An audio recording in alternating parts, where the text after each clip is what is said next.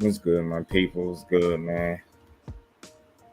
Salute to my people on this good Monday. Salute to the Just Do family. Back with another live, man. Y'all see the title of the video, man. Y'all see what's going on. Let's talk about it, man. Give people a couple minutes to get up in the building. You know, my brother Ghost, the first one in the building. Appreciate you.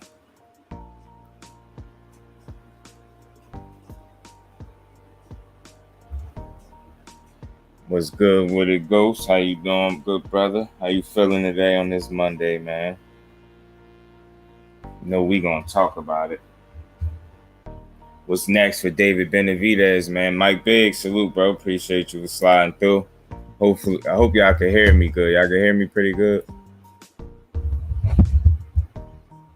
Mike Biggs, appreciate you, bro. DP, my brother, appreciate you for sliding through. Flossie, appreciate you 100% for sliding through, bro.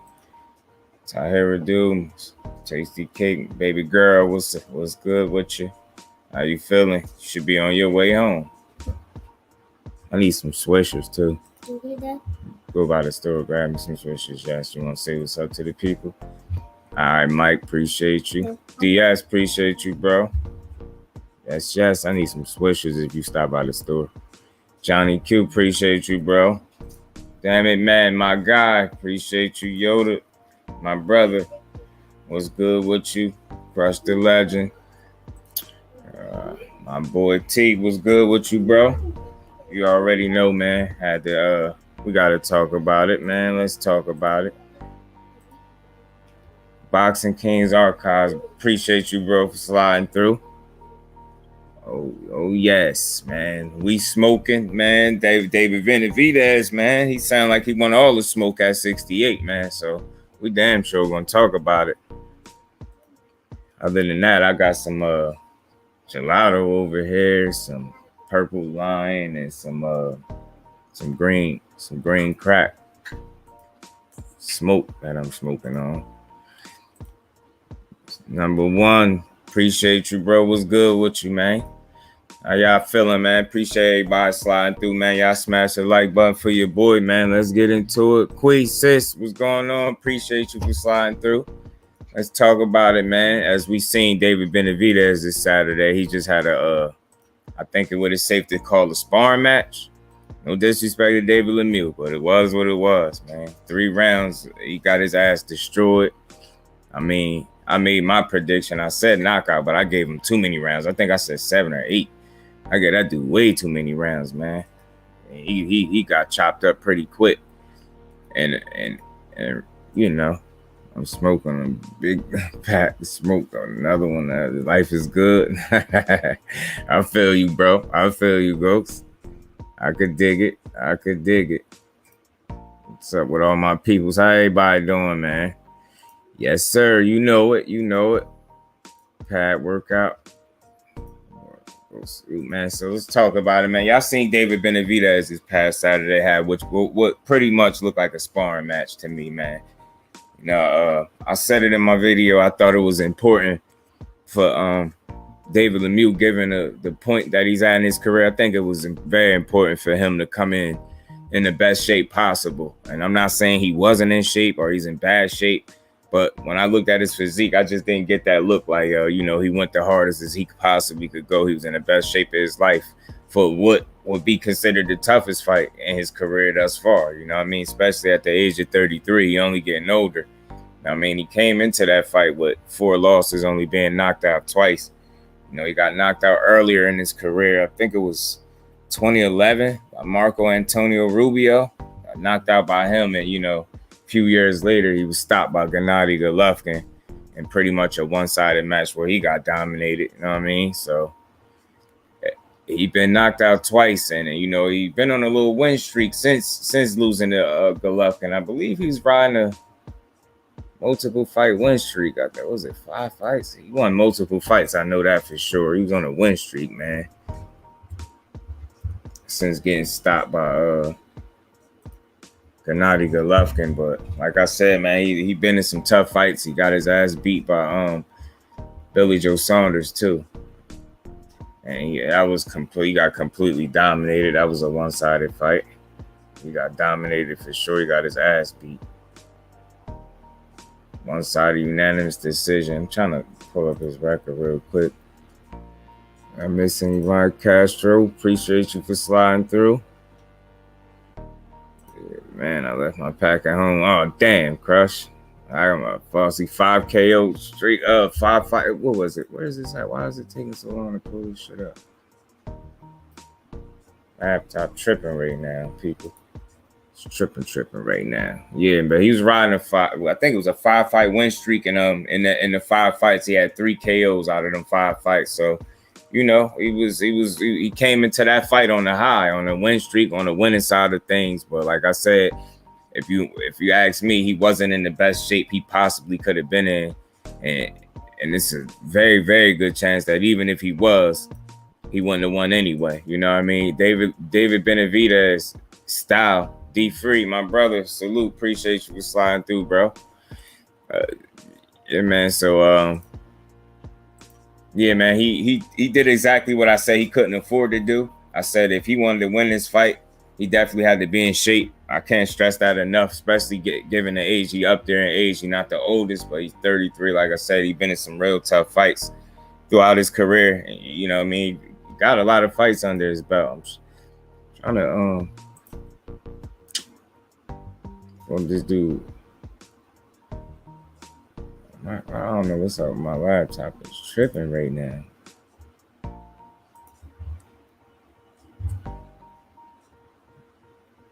There we go. Yeah, but he came into this fight with four losses, being knocked out twice.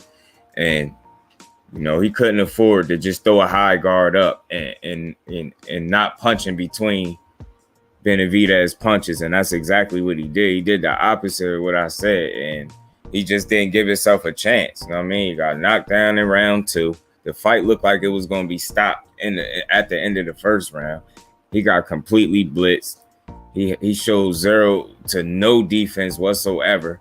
You know what I mean? And he basically just came there to survive. Like, I can't even say he showed up for a check because he damn sure ain't try to win. I mean, what did he do? He came in there and got his ass beat. Like, ridiculously. And it just wasn't even close. Like, and I'm like, man, damn, like, you shelled up. You didn't try to, for him to have any success against David Benavidez, he was going to have to try to punch in between his punches and get his work off that way.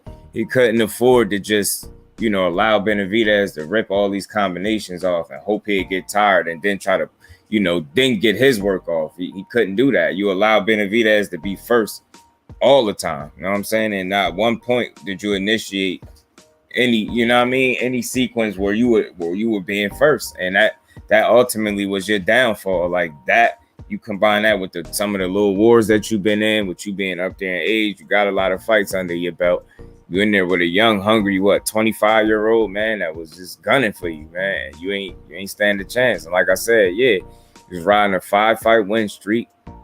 And you had 3 KOs in all of those wins on top of that. So, you know what I mean? You came into this fight 43-4 with 36 KOs. You know what I'm saying? Being knocked out twice, but Benavidez completely blitzed him. He didn't stand a chance. He let this dude hit him with, I believe somebody counted, what was it, six unanswered hooks or uppercut. Like, what the hell? You let this man run Street Fighter, Mortal Kombat type combinations on you, and you thought you was gonna have a chance to win. Got this dude hitting you with video game combos and shit, disrespectful shit. You would think you would have been smart enough to try to punch in between that. I mean, you was getting punched on anyway, so your best bet was to actually try to fight and use some type of strategy other than trying to survive or hoping he wasn't gonna land punches. You're gonna just stand there and shell up. That man gonna punch you until you can't punch you no more. Terry Smooth, appreciate you for sliding through, bro. Yeah, man. Yeah, Johnny, man. I don't understand what the hell was wrong with Boy. Boy was just allowing Benavidez to just run combinations up on him. I'm like, God damn. Street Fighter, Honda type Mortal Kombat. Like, bro, what the hell? Like, you really came in that fight to block punches with your head? Like, dude, no head movement. You know what I mean? Like I said, he ain't the oldest guy, but he got a lot of fights under his belt for sure. I mean, what is it? He got 48 total fights now at the last Saturday, but still, man, he could have did better than that. And it's all approach and strategy, and he chose the wrong one. that approach would have lost to a lot of guys, you know what I mean? But getting down to it, he dispatched him as we all knew he would, pretty goddamn fast. And like I said, I gave him more rounds. I try to be respectful and give him more rounds. Yeah, man. Yeah, he was teeing off on him, wasn't he? Like video game. Like, damn, I'm sitting here wondering like who he did worse. Was it Porky Medina or him? Like he just disrespected the hell out of y'all dudes. And what I was saying was, that shit look good when there's nothing coming back. But to Benavidez's credit, I'm just due. So I always got to get a fighters there just due, even in that small sample size. And I get it 100%. It was against David Lemieux. That's limited opposition. I get it. But I seen like slight improvements, man, for David Benavidez. It seemed like, and I said, I put in perspective. I get that it's David Lemieux. I get that. But I did see like, some head movement, upper body movement. I seen him slipping some punches. Now I know Lemieux ain't the fastest, but y'all get where I'm going. It's like I seen slight improvements, or he obviously been working in the gym, I think, in terms of trying to limit how much he's hit, because if it's one thing he knows and understands, people feel like he get hit a lot. So I think, he been working on that in the gym. And like I said, I know it's David Lemieux, but I just got to give him some credit. He looked like he improved in some areas, man. And he was patient for as much as he liked to let his hands go. He placed his shots very well, especially to the body. And I feel like he did a hell of a job, like just taking it to David Lemieux body. Like he neutralized everything he did. He didn't get hit with no silly shots. He came in, switched on. And I think that speak volumes for David Benavidez. He's usually a guy that's not hard to find and that's not hard to hit. But, respectfully, he made Lemieux work, and he was unable to get anything off. You know what I mean? And he ain't letting anything significant teach. Appreciate you for sliding through, bro. Benavidez was on his, man. Yeah, he was on his ass. Videz was on his shit, man. He was on his ass, man. Breaking him down, man. He did. 7 left uppercuts in a row was bogus. Appreciate everybody for sliding through, man. If y'all ain't hit that like button, smash that like button for your boy. We're gonna keep cooking. Johnny Becker's looking good. He's a driven fighter right now. The Kazakh fighters be strong. Yeah, he's strong as hell, man. Appreciate you for sliding through. How you feeling, man? How are y'all feeling today on this good Monday, man? Appreciate y'all for coming through to kick it with your boy, man. We're going to keep cooking. Your Johnny Beck, man. Johnny Beck, we can talk about it. I want to hear from y'all. If y'all have something on your mind, feel free to drop a comment. We're going to cook on it. Johnny Beck, man, I did a video on him earlier, man. If y'all ain't watch it, go check it out. I mean, he looks solid, man. Dude looks solid. He looked like he the goods. I know it's only 12 short fights.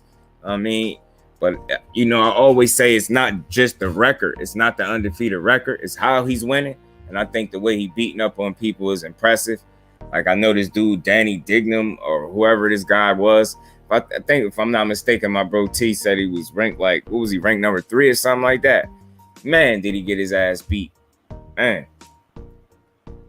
I knew he was in trouble from the gate, because any punch with that Johnny Beck put anything on, like it hurt him visibly. Like he didn't have a good poker face. He one of those dudes, when you touching him up, you could see it visibly. Like he knocking him off balance. He beat that boy ass, man. He really embarrassed him, disrespected him, all types of shit. He whooped on his ass something special. Lemieux didn't stand a chance against a man on a mission. It's a fact, Terry. Benavidez trying to get to them fights, man. I believe this, but at the same time, if it's somebody that I know will fight him, it's Andre, in my opinion. And from what I see and from what I've been hearing, man, they agreed to the fight, but then Benavidez went to go fight somebody else. So we gotta get some straightening about that, because he said he claimed all these dudes as bitches and don't nobody want to fight him.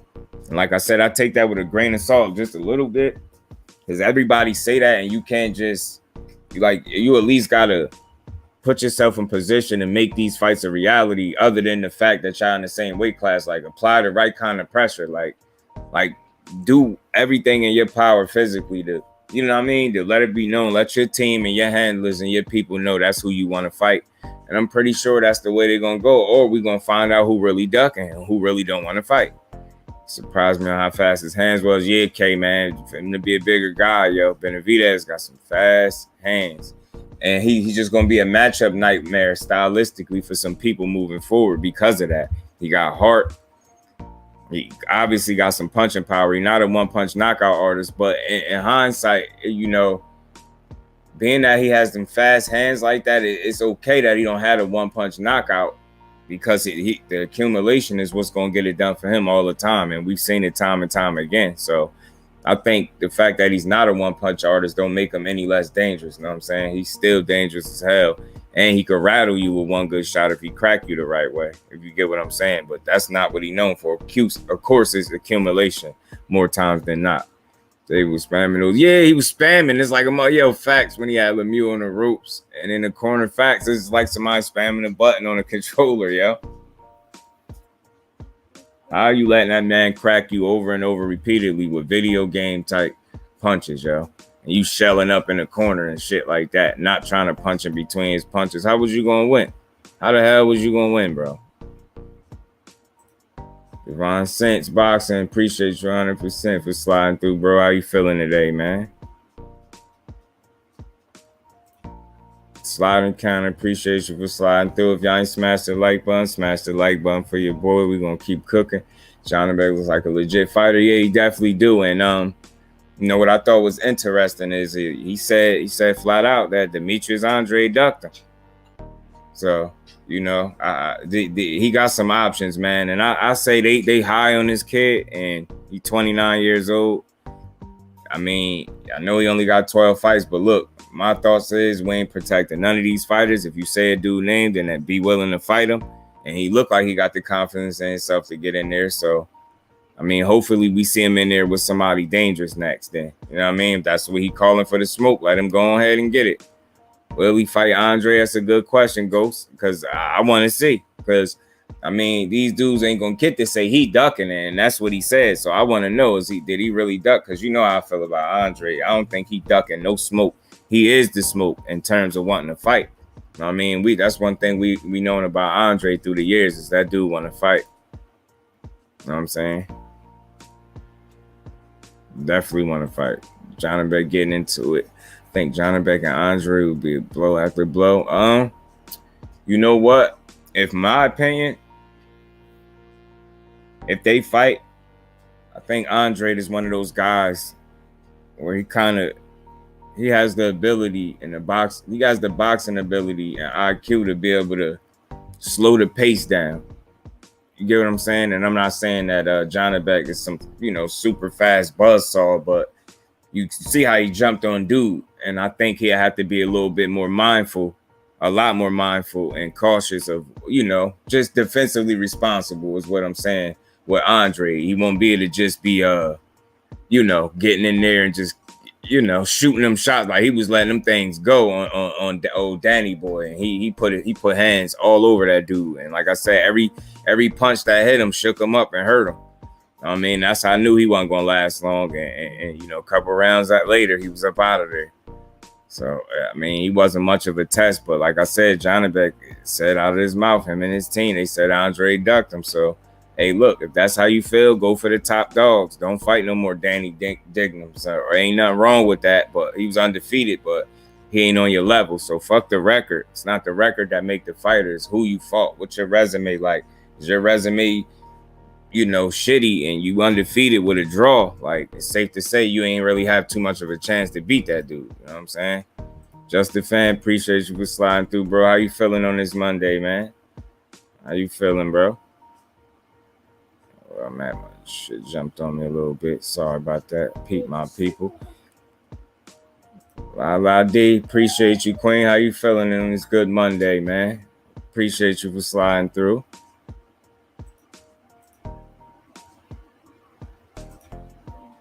J.A. Dixon, appreciate you, bro. How you feeling today, man? Y'all smash the like button for your boy. If you didn't, we're gonna keep it cooking. I'm happy Tank called out Haney, but he knows Haney is tied up now.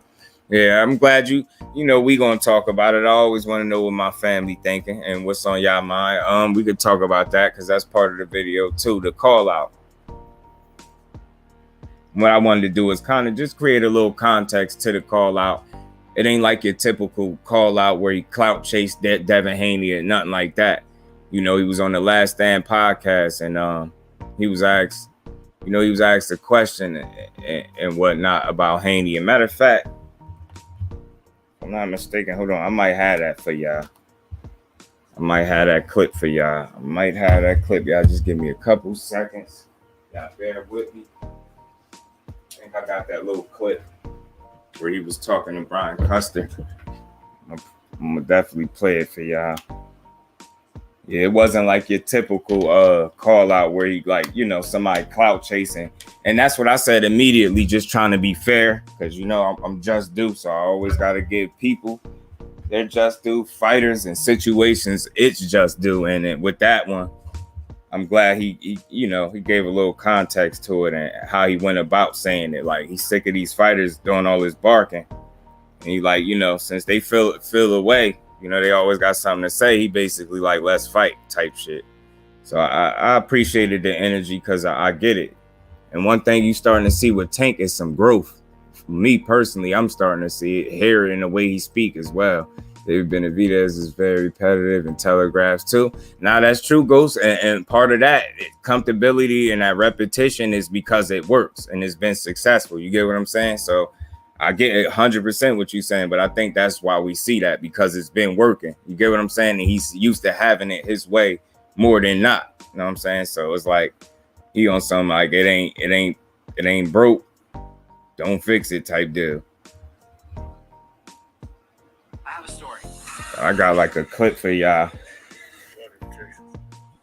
with Tank being on the Last Stand podcast. Hold on, I'm gonna play this clip for y'all. Got to ask you this. Has the time come for Tank Davis to take control of his own career and leave Mayweather Promotions? It don't necessarily have to be leave Mayweather Promotions. It's about just becoming that man, handle your own, you know, responsibility, your own priority. So I feel as though it's my career, so I feel as though I need to be the one to control my career.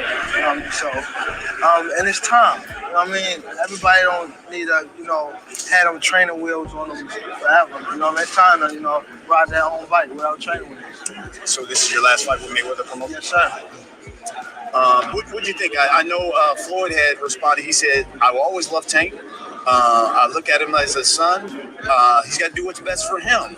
I feel like I've done a good job with him thus far, building him, putting him in good fights, great fights. He's steady growing, he's steady learning, but I'm proud of him. What do you think of his response? I feel as though the feelings is mutual. You know what I mean?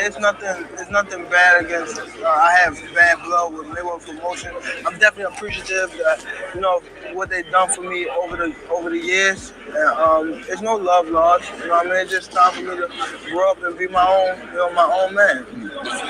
There are a number of people who would say, I think that they've somewhat coddled him and protected him from bigger fights. What do you think about that? I don't think so. Because it's like, who fighting each other? It ain't like I'm just the only one not fighting nobody. Y'all not fighting nobody either. It just they wanna rush into they. I don't know. I don't know. I don't know. You can't even tell it. It's always me though. Yeah. They don't complain about nobody else. It's just me. A guy talking about complaining, Devin Haney said, quote, if you don't care to go and make the big fights happen, what's the point of even leaving your current situation? Might as well stay there and be loyal to Floyd. What do you think about that? He's an email champ. He's an email champ. He's fighting because somebody mailed him the belt. Did that ever happen in boxing before?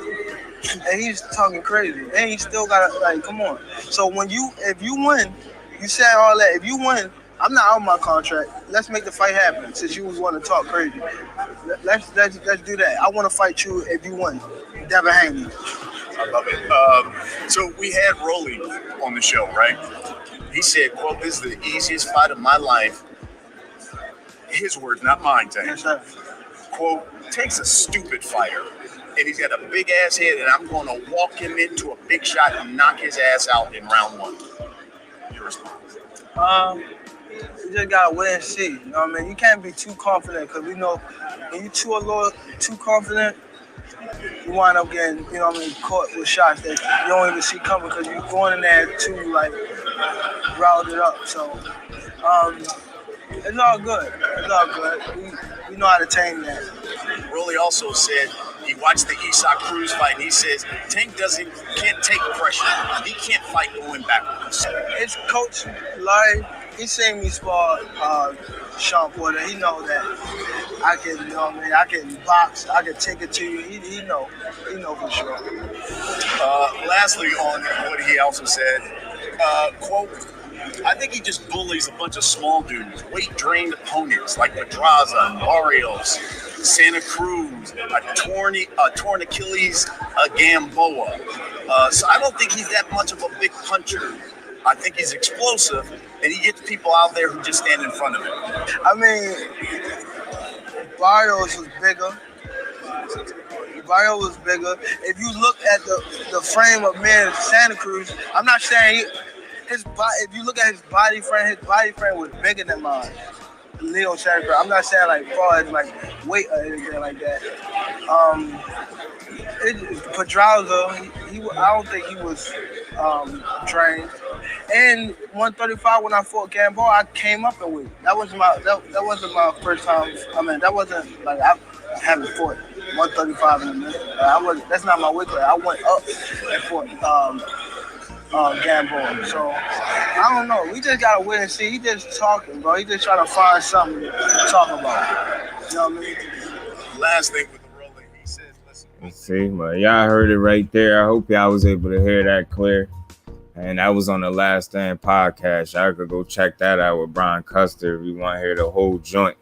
And you see how the context in which Haney got brought up. He didn't so much clout chase. I'm not saying that nobody said he did, but that's how he went about bringing his name up. He was asked, about something Haney said, and he, one thing I disagree with is Haney being an email champion. I'm not going to, disrespect him or his belt or what he stand for and what he fought for. Like, it's not his fault that Lomachenko vacated that title pretty much, in my honest opinion, so he didn't have to fight Devin Haney then. You know what I mean? Which is how Devin Haney ended up with the same title Lomachenko had, and nobody was calling him an email champion when he had it. So with that being said, I didn't agree with that. But other than that, I understand the call out and the annoyance with, everybody having so much to say about him and his career. And you see the maturity he showed right there. They said, you're not fighting, the big fight. He's like, none of us are. Like, none of us. Like, you know what I'm saying? Why is it just me? Like, and I agree with him 100%. People sometimes they forget that it's still other players at 135 pounds. And to be quite honest, those top tier, those top 3 to 4 to 5 guys are not, none of those guys have fought each other. You know what I mean? Even with Haney, is what he's doing is great. Like, he can't control the fact that the person that hold most of the belts is Kambosos. He just got to do his job. So that's why I would never disrespect him and call him an email champion, because it's not his fault that he wasn't able to fight for that belt. You know what I'm saying? He couldn't make those dudes get in the ring. And you got people like Lomachenko that requested a franchise title, and that's more so like a destination. That's not a real belt. You can't even lose it. So you get what I'm trying to say? I think that is put in place so people can duck fighters that they're supposed to fight or other top competition. That just kind of, it's like a get out of a fight free card, kind of. You know what I'm saying? You got the franchise belt. You could kind of use that and hide behind that to avoid fighting the top competition, and that's what they did. But as far as Andre, yeah, man, I definitely want to see him fight David Benavidez, and if Benavidez get in there, I would love to see that. Andre would thoroughly outbox dude and knock him out. Yeah, he got a real good chance to outbox, because he's not going to be there for him to be throwing them Street Fighter combinations, and in my opinion, not the way he doing on everybody else. Case of Void, man, my brother, appreciate you in the super chat, bro. Appreciate that. Divine Sense, give him a wrench. I gotta get my phone out. I got you, okay? Divine, I don't know if you're still in here, bro, but I got you. I'll tighten you up right now, Brody. I got you. Man, that shit jump crazy. Damn, that shit jump. My bad if I'm behind in the chat, my people. I ever do. I don't know what you can get, but you keep cooking. You know I will do. You know I appreciate you, girl. Slide and counter. Benavidez reminds me somewhat of the super middleweight Diego Corrales. He gets on the inside, has good vision, and delivering on the right time in exchanges. Yeah, I could agree there. Benavidez is definitely good at what he does, bro. Like, make no mistake about it. He's damn good at what he does. Benavidez. Got you, Devon. I got you, bro. I got you. Yeah, man. But yeah. And the thing with David Benavidez, man, you can't allow him to get into that rhythm where he just ripping off those shots and combinations like that, because he's gonna be a tough dude to deal with. As the fight grow, his confidence gonna grow. He gonna continue. He seems to have a pretty good gas tank, regardless of the, his physique or frame or him being a bigger kid when he was younger. David Benavidez don't really get tired, bro. He bring it the whole fight, but again, it's easier, and that shit is easier to do, and it looks good when you in front of somebody that's not offering nothing back. I don't see a Charlo or Demetrius Andre cowering in the corner, just letting this dude rip, countless combinations on him until you knock him out. One of the toughest fights, in my opinion, are Maul, Morrell, and Benavidez. I could agree with that, Lala, 100%, Queen. You on point with that. You know it.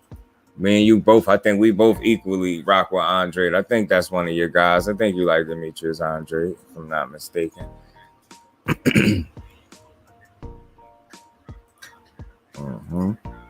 That dude he just fought, I had a draw with a nigga named Anthony. Andre was ranked 168. Which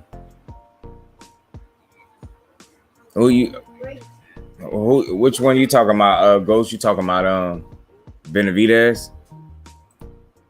Mike Bay's boxing, yes sir. Rebel Light, appreciate you, bro. Appreciate you sliding through. How you feeling today, man? Y'all ain't hit the like button, smash the like button for your boy, man. We gonna keep cooking. Johnny Beck versus GGG. LOL. Nah, they both from the same place, so I don't know. I mean, why not, right? Triple G got belts, right? Johnny Beck won top competition, right? He claimed Andre ducked him, right? So, all right. Andre ducked. You can't get Andre in there. Won't you go for Triple G? I mean, and the reason I'm coming like that, because, I mean, he got 12 fights. Shit, the dude Triple G just fought, had, 18 fights, 16-2? And I think, to be honest with you, if Johnny Beck got in there with Murata right now, I think he would destroy Murata. I think he'd beat Murata ass. So why not throw him in there? I mean, he act like he want the top smoke now. He's 29. He ain't old, but he ain't getting no younger. You dig what I'm saying? So if he want to get up in there, the top competition, go ahead and go for it. Yeah, see the growth and Tank. He's maturing. Facts, Rebel. Like you, and I just hear it in the responses. You get what I'm saying? He's not extra overly animated. He's not trying to sell you on something. He just calling it how he see it. And I even like the way the call out came about. Like if somebody was asked and he like, man, he tired of all that barking. He like, man, since you want to talk crazy, like even though I said, just to be fair, I don't agree with Tank calling him the email champion. Dad worked hard for what he got and where he at, and I respect that wholeheartedly. So I would never call him an email champion, but I understand that's competition, and that's Tank just taking his jabs or his shot at him, because at the end of the day, them dudes both know what it is with each other. They both talented dudes, and they both gonna be a tough fight for each other when they get in the ring. That I do know. Win, lose, or draw, and however it go, they have a hell of a fighter, man. He's a gym rat. He's always coming to fight. I think he'll really fight anybody, and I feel the same way about Tank. Canelo franchise belt this time. Yeah, man. The Canelo, man. Anybody that's running around with a franchise belt, accepting of that, that's a cold word for saying I want to duck top competition and use this belt to do it. You get what I'm saying? And that's just what it's been looking like. That belt is bullshit, straight up. Tank's looking more focused, knowing that he's leaving Floyd, because now he knows the true big fight start once this Rolly fight is over, so he got to be ready. That's 100% facts. Fate like it. And this is why I appreciate Tank. I see the growth. I hear the growth. We see it. We seen him make the changes. When the last time he had a fat camp? I think that's something to be said about Tank. His focus is there, and we all know that saying, the focused Tank is a dangerous Tank. And you just can't tell me he ain't focused. I mean, look at that training video, man. That dude literally he training like, you know what I mean? Like he about to fight Pretty Boy Floyd tomorrow. So I mean on the 28th. You know what I'm saying? So I just can't wait to see it. Now, Dad keeps saying that shit that he don't want no smoke and he should stay with Mayweather because he don't want no smoke with him. So Tank simply said, okay, I want you next. Then yeah, that's facts, Crush. That's what he on. He like, all right. He basically, because Dad said, you know, what's the point of leaving Floyd if you don't want the big fights anyway? You might as well stay with him. So he like, all right, since you want to talk crazy, you're email champion. And on top of that, if you win, I want you next. And I'm all for it. You know, I'm all for it. I like this energy. But like I was saying earlier, hopefully they ain't got to be put in a position where they just got to eliminate each other. You know what I'm saying? Crush, like, hopefully everybody start mixing it up. And like Tank said, respectfully, ain't none of us fighting each other. That is the realest shit you could have said. Like, that's taking accountability. That's not, you know, shying away from it. Like you accepting and understanding, look, ain't none of us fighting each other. Not us top dudes. We all need to get in there with each other. And I just couldn't agree more. They got to get in there. I want to see it and I can't wait to see it. And folks keep the bullshit between Floyd and Tank. Yeah, facts, Quee. And then I'm glad you brought that up because then you see how he said it was no love lost. He just trying to be his own man. He appreciate what they did for him. He sounded sincere. He don't sound like he was just saying that to be saying it. It sounded like those was his true feelings and his real sentiments about how he felt. He appreciated it. And I just hope, as men and as black athletes and men, that they continue to have some type of relationship that's productive for them both. You know what I'm saying? I don't see why they can't continue to have a bond outside of him being your fighter. Your relationship shouldn't depend on if he's under your promotional banner or not. And I hope that's not the case. And I think what we're in agreement on is we don't want nobody keeping this shit up between them. Let them go peacefully and, you know what I mean? And just continue to make the best fights possible and see all these dudes get the fights they want and they all win. Boxing win, we as supporters win. You know what I mean? It's just a win-win for everybody. Translation, Audi 5000G. Oh, yeah.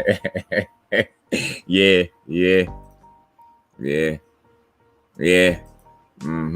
Email champ, yeah.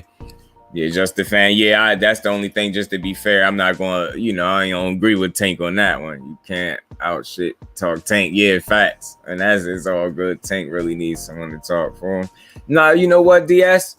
I think the way he talk is just like, he ain't the most vocal or outspoken. Like, you know what I mean? Tank come off as a little shy to me still. You know what I mean? And I think that's that Baltimore shit with Tank. But he been doing pretty decent talking. Like, I think in that interview, he did pretty good answering them questions and speaking up for himself. And it's refreshing to see him answering all his own questions and nobody cutting in and trying to answer a question for him and nothing like that. It's just, I'm glad to see that. It's refreshing. And as a result, I think he's getting a little bit better at it. You know what I'm saying? No, yeah, because Tank, I think he did a hell of a job, Crush. You know what I'm saying? I think he did good talking for him, speaking for himself like a man. And I just appreciate the maturity. And he's just not overly, aggressive with the shit talking. He gonna take his little jabs, but for the most part, he come off as a mature dude that's learning. Yeah. I'm with you, Lala.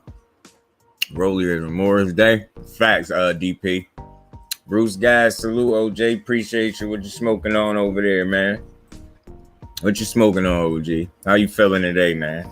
DS, man, salute, bro. How you feeling today? Yoda Tank can really talk like that, though. Yeah, I mean, I know what you're saying, DS, but I think that's just how he is. You get what I'm saying? And I think he made some big strides. Jungle Love, you a fool, bro. He made some good strides, man. Most boxers can't talk. Yeah, and I think Tank is doing a pretty decent job. Yeah, he has improved. You know what I'm saying? That's all. But I get what you're saying. People be joking on Tank about how he talk. But I think he fine. And I just like to hear the growth, man. And it's accountability and saying, well, nah, I am fighting somebody. You know what I'm saying? He like, ain't none of us fighting each other. And I just thought that's just refreshing also to just hear somebody be real and not be in denial. No, none of y'all dudes are fighting each other. Y'all all need to get y'all asses in there. You see what he said? Why is it just on me? Like the responsibility is just on me to fight. Now we all got to get up in there. All of us respectfully. We got to get in there and mix it up to see who the best. What's wrong with the Tank saying nothing? Yeah, everything he said was spot on. I love what Tank said. Yeah, I love it. Was clear, cool. You know, talking shit. Rolly can talk, bro. Yeah, Rolly is a fool. Ain't got no clout next to Tank. Tank the clout. You know, Tank is the man. You know what I'm saying? But respectfully, like the thing with Haney is, he's in a position where it's like he has a father that supports him so heavily, and Bill Haney is on the scenes and he's hands-on and he makes his rounds. He puts you in a position you have to respect that, and I'll just be happy to see how they running as a well-oiled machine, like a team. How they no public rifts, no outing each other, no none of that, just love, and I like to see it. And it's easy to get behind Devin Haney and what his pops doing. You know what I'm saying? And you just for Tank, you like to see the relationship him and Calvin Ford got is just like unmatched. That shit is perfect. He got the perfect trainer for himself. I heard that dude and they get emotional and break down just speaking on Tank, being positive about it. Like that's why you love that dude. So I just like to see what these dudes, who they got in their corners, and that's why I think they'll be okay as long as they, you know, keep the people around that's been around. And them dudes, man, the sky's the limit for all them dudes. Win, lose, or draw. Like they stock don't. I don't think the top dogs, their stock don't drop fighting each other, going out fighting another dog. You get what I'm saying? Another top dude. No, told you that Haney talks so much shit about Tank. That's the only reason Tank is talking shit back. Yeah, Haney, you know, Haney's confident in himself. He a young brash dude. He don't care. He gonna talk his shit. And I respect it. It is all cool. It's just for the most part, I like the fact that I don't think Haney makes it too personal or something like that. It's more within the lines of competition still. So it's cool for me. You know what I'm saying? As long as I don't like when the fighters take the personal jabs at each other. That'd be weak. I don't be feeling that. He vacated to win another belt against the champ. That's not a duck. Who you talking about, Ghost? Salute my brother St. Louis, aka Uncommentary. Salute. Just do appreciate you, bro. Man, if y'all ain't hit that like button, smash the like button for your boy. We're gonna keep cooking. We're gonna keep rocking, man. Chat just jumped on me on some shit.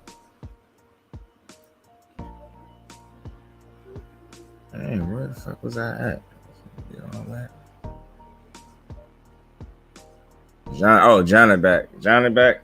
Johnny back called Andre the duck. I ain't see how that is the case.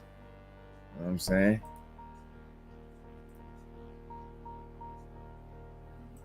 Kano local sports, appreciate you, bro.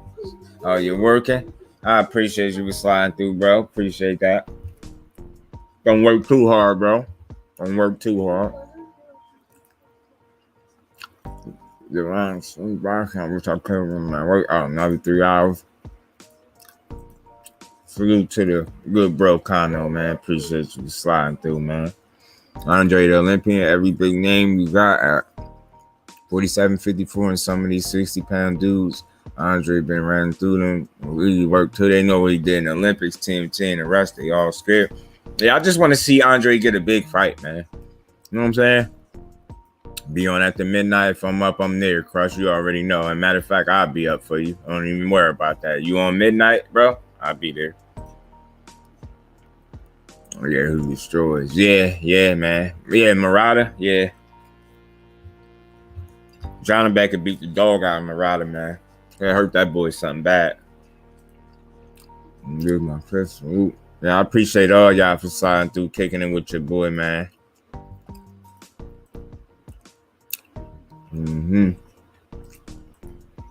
Hey, all the family saying salute. I appreciate y'all. Floyd, all super cool with him. Yeah, why can't Floyd go to Australia and place a bill? No disrespect to Mrs. Ab Judas' dad. Oh, yeah. I get what you're saying, but I guess a possible, like, you know, answer to that would be at least with Zab and his pops, it's familiar faces. You know, Zab, I believe, is his goddad, is Haney's goddad. And, you know, he had personal championship experience as a fighter. And then, you know, his pops training him and things like that. The experience factor would be there. And at the very least it, you know, it'd be some familiar faces in there with him. You know, I guess nobody is Bill Haney but Bill Haney. But you get what I'm saying? That I'm not overlooking Kambosos or underestimating the importance of Bill Haney being in the corner, but I honestly believe if it was ever a fight Haney could win without his dad, it'd be this one. And that's not no slight to Kambosos. It's just I believe in Devin Haney and his skill set, and I think he mentally tough. You know what I'm saying? He locked in like strong, young kid, 23-year-old. He mentally locked in, and I think they're gonna get it done. Think they're gonna make people proud. They're gonna make a lot of people happy, yo. Come June 5th, yo. Devin Haney really gonna do something special, and I ain't even putting too much in the judges doing him dirty, because I feel like the skill is gonna show itself, and it's gonna be one almost like a Bevel situation in a sense, where they might look like they wanted to do it, but it was just so obvious you couldn't do it, if that makes sense. Because that's kind of the feel I got with the Bevel situation. You know, because 115, what was it, 115, 113? Like, we all know that fight wasn't that close. So it's like, I think it's going to be one of them situations where Haney is, you know, he going to beat him, and they going to want to do the bullshit. He might not get the scorecards he deserve if it go that long, but I think he going to win. I think that the separation and skill is really going to show. Are you, as long as you're in the family, good, my boy, St. Louis. Bill was never really his head trainer. And I get you, Crush. Yeah. So it's like, you get what I'm saying? Like the comfortability of him being there, I get that, but it's like, it's not a make or break for me. And I know I'm not fighting, but you get what I'm saying. In my opinion, just analyzing the situation, it's not make or break for Haney, should I say.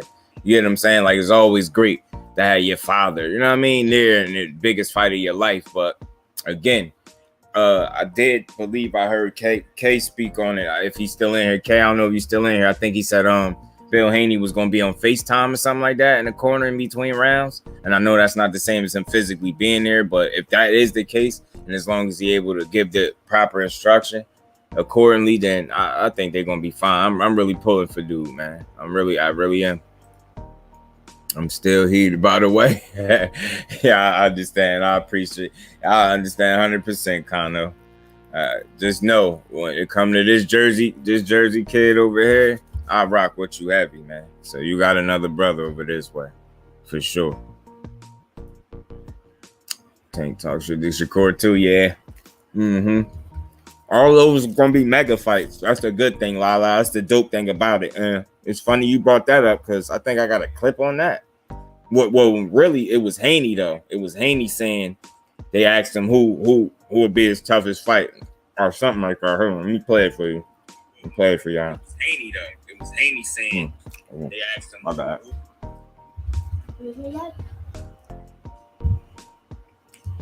Which fighter around your weight class, do you see as a tough test if you were going to get in the ring with that person? Tank. I see Tank being the toughest test. Now, you just heard that. That's on Brian Custer too. That's right out of Devin Haney's mouth. Yeah, he asked him, who you think would be the toughest fight for you? Did you hear how fast he said Tank? And there's nothing wrong with that. It's nothing wrong with that at all. But do you see how fast he said Tank? Like, that just lets you know, like, regardless of what these dudes be saying publicly, they understand Tank Davis' skill level and how dangerous of a fighter he is, and it's more than power. They might not want to say that, but you know, it is what it is. You know what I'm saying? Them dudes gonna really bring the most out of each other. They gonna test each other. You can't get Dev next. Yeah, facts, DP. But you know, I guess in the heat of the moment, he like, you know what? Since you talking about me not wanting big fights, then I'll fight you. Ain't you a big fight, right? Because he, regardless of what Tank say as well, he understands Devin Haney bring to the table, and that's a hell of a name to beat. You know what I'm saying? Y'all don't see Tank versus Romero being competitive at all. There's nothing wrong with that slide encounter. Like, nothing wrong with not seeing that as being competitive, because if we all understand what type of skill set Tank bring in the ring, we just have to be honest and say we never seen Rolly compete anywhere to that level. You know what I'm saying? And it's not unreasonable for us or for anybody to feel how you feel as far in terms of it being competitive. I think the most he actually could do is go some rounds maybe and, you know, land shots here or there, because it's a fight and people do get hit. But at the end of the day, we all know who walking out of there with their hand raised. You know what I'm saying? So, yeah, man. So that's how I feel about it. You know, Conor still heated over that. I don't know if you was there, K, but you know that name calling, man. I heavily respect the OGs of this YouTube and boxing shit, man. You know, for sure. You'll never hear me disrespect that man like that. Otherwise, yeah, we can't pussy, yeah, man. Yeah, I hope he get his ass beat and don't want to, case avoid to catch up to speed, man. You know, Tony Reviews called the good brother Conor a sheep, man. And that was uncalled for. He shouldn't have said that. And he got the energy that he was looking for. And I don't think he might have been looking for that, but he got it. Andre has come forward, guys, before David Benny would fight just like Liam Williams and come forward high volume guy versus slick boxer who can fight from either stance and picks you apart. Yeah, I got a lot of faith in Andre. He a matchup nightmare. He one of them dudes that I use that term matchup nightmare on, and that's why people are simply just not in a rush to fight him. So you got, like I said, you got fighter like Canelo, and not even to bring him into this conversation, but it's relevant to what I'm about to say. You got him being irresponsible, you know, saying to the public and his fan base that a fighter is terrible and horrible and he fight with nobody. But I can name, you know, more than a handful of your opponents that Andre is completely outclassed and beat the shit out of, if not stop. But your irresponsible ass, instead of being a man and saying, yo, I don't want to fight that dude, whatever, I ain't interested, it will say something. But other to say you're a horrible fighter and to say that in the public and knowing you got a rabid ass fan base that run with anything you say, I think that was extra like irresponsible for him to do that. You get what I'm saying? And you know what I'm saying? That's why I'm just due. I feel like I'm gonna always try my best to get the fighters, the trainers, the content creators, the supporters, everybody get their just due over here, man. It's not just something I just, you know, pulled out of nowhere. That's my mentality, my approach is to give the situations just due, the people, the creators, the supporters, the trainers, and I mean, everybody involved in boxing. When I speak, that's what I try to do. I subscribe to the good brother Mike Briggs. We all appreciate y'all 100% for sure. He hated because it's nut ass dudes. Oh yeah, facts, man, facts, Crush. Yeah, yeah, man. That was lame what he did. I know that. Yeah, facts. He don't do no shit like that. Some fine diesel kush. Oh man, that brought a smile to me, OG.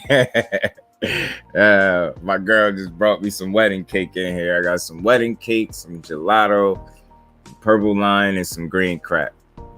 Like 4 different joints in here.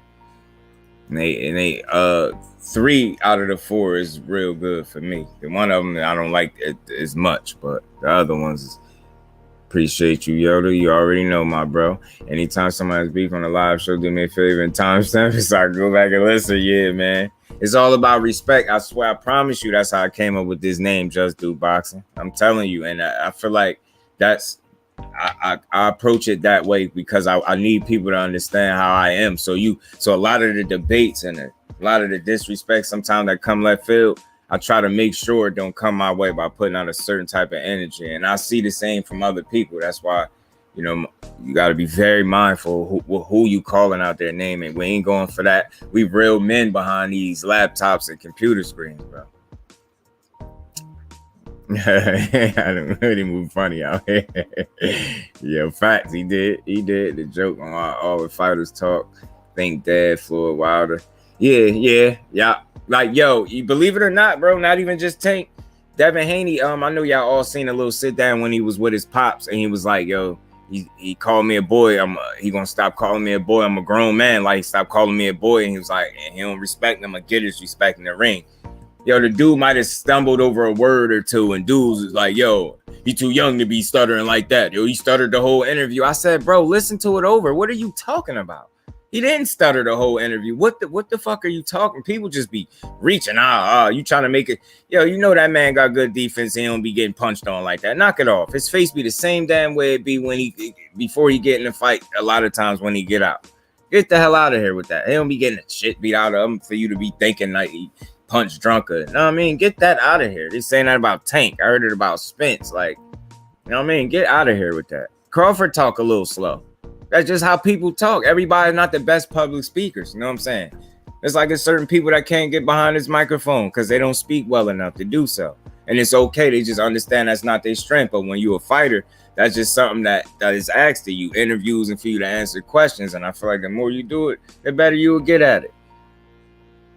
Too much of a talker, however, homie now. Rolly can't fucking talk. You know what I'm saying? And he can't talk. And so, yeah, facts, Hunter. I know he wasn't beat for that shit. One time I heard so you said to keep that same energy. I knew it was up right there. You said that. He wasn't playing. Okay, man, late. Yeah. He disrespectful for that. He ain't had to do that. He's foolish for that.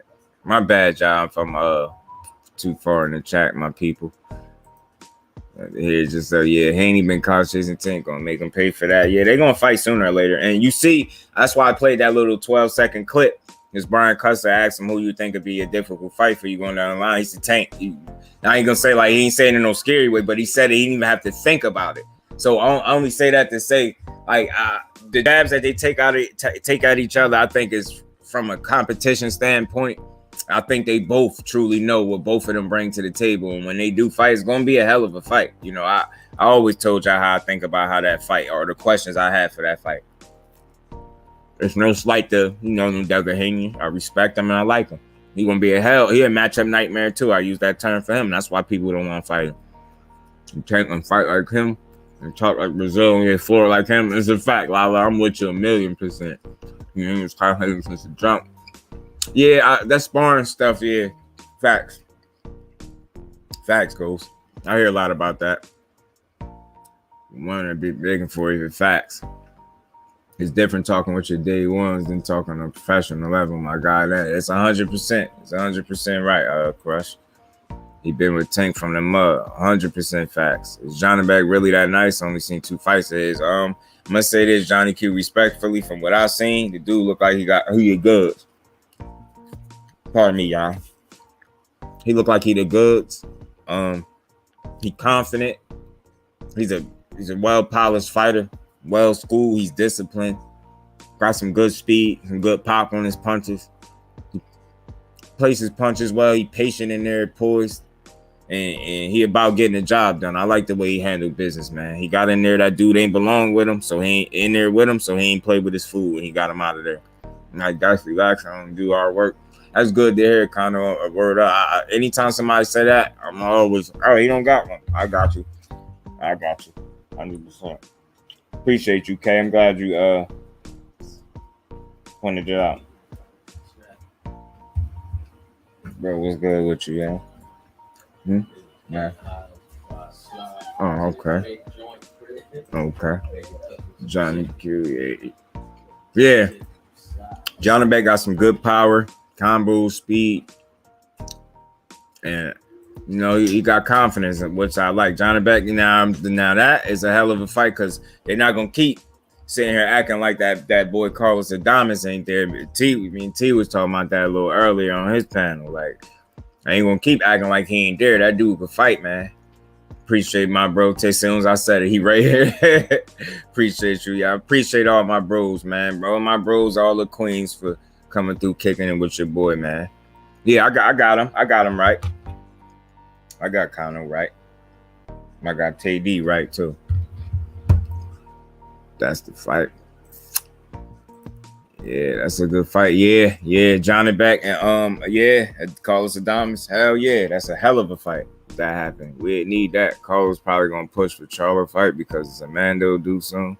Hey man, any of these top dogs, like, I respect, and whether they win, lose, or draw, if you got in there and fought like a man and a dog and you lost, you came up short, for what it's worth, that I'm still gonna support them. I'm gonna push the narrative and support the fighter, win, lose, or draw. So all these dudes mixing it up with each other is fine with me. It's more than fine with me. We need to see it. Yeah, Johnny Q, he could box, yo. Definitely could box. Definitely. He will wrench me when he feels like, yeah. Nah, didn't I get it? I ain't do it. It better be. I thought I did. Oh shit, my bad. Yeah, I got him, man. Yeah. Okay, I got you. Nah, man, you already know how I go, man. You part of the fan. I told you, whether you know it or not, you are part of the family, bro. I want Johnny back versus McGee since McGee was mandatory for Demetrius Andrade and said no. Hey, man. Hey, see, that's why I like talking to y'all. I'm with these matchups. Like Johnny Beck versus McGee. McGee, in my honest opinion, he got some skill. He got something to work with, but he padding the hell out his record, and it's annoying, bro. It's annoying. I don't know who more annoying. Is it him or is it Zordo? And Zordo could fucking fight. This is the thing. Both of the dudes could fight. You get what I'm saying? But damn, seeing that shit, man, they got to do something, bro. At 12. What's that?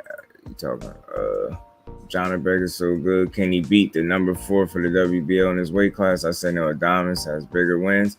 Hey, man, throw his ass in there, Terry. You did. Throw his ass in there. I want to see Adonis get a fight too, bro. He cannot act like that man ain't there. Get in there. Facts. I rock with you, Crush. I'll stay up for you, bro. Or I'll be up. Course, I feel you, but the easier route is through the WBO, not Charles WBC. Yeah, because he's not part of this. Yeah, facts.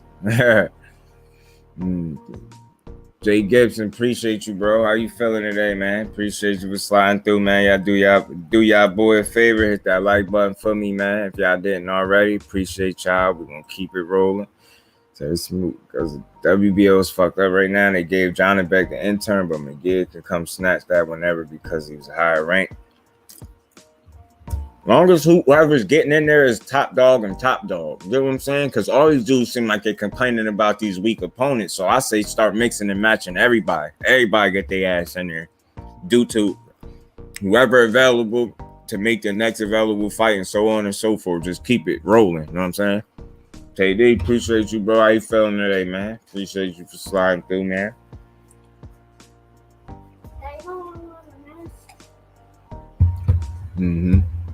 Cool. So you see Bill on FaceTime and big ass mountain. Facts, and you know what? I had seen a picture where he looked like he was in front of a bunch of, fucking boards and different shit, equipment and shit. I don't know if that's how he gonna stay in touch or that was just a picture. Yeah, kind of. I'm out here in Jersey, bro. Yes, sir. So me and you, man. I think when it comes to Shakur Stevenson, I think me and you might be the two of the ones that be pushing him heavy like that. Word, man. I dislike WBO, but if you rank high there, it seems like an easier route. But McGee may be at 168 now. You can't make 160. It was all weight drained-ish. Yeah, man. And McGee really do look like he need to work out because that boy fell out, man. He fell out in his last fight. And that's why for a second I thought Ballard would have been able to do something to him because that shit just didn't look good. He was sitting there, then he fell out, stretched out, then they start fanning him. It looked bad. He was sitting there looking foolish with them big ass shades on his face, just looking wiped out. He look like he ain't eat nothing. Yeah, I'm up in Jersey. I don't know. Yeah, I'm here in Jersey, bro. They know. In fact, that's respect. Don't gotta like a man and respect him and his ability, and that's a fact. That's where I'm at with it. I try to push that for the fans, like for the people that don't. Not saying they don't think for themselves, but that's just a narrative I'm gonna push. Support these fighters that move like fighters and that move like real men and champions. And it's not the belt that make you a champion. You can still move like a champion without a belt. You know what I'm saying? You can get dabbed though. Yeah. Tank heavyweight Mando, Devin versus Kambosos 2 would be unification. Nah, that's a fact. And I want to know what the WBA looking to do because ain't they trying to consolidate and get rid of that regular title that Tank got and only keep the super? If I'm not mistaken, somebody could correct me if I'm wrong. He was just being honest. Who that on commentary? Yes, sir. No more speculation going down this weekend.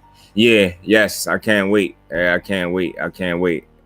I'm talking as OTB, my brother. Salute, bro. How you feeling? Appreciate you for sliding through, man.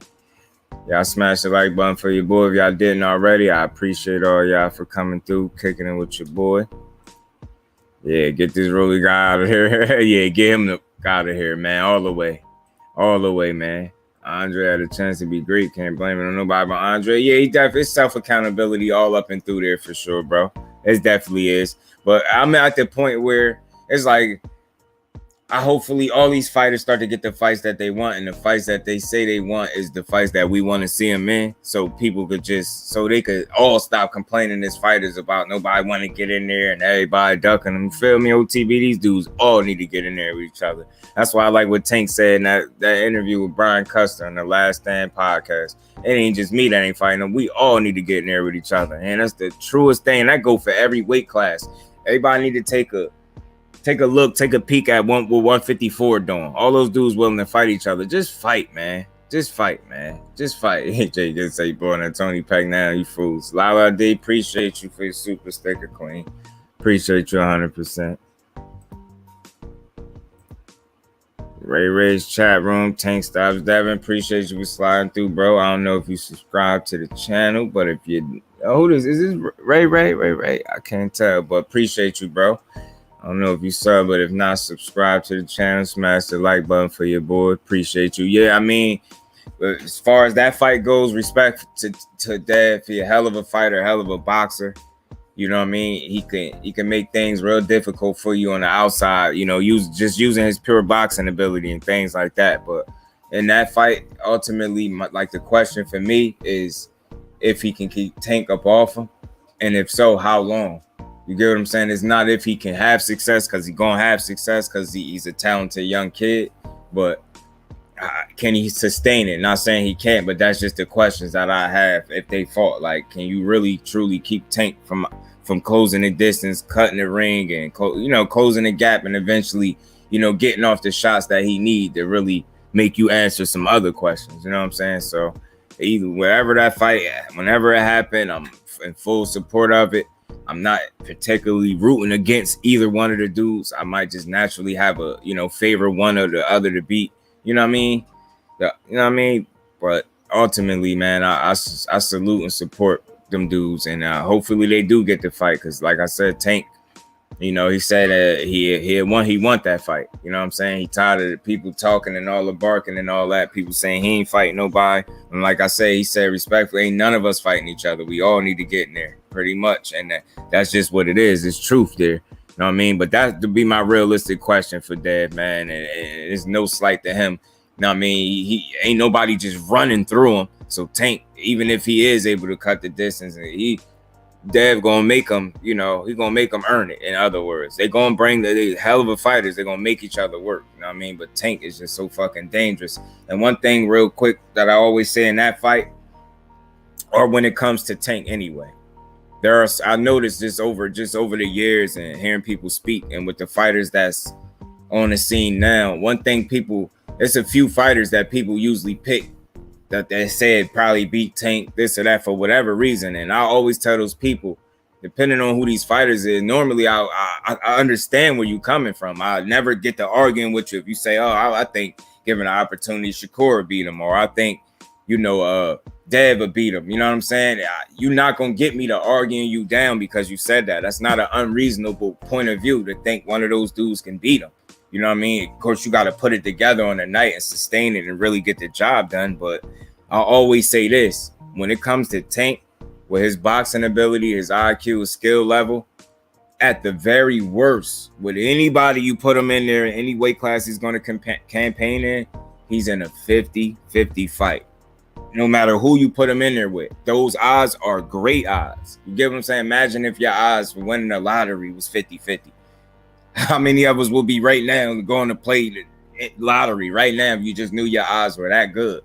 And I say that with Tank because even if you naturally think one of these fighters are a little more skilled than what he is, that's fine. You won't get an argument from me there. I hear you out and I understand where you're coming from, especially when it's logical and reasonable. But I feel like that gap in skill level is not significant enough where Tank can compete with anybody on any level, skill for skill. You might be able to do some things better than him. You might be able to get it off. I get all of that, and it's okay.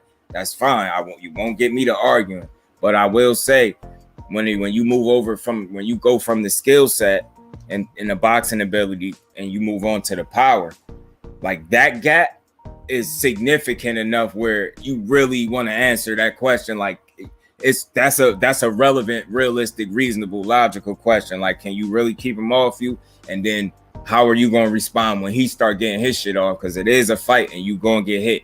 And what you gonna do when he start hitting you? You know what I'm saying? So that's usually my thing with Tank, and that's just how I assess him. Like his skill set, I feel like he's at a high enough level to be able to compete from a skill standpoint with anybody they put him in there with. You get what I'm saying? Even if you do think somebody do some things better than that, like I said, that's okay, that's fine.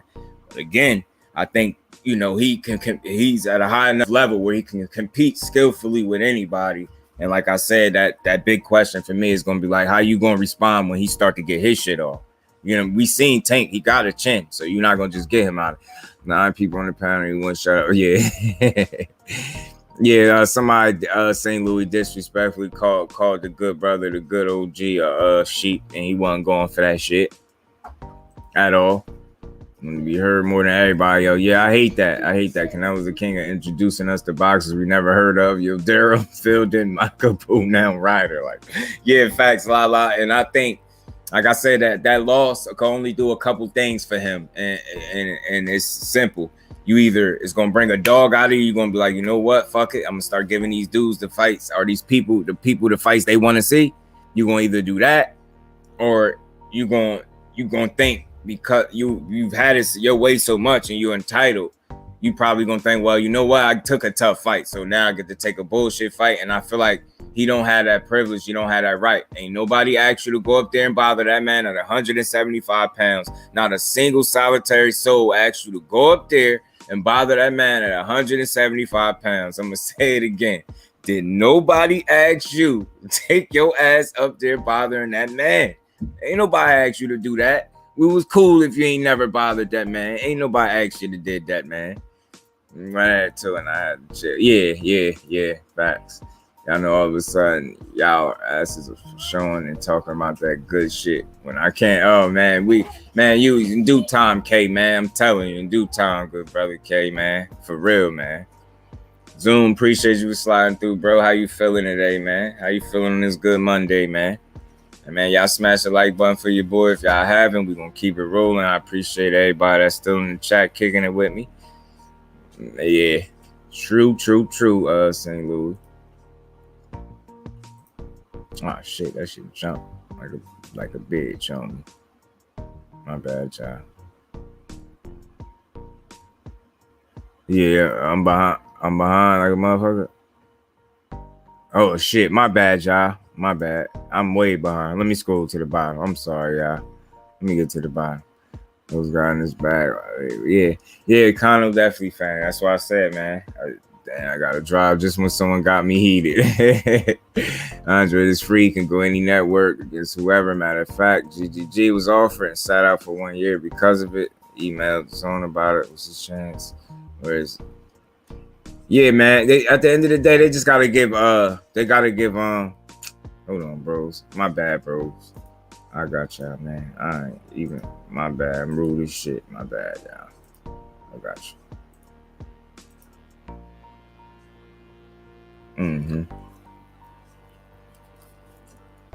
My bad, y'all.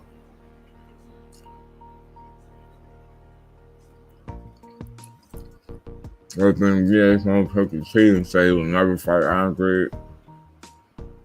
Man, man.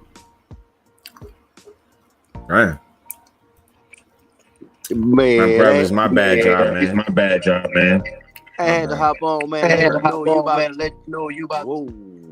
That ain't me, is it with echo? I don't think so.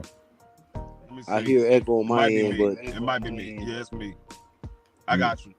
All right, man. Hey, I had to jump on, let you know you like about 20 minutes behind on the chat. Oh shit, bro. My bad. Hey, we typing some new shit, man, and you still on some shit we talked about a half hour ago. I'm shit. like, oh shit, I know this man super high.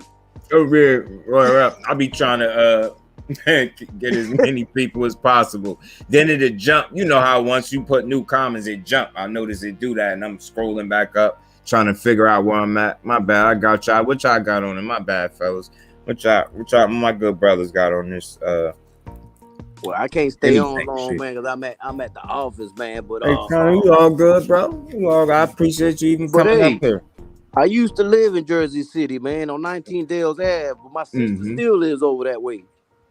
Yeah. Yeah, I'm over here. I'm out here. Jersey cat. That's why I always tell them. I always talk my. Oh, sure he popped off. Who's still? I don't know, man. Shit. Oh yeah, he probably popped StreamYard. He'll be back. I appreciate you coming on here, bro. Yeah, I had to explain to you what was going on with your chat, man, because I'm like, yo, my man really don't realize how far behind. Yo, for real, yo. Like, I ain't never had that happen. Shit, I ain't know y'all was still in there like that. He's like, we here. I'm like, my bad, yeah. My bad. I was like, damn. Yeah, I always try to, you know, catch people and acknowledge them as much as I could. And I think I got like stuck behind and shit. You know, I jump and I try to scroll all the way back up, man. I'm like, damn. My problem is when I get to cooking, man, I'll miss people in the chat, man. And I don't like to miss nobody in the chat. You know what I'm saying? Like, exactly. I don't do it intentionally. You know that's where I was at with it, trying to, you know, keep up with the people, their questions. Because I always say over here, like, I ain't trying to be a breaking news type of channel. You get what I'm saying? Breaking news. Like, it's cool. You get news when you get it. But I like to have conversations that the people want to engage in. Like, I could always sit up here and talk for 2 hours, but I like to know what the people think too. I try to engage as much as possible. I appreciate people even being in here. You know what I'm saying? Man, I miss so many people in the chat, man. I be damn, and I be feeling bad about it because I be like, I don't be wanting to, you know, like it don't be on purpose. I just be missing. I think they understand though. You know what I'm saying? Because you know what kind of content creator you are. You definitely not intentionally doing it. Like I was just doing it, but I'm doing it trying to read people's stuff, trying to read as much as I could. Yeah, still appreciate you, bro. I still, bro, man. Especially when everybody start typing a lot, you're like, oh shit, I know I ain't gonna catch everything now. You know, but you try, though, you know what I'm saying? I try to catch as many as I could, bro. Ben Israel, appreciate you too, bro. Appreciate all y'all for sliding through on this good Monday, man. Yeah. How'd you talk about this? What you think next, real quick, Connor, for Benavidez at 68? For Benavidez at 68, man, I think it needs to be Caleb Plant, man. They got so much drama between each other, man. They just need to go ahead and get that out the way, man. I know there's other names out there and shit like this, man, but I just want to see that over with already, man. Like, they need to just get it over with, you know. If Caleb Plant said he wanted to smoke 4 or 5 years ago and he was talking all that shit back then, they might as well step in the ring with him now, man. Get it out the way. That's true. Just get it over with. Y'all got some real, like, bad blood or something. I mean, y'all almost got into it outside the ring pretty much. So might as well go ahead and get that over. I like Caleb Plant, but man, that's a dangerous fight. Cause I just don't think he'll be able to hurt Benavidez, man. And that's gonna come back to hurt him. I don't think he just box around him for 12 rounds. What about you? I don't know. You think he get hurt, man? I mean, yeah, he gonna get hurt, but still, let's gotta do it, right? Yeah, you gotta get it, man. Gotta do it, bro. Gotta do it. I appreciated what Caleb Plant said, like, in terms of like his career and saying like, you know, if he crash and burn basically on the way of challenging himself, then so be it. I just appreciate it because he understands you're gonna have to take a risk, and if you lose trying to be great or do, you know what I mean, then it's so be it. I respect the attitude, but I definitely want to see him back in there with somebody else. That Darrell fight don't really excite me, but I guess I get it as a get back fight for him, being that he got knocked out. Yeah, I mean, Darrell did look good in his last fight, man. He did with that uppercut, right? Yeah, on commentary said, keep it neutral. I see Barrios was outboxing Tank till he got caught and started brawling. Dev was outboxing JoJo, but he started brawling and getting caught. Can Dev stay disciplined? Is the question. And I don't think he can, not for 12 rounds. I don't. And it's just, for me, it's like, even if you tried to stay disciplined, it's still, if Tank is gonna find a way, man. And that's why I say, like, that's the best, fairest way I could explain it. That gap in skill level is not crazy where Tank won't be able to compete with you. And then it's like, once that power start to wear on you, can you deal with that shit? And that dude just special to have that damn vibranium in his fist. Natural vibranium, that shit crazy. He got melatonin in his gloves, man. And then he get you the right way, you are out of there. Southern T brings up a good point. Darrell did call Plant out. Yeah, he did, right? You know what? And you made a good point talking about his last fight. So you know what? I take that back. I'll watch that for sure because he did look great in his last fight. That uppercut was sweet. Hey, like Flat Spark says, all call outs are mandatory. I follow him too, yeah. I like that. He came up with that. Yeah, that's my homie, man. I've been around him since before he created that shit. Yeah, because I first got heard about him. I think it's one of these channels. Somebody like mentioned him. He sat down and did like an interview with somebody, but he did one on mine. It was something real about, like, you know what I mean. It was some real. I'm like, yo, I've been following the dude for a minute. He did a good long one with me on my channel. Yeah, I gotta start making sure I'm tuned in now, kind of, for sure. Like I told you, like the very few people, creators I hear speak on you always spoke of you in high regard or with respect on some brother shit. That's so I knew who you was definitely way before you knew who I was, for sure. Before I even made this damn channel, I used to hear certain names. Like I told T, I used to always hear Skinny Harder. I'm like, who the hell is Skinny Harder? So I finally found out who the hell Skinny was, man. I started laughing, man. Skinny a cool motherfucker, man. Shit, cool motherfucker, man. I wish you would have showed up to the event, man. Shit. I really wanted to. The whole purpose was, man, had he came to the event, you know what I'm saying? I understood he was tired and, you know, he didn't want to rest and shit, man. But if he came to the event, man, I would have introduced him to so many people, man. Yeah. So many people. You hear that, T, man? Damn it. Well, we locked in, man. We gonna get this right, man. I'm gonna do my best to put out solid content, and I'm just glad I ran into some solid people along the way, man. Nah, T, I understood, T. But I was trying to plug you in with a bunch of people, man. That's all the thing, you know what I'm saying? Like, I was trying to make it beneficial for you, you know, to show up. Like, I was going to put you on to some people that, you know, motherfuckers don't even know exist, but are very important in the game of boxing. You know what I'm saying? I appreciate what you do. Just hearing you say that, I appreciate it. I just hearing that. That is what's up, man.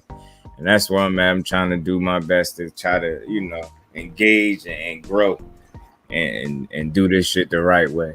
Still got a lot of shit to learn with YouTube, but we're going to get it right. Plant Darrell got a beef too. Yeah. Damn, Ghost. That's a good, bro.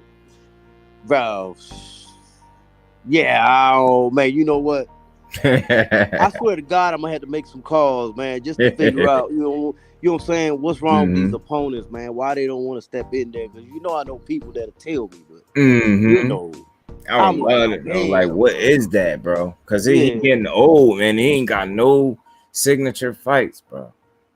Damn, that's frustrating. That dude is a talent, man. Yeah, he don't got nothing whatsoever. For real, and that's a little frustrating and like disappointing. Like, bro, damn, yo, these dudes really don't be wanting to get their ass in there. I don't get it. What y'all in it for? Well, Ghost, I ain't gonna lie to you. I've been having a hard time. I've been having a hard time getting Brian Polaco fights, man. And everybody keeps bugging me about when's he gonna fight again? When's he gonna fight again? I'm trying. And then every time we get somebody for him to fight, they pull out at the last minute. We get him somebody else on another date, they pull out at the last minute. And we go through this cycle and we keep going through this cycle, and it's like, damn, you know how frustrating that shit is, bro? Yeah, man, that shit gotta be fun. You say like last minute pull out type shit too? Yes. Just wasting people time. Yes. Ah, damn, bro. Damn, I just don't believe doing that to good people, bro. Or nobody for that matter. You're wasting somebody's time, bro. Bro, that's when yesterday I was speaking about the rankings and how they compose them and all that, bro. I was not capping, bro. Like, I know what goes on. And that's why I say this was wrong with certain people. Like, that's why it's good to have a collective unit of people if possible, because the shit and information that you're not privy to, somebody else might be. And that's where they come in, that you allow that person to educate you in that area instead of thinking you know it all. Damn, I'm one dude. I'm going to say it right off the bat. I do not mind not knowing it all as long as I could learn it, yo. I don't mind not knowing it all, bro. You can't know it all, man. Because I was listening. I had to listen to what you said because I don't I'm not gonna sit here and act like I know exactly. Of course, I could have explained the shit he said, but I know your explanation was a little deeper than, you get what I'm saying, than what people think. So that's why I wanted to hear what you were saying anyway, because I knew you was gonna have something to add. And that's, you just can't know it all, bro. You can't. The frustrating part is when you witness this stuff and you've been there with it, man, and then you got somebody on the panel not wanting to understand that shit. That's frustrating, bro. And like, you physically there. Physically there, bro. And yes. Why some appreciate you for sliding through, bro. How you doing Shaw today? Fighting soon, though, Ghost. Stephen Shaw fighting soon. I can't remember the date, but I got it on my phone. He fighting soon. Yeah. Yeah, he got him a fight. Yo, he looked like he dropped that way in shape, this dude. I be seeing the Instagram that he post. I'm like, yo, this dude look like he in shape, man. Big Shot, that's my homie, man. Sure, man. I listened to him. Who he came on? I think it was BF. That's how I got introduced to him, and this was recently. I ain't know about him before then, but I'm locked in now. Hey, I'm the one who sent Big Shot the link to jump on. You did. You see? Oh man, I was there. I found out about Big Shot through Pac-Man. That's how I found out about Big Show. When you did that move and I was in there listening to BF and he came up there kicking. And I've been rocking with him since. Yeah, it goes. That's our brother right there, Big Shot. I know. We was both talking to him at the same time when BFTV was on that live. Yeah. You know what I'm saying? I just like his story. I like his energy. He seemed like a humble dude. Like, it's just something you could get behind and support for me. I like listening to him tell his story, man. Yeah, man. I just hope he get the fights he want and deserve, man, because that dude got some skill too. Yeah, it's just a lot of politics, man. You know, or politics, however you want to call it. You know what I'm saying? He said, I think Jermaine Ortiz had a great win Saturday, and I'm looking forward to see who he fights next. Slide counter, man. I told everybody he was gonna win. Shit, I brought him on my show like 2 days before the fight. And see another one. That was my first time seeing him fight against Jamel Herring. And immediately, like, I don't know, I just listen, I observe, I just like to hear, I listen to what fighters say, and what he said at the end of the fight. You know, he got some stuff to work on. He know it. He gonna get, you know what I mean? He gonna get it right. Like, just accept it that you know you need to improve, and you know, I like his attitude, and that's just like, again, that's easy to support somebody that is moving like a fighter and a real man. Accountability and not making excuses, and you won. That's why I brought him on my show a couple of days before the fight, so people need to know, man. Shit, I don't think enough people took advantage of it. You know what I'm saying? But I like shit. But they was laughing at me when I said Jermaine was gonna beat him. As a matter of fact, I tweeted when I'm the one who announced it on Twitter. I told my brother that he just I don't know if he's still here because he asked me about that because he be betting a lot. And I never seen dude, but I just was like, I don't think Haney gonna beat him. The little bit I did watch, I didn't see no live fights on him, but I was like, I don't think Haney gonna beat that dude. He younger and he fresh and he gonna come to fight. And I just He's like, you think Haney gonna knock him out? No.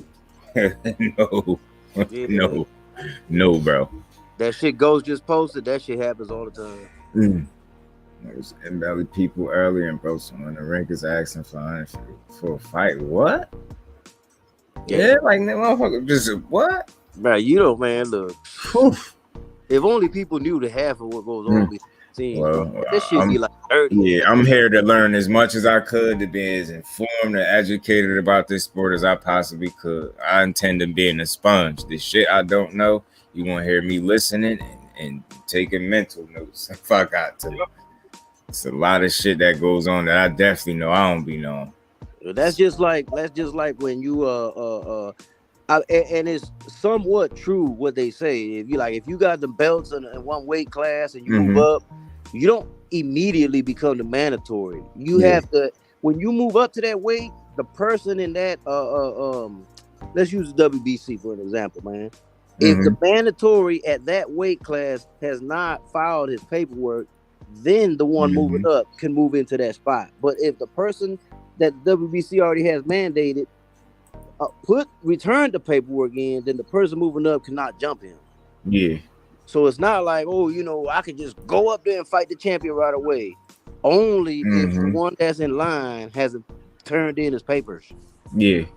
So it's not like automatic, you know what I'm saying? Because I hear that a lot on YouTube, and I'm like, bro, that's just not like, it's not that easy, you know what I'm saying? Like, I know Dwayne know what I'm talking about. He got to know. Yeah, I know. I've been said that was the reason why Boo Boo wasn't able to fight Canelo, because the man though had already put his paperwork in. Correct. Man, I've said this a bunch of times and people don't get it though. That's just like me explaining the pound for pound. I've explained it a billion times, Dwayne, and you know I have. People still don't get it. They go over their head like eyebrows. And that's what I keep telling people all the time. Everybody go over these accolades. I said, I don't go off of no accolades. I don't give a fuck about the accolades. You take away the accolades, that doesn't make you pound for pound. Pound for pound is this skill set matches up to this skill set at the same size. That's all it is. If this skill set was facing this skill set at the same size, which skill set is which that will beat the other skill set? That's how you put them on. You measure up the pound for pound. It has nothing to do with accolades. That's it right there. That's it right there. What you just said, that's it. Nothing else needs to be added. And that they don't get that. It's so simple, but they don't get it. They want to add all this. You know what it is? They be wanting to add all this shit so they could put they could have a reason to justify putting their favorite fighter on the list. That's all that is. That's why they want to use accolades and belts and etc. Strength of schedule. You know, like who the fuck they paying, bro? Miss me with all that shit. Yeah, I say that shit all the time. I'm like, nah. Everybody was like, well, you're not gonna put him? I'm like, no. That's why everybody was like, just like when we was talking about Jamel Charlo.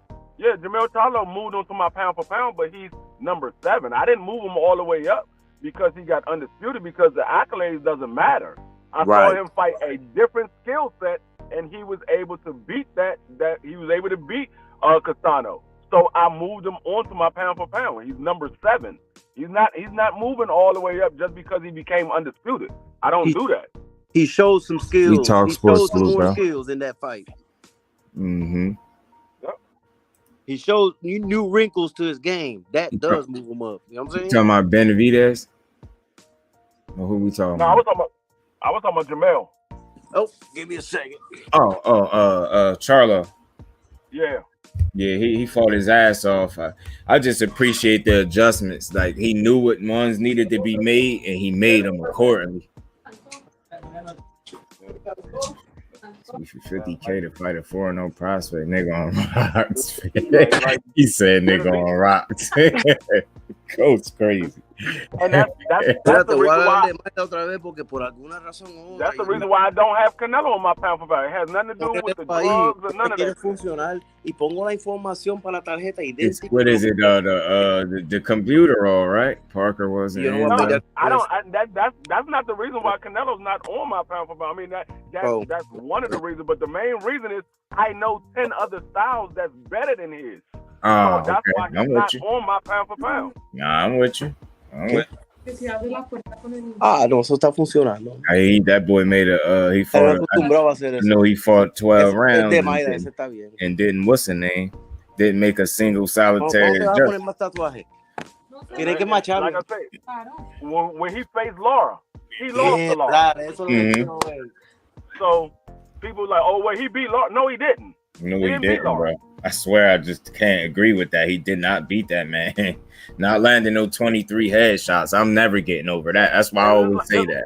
It's just like people now they move Canelo from number 1 to number 3, but you got Bivol at number 7 or number 6.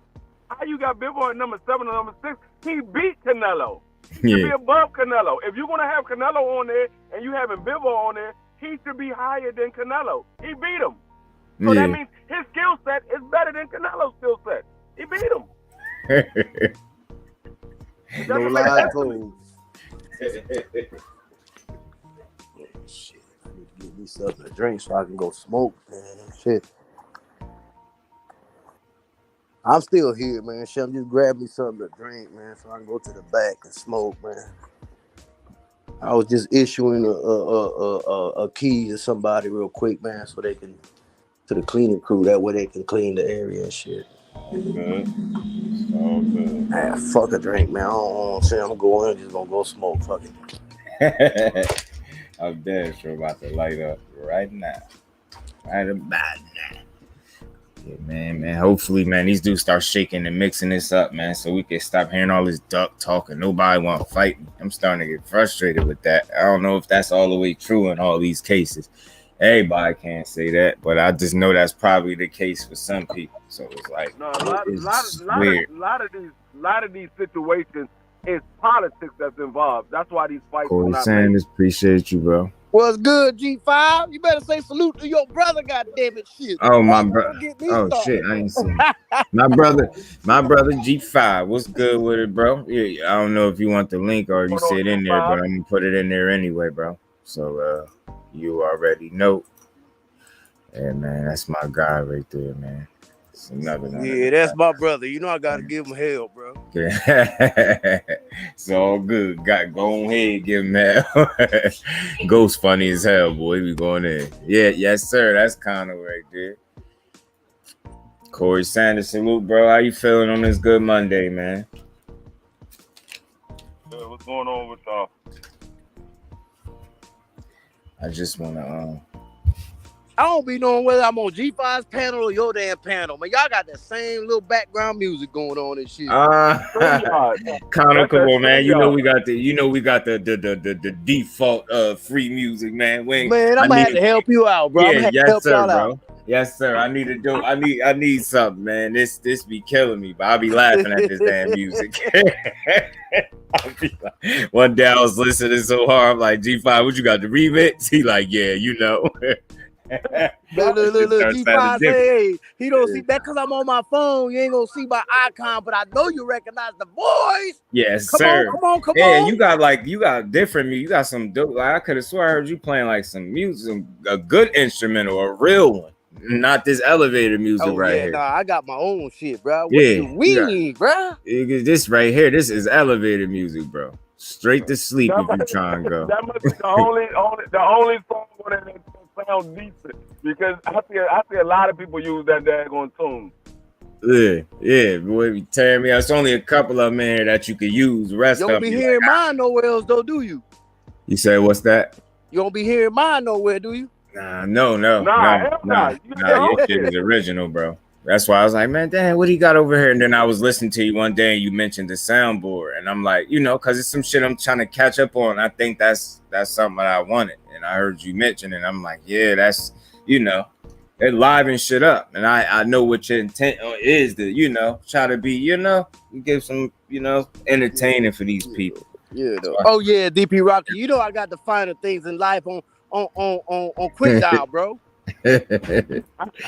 I thought that was T. That's why I said store. Oh shit, it's all good, bro. Just do it, boy. That's right. Yeah, man. You know it, yo. And that's and this. Let me tell y'all a funny story now, cause I can talk about it now, man. Y'all want to talk about the monetizing shit, bro? When the day came for me to monetize, boy, and I went to go ahead and hit that, I swear I'm good. I swear I was good, bro. I got that email so quick, like Just Do Boxing. Hey, we sorry we can't monetize. And I said, what the fuck are you talking about, man? What the hell? Man, I went to looking, man. I remember having that I think it was that intro that had the copywritten song on it. And I used it in a few of my videos. And I'm glad I ain't using it in all of them. And I stopped. I asked somebody to give me like make me an intro, but don't use no copyrighted music. Of course he didn't listen. Of course he gave me something with a copyright written song on it. Of course he did. I said, motherfucker, I couldn't monetize. Yo, you want to talk about dejected? I was looking at that email like, oh, to beat somebody's ass. Who asked him to beat my own? I'm like, God damn it. So I just I got that off. Like I re-edited some shit, took that shit out. I just reapplied, and then I got the email again. Like, yeah, it made me wait a month though. And then after that, everything was good. Everybody be like, man, why you got your intro song so long in the beginning, man? But when I'm doing my lives and shit, yeah, I like that minute and a half long track, man, because it gives people time to get the notification, Get in. come on Exactly. in and start talking. That's what I want. That make I understand. I'm from the other side. I'm observing. I get it with that. I'm like, yeah, you give people a chance to get in there, hear the little mute, you know what I mean? Hear some good tunes for a second, settle in, and then you go. I don't think that shit too long. That shit make perfect sense. I always like BFTV intro. I like that shit. That shit make you want to watch some shit. And when it's coming on, I'm like, man, nah, that intro dope, yo. I fuck with that intro. Yeah. Now when I do an uploaded video, then I do the, you know, my short one and shit. Cause I just want, you know what I'm saying? They ain't, you know. I got you. Yeah, that make perfect sense though, bro. Yeah, I gotta get it right, man. Try to liven up the live. Now that board I got is called a Rodecaster Pro. Rodecaster Pro? I'm gonna write that down. Yeah. Rodecaster Pro. RODE Caster. CASTER. Rodecaster Pro. Got you. That bitch cost. I don't even remember what it cost, man. Like $600, $600, some shit like that. I bet you feel like it's money well spent. I mean, shit. It didn't even. It didn't even dent. It didn't even put a dent in my account. Shit, they're like, shit was nothing. I'm like, shit, that's it. Give it up. You know what I'm saying? Rodecaster Pro. Yeah, the story about that though, man, was that Champside was one who everything I got in my setup, man, Champside set up. That's dope. I like that. I like the little extra shit, like the sound bites. All that shit is dope, man. It's entertaining, man. You know what I'm saying? And then the way y'all use y'all shit, y'all know how to use it, when to use it. You know what I'm saying? I take no credit for it. That was all Champside. Word, that's all dope, Champside. And I watch him too. What to buy, what to get, how to set it up, everything. Yeah, and I watch him too. Shit, so. Yeah, that was all Champside, bro. He hooked me up, man. Shit, he guided me through all that shit, man. So big shout out to Champside. Word. I know a lot of people probably didn't know that, but that's how I got my setup. Word, that's dope, man. That's because that's at the end of the day, that's what I want to do. Build a nice setup. Like I take this shit serious, man. I love this boxing shit, and I'm trying to, you know, do the absolute most I could with this shit. I was like you, man. I was trying to absorb too. Just do. And I'm like, man, I like the way his shit sound. I like the way he be doing it. And I said, yo, Champside, what's up, man? Man, I'm gonna tell you something. He hit me back right away too, man. Say, hey, man, get this, and that. Let me know when you got it. Boom. All right, do this, do that. Boom. I'm like, all right, bet. I like that. See, you know what I'm saying? I like shit like that. Like I said, I had seen Blue, you know, post his setup, and I just appreciate little shit like that. I'm like, yeah, 3 motherfucking laptops. I said, no wonder motherfucker be working hard, man.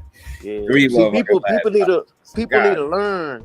People need to learn how to give credit where credit is due, like I just did with Champside, man. And you see why I'm just? Do you see why I'm just do, bro? See why I'm just do? Because that's what it's about. It's really that's my approach with every video. With the conversations, you know what I'm saying? With my input towards boxing, that's what I have in mind, first and foremost. Just do is just another way of saying give somebody their credit, man. It's much easier to do that. It's much easier. I mean, you don't know something, ask somebody, man. It's all right not to know something, but it's better when you're willing to go get the answers to the shit you don't know, instead of assuming some shit or just going out bad, being wrong. Some shit that I don't know. I don't have no problems opening my mouth. Boy, I will hit a motherfucker in a heartbeat. They say, hey, you got a question? Yeah, hell yeah. Hey, what's up with this? Like getting my logo optimized. You know what I'm saying? I wanted to know how to do that instead of having that big ass block behind my damn logo making it look crazy. Well, Johnny Q, now you know why it's that way, man, because it was all Champside. Champside did my whole entire setup. The entire setup. Yeah, shit dope. Yeah, I like it. Like that shit, man. I gotta get one, man. I just be going, dog. yeah, facts. It's all good till you be cooking though, bro. Quality crispy too. You kind of got that mic, man. It's perfect sound quality. Yeah, I got a HyperX joint. I ain't got the best one from there, but I got somewhere in the middle. I bought a Shure mic, man. I think it was like $300, but in hindsight, though, man, that they got the if you get the Rodecaster, they got a Rodecaster mic that's like $99 that work just as good. I had just got the mic before I got the board, so you know what I'm saying. But yeah, that microphone was every bit of $300, bro. Yeah, man, it's every bit. Yeah, that sound be crispy as hell, though. You get for what you pay, you know right? So you know what I'm saying. That sound, it worked. That shit mattered to me. I don't want somebody not being able to hear me. Yeah. As soon as I listen to my old shit, I mean, that first mic I had wasn't too bad, but I just know this one a little bit better, considerably better. So you know, somebody telling you how to sound. I heard a couple people mention that, and I'm like, this mic ain't as expensive as you might think. It's just solid. I mean, I did look up some reviews at least. I ain't try to get no bullshit.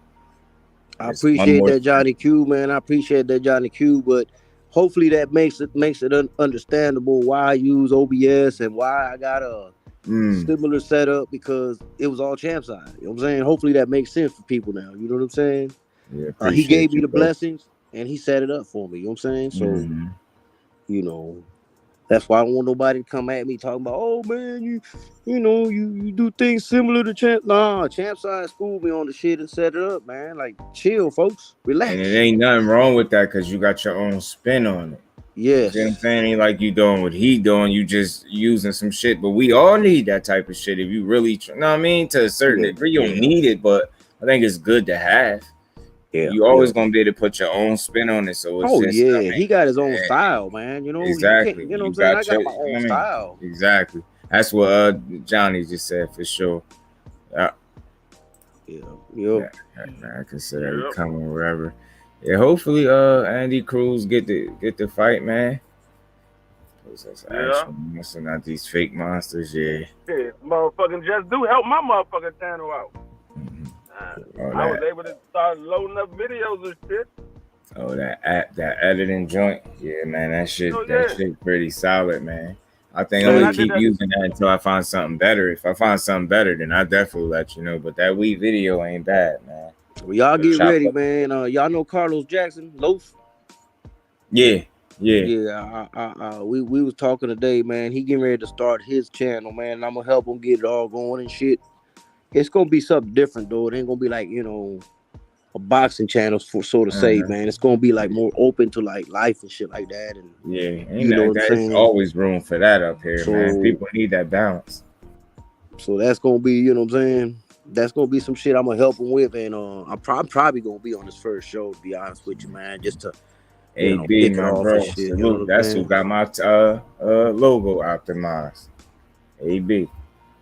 I mean, got my shit. Man, look, I always miss Crush the Legend show, man. I always miss Crush the Legend show. I even got to catch replays or I don't never get a notification for his shit. Yeah. Never. Crush be in there, boy. And I'm subscribed to him. I don't get shit. You know what I've noticed sometimes, kind of when you you ain't getting them, click them, like turn them off and turn them back on all again. Sometimes I toggle with that a little bit and I start getting the notifications from whatever channel I wasn't getting them from.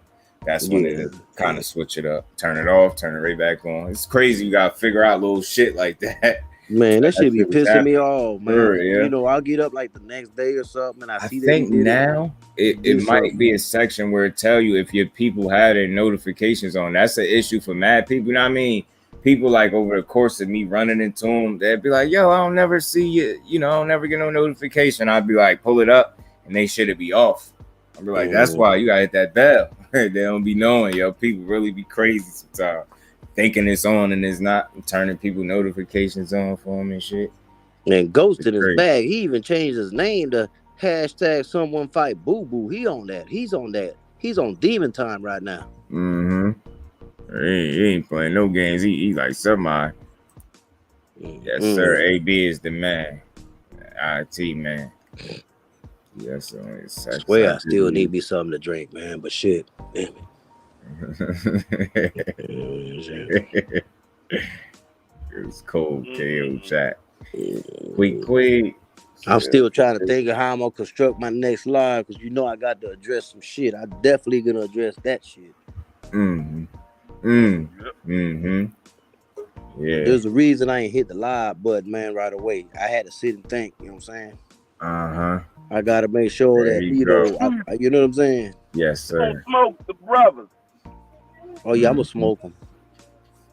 There you go. Yeah, I'm smoking. Go ahead and get it in, then, bro. Good, man. What's good, my brother? Yeah, nah, he just. Oh man. Look, yeah, Ghost. like I said, bro, man, I was like, all right, man, cool, man, whatever, man. You know, I understand y'all said he apologized, but I don't think y'all heard me accept the motherfucking apology. I ain't never accepted. I know you did. Man. Cause acceptance. I just don't know if some of these folks were grown or where they grew up at, how they was raised and shit. Some shit you just don't, you know what I'm saying? Like that's shit right there. I did that. That was low. To me, that was low. I knew it. I knew that shit. I swear to I ain't saying I know you personally by any stretch, but I promise you, the minute I heard that, I knew. I said, shit, I knew what was gonna happen. I just felt it because when a man give respect, that's exactly what they want back, bro. That's it, at the very least. You know what I'm saying? And you teeter across that line, then you're gonna get that energy that you probably wasn't even looking for. But you got it.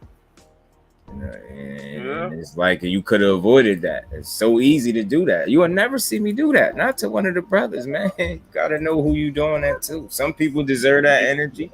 And then there's people that don't. And you got to know which ones is which. I ain't gonna lie to you. I went light because I was on Southern T's channel, man. So I went a little light. I believe you. I believe you. Oh yeah, that was level one shit. That nigga was calm and everything. I said, boy, you lucky you went on the local page. That's why I knew it was worse than what it was because of the calm behind it.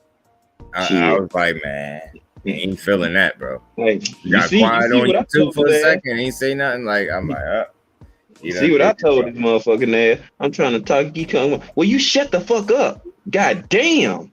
Can I talk? Shut up. Me and him done went at it a couple of times because he don't like to listen to nobody. Facts, T. He always got to say no. That's not true. I'm like, dog. You don't know everything. Bro. You don't know everything. This nigga think he Einstein's son, nephew, cousin, first lady, and everything. Man, him with that about the daggone Sean Porter, Bud Crawford. He gonna try to tell me that Sean Porter was gonna get knocked out. That's why his father threw it. I said we don't know that for sure. He's like, we do know that for sure. I said, no, we do not know that for sure. They did not fight. I just want to ask you a question though, Dwayne. Did he call you a name like that though? No, he ain't stupid. He ain't gonna call me out my name. He is a little stupid because he. Oh no, man! I think he kind of is. He called me that. Nah, that motherfucker. Derek Barely appreciate you, bro. How you feeling on this Monday night, man? He ain't call me out my name because I pull up on his ass. I don't give a fuck. Some of them Cuban boxers. Let me hush. I ain't gonna say nothing, man. Shit, we on the air. I would locate his ass real quick, and I'd be sitting right at his front door. What was that you were saying? It's not hard for me to find nobody. Salute to all my brothers on the panel. Hey, Kano. You was Mr. Ortiz, bro. Bros in the chat. Yeah, you Mr. Ortiz on motherfucking T shit. Let him come over to the loco man. That motherfucker gonna get everything he looking for. And he appreciate you, bro. Appreciate you. I hope when I do click that live button, he do bring his ass over there too.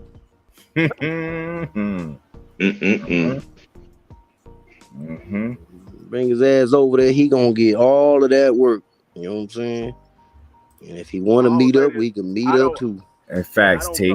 I'm right with you, bro. Sideways.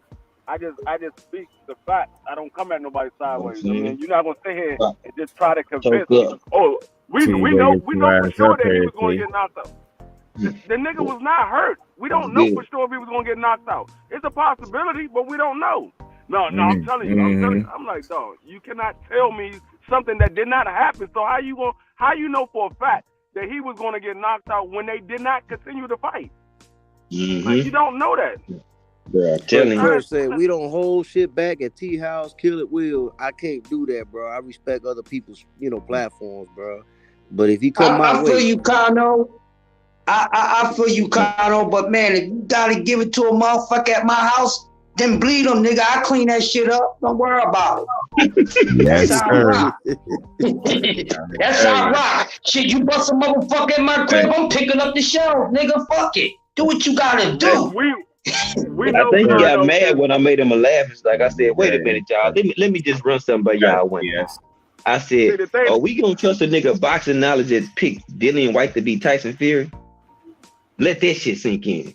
I don't think he like that shit because we all started marinate for a little bit. The thing is, when it comes to Kano, we know about the pick too. When it comes to Kano, we know Kano don't normally jump on the platform, and when he does jump on the platform, he don't disrespect nobody ever. So, for Kano to come out like that, that means you was being disrespectful. Because Kano ain't gonna disrespect nobody. Exactly. Yeah, he was acting like a mark in the dark. That's what he was doing. And it's crazy. That's why when he was sitting there saying all that shit, I said, hold up, you barking up the wrong tree, dog. You barking up the wrong tree. Yeah, I heard you said that. I was like, man. oh, Hey, any tree he was barking at up last night was the wrong fucking tree. I'm not with the bullshit with none of these motherfuckers. You understand me? I'm not with that bullshit, man. You ain't gonna try to change my fucking perspective. I'm a freedom thinker. Fuck what you saying. You try to outthink me, nigga, I will make your brain disintegrate. I'm Yoda. Fuck out of here with that bullshit, homeboy. And I will slide the fuck up on you. Shit get real. I'm from the old school. I ain't got no time for no bullshit. Bruh. Then the nigga be trying to shoot subliminals and shit. You know what I'm saying? Talking about, yeah, I said, man, talking about, yeah, G5. And when that shit happened, you know, you better show up. Nigga, who you fuck you think you talking to? You better go check my stat records, nigga. I don't run from shit, nigga. I ain't saying you are G5. Well, don't even put me in that light, nigga. What you talking about? You better go do your homework and go check my stat records, nigga. Shit, nigga, you fucking one-on-ones. Everybody on this panel one-on-one. You ain't.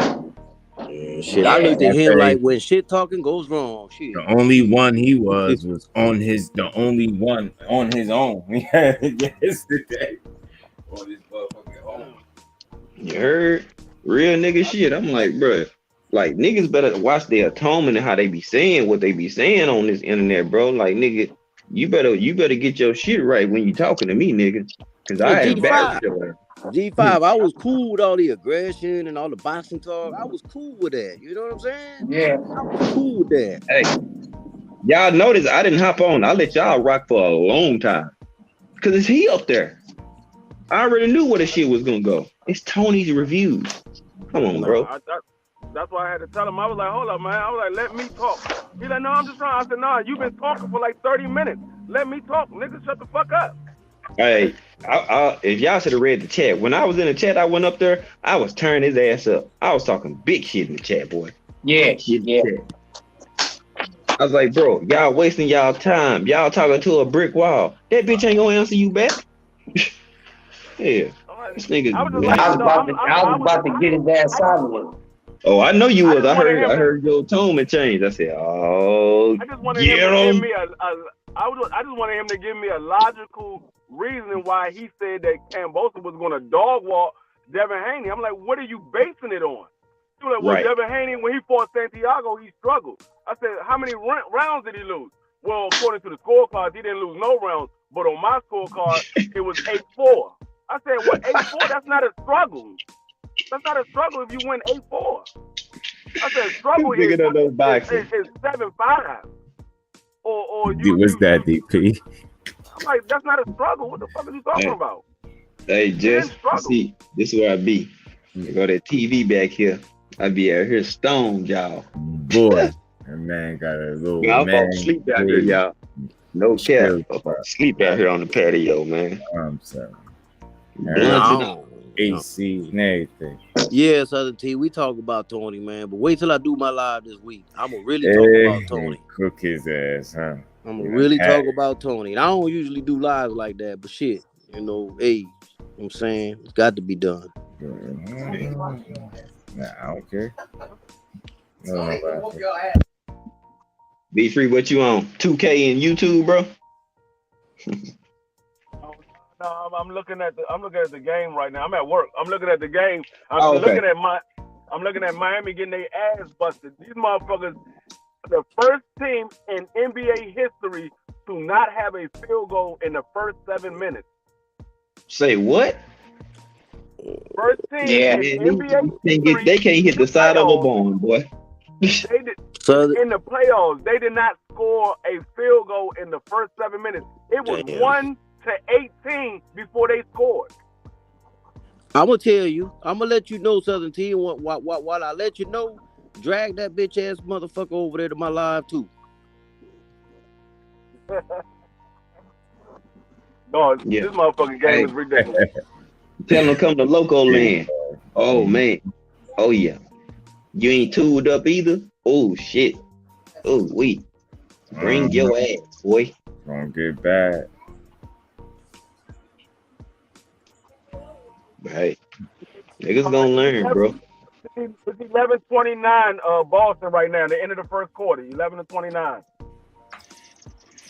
Damn. He shouldn't have lost the other night, god damn it. I don't know what that was about. No se cansó, se fue. No, como yo estaba por llegar, él me estaba reemplazando bien. Oh, pero todavía está aquí, lo que pasa es que está en otro lado. Talk that shit. Oh, okay. Está bien. Después que se haga el trabajo, ¿no? Claro, sí. Hey, man. Yeah. Hey, man, you know, I'm giving instructions, man. What's up, man? Can a brother give out some, you know, instructions? Go for it, like we say. Yeah. I did already. I already know.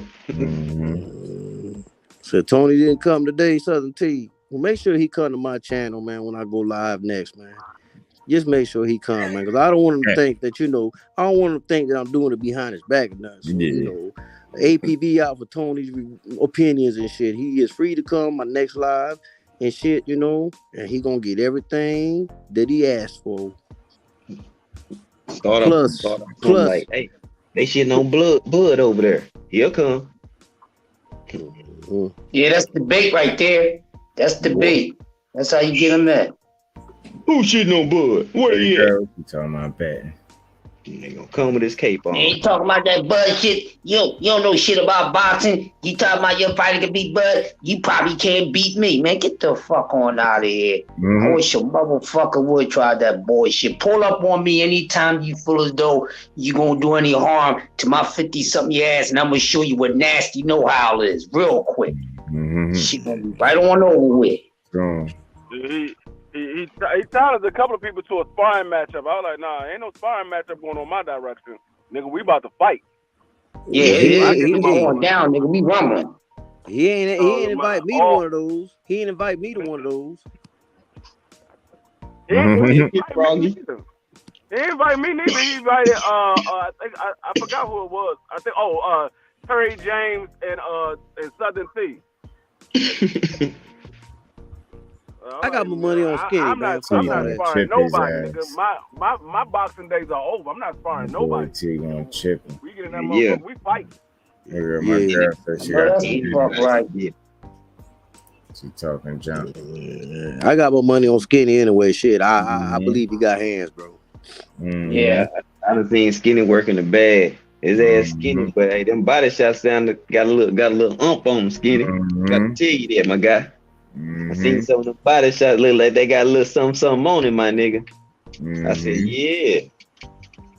Oh man, who don't get into it with Scotty though? Shit. Okay, appreciate I got into it with Scotty too. Goddamn, Scotty that bullshit. Hey Tay, what's going on, Queen Ty? Here, I see you in here. Yeah, pull up, get your Timberlands, put a tree on the nigga. Yeah. Put a tree on the nigga. He no game. 30 pounds for a fight. And then gained 20 to 25 pounds on fight night. I was like, man, get the fuck out of here. I could run 10 miles going one way. Nigga, you can run 10 miles going one way my ass. So you doing 20 miles, you running 20 miles, nigga, 10 miles up, 10 miles back. Get the fuck on out there. What type of Tony Montana you on? No, bro. Shit, I'm laughing at Ghost, man. I'm laughing at Ghost ass too.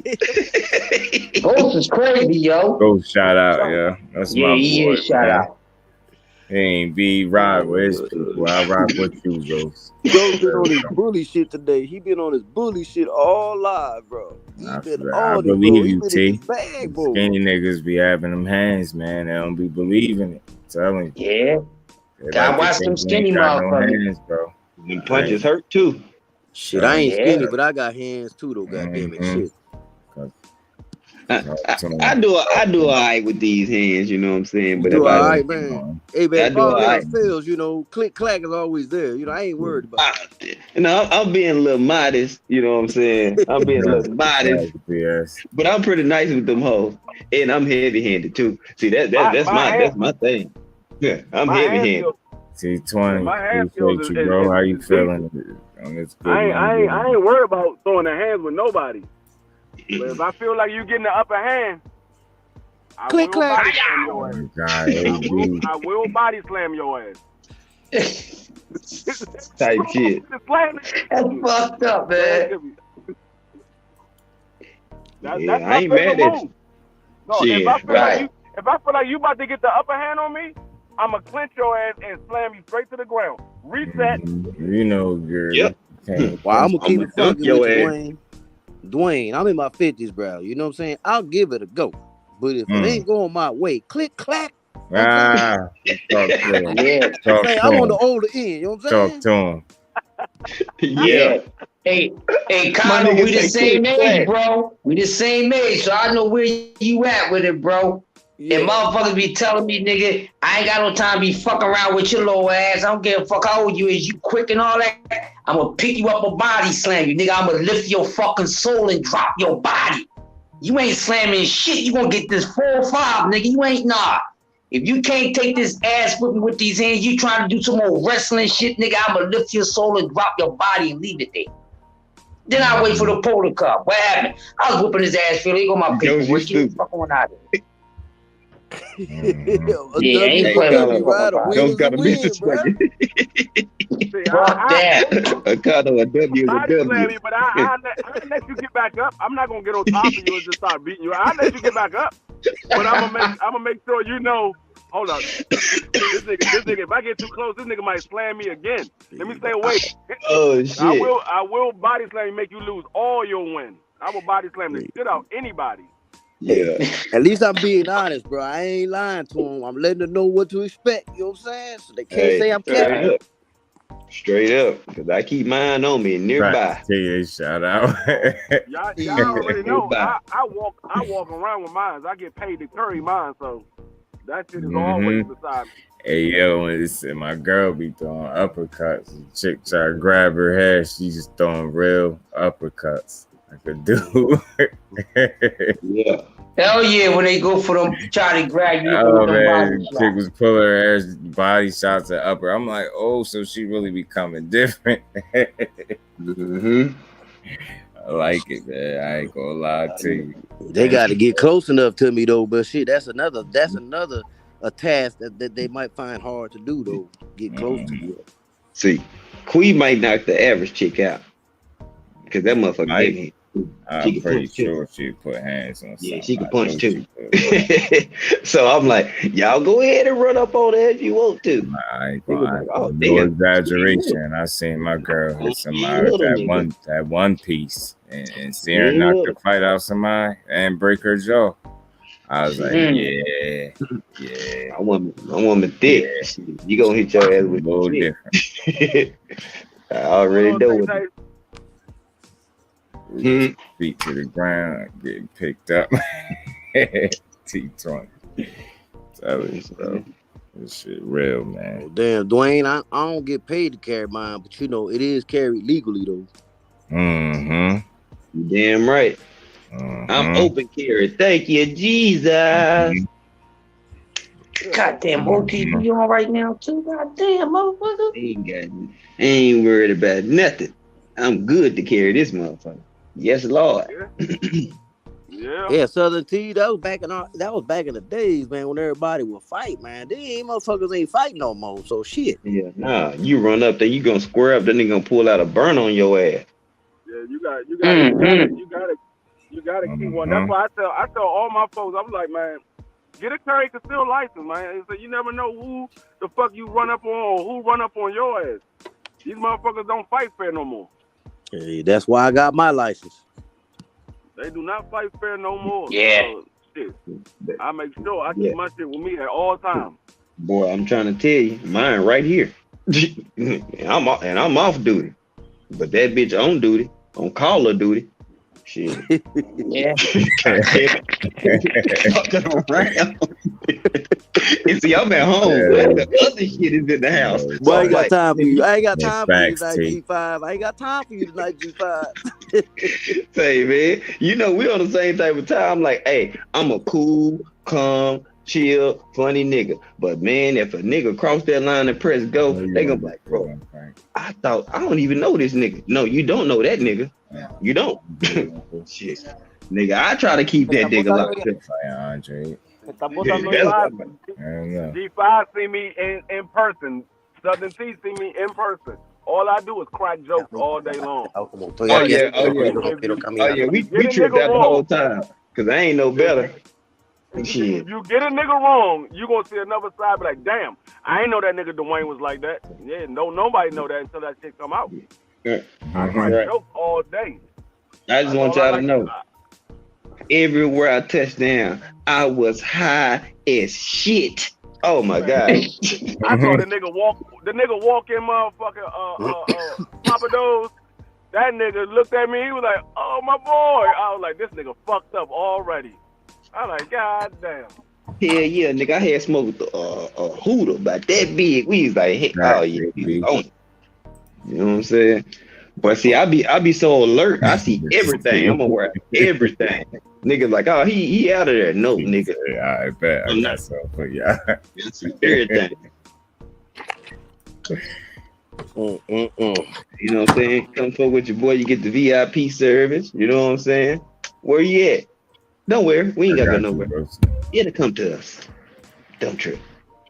I'll be back, guys. That's all I told them. I'll be back. Uh-oh. That lighter getting low. Hey, it's Nico, goddammit.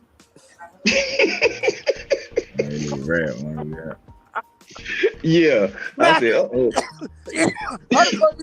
How do you know it was a lighter, bro?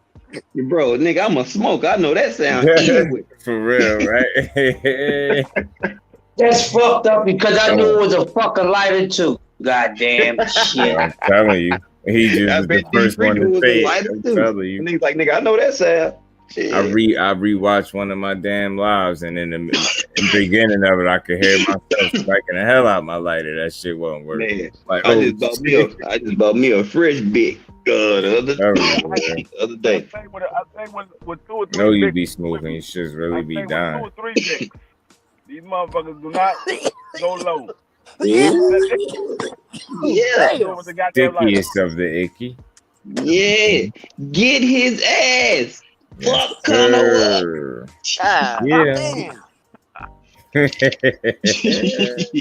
had to come back outside to the back. Hey, Connor, y'all burn one of these? Hold up, let me look at my camera. White Russian? Yeah, I did the White Russian on the backwood joint. Yeah, that's my shit. This motherfucker burned good as he motherfucker last night. I said, ooh, interesting. Yeah, I fuck with the White Russian, the Black Russian.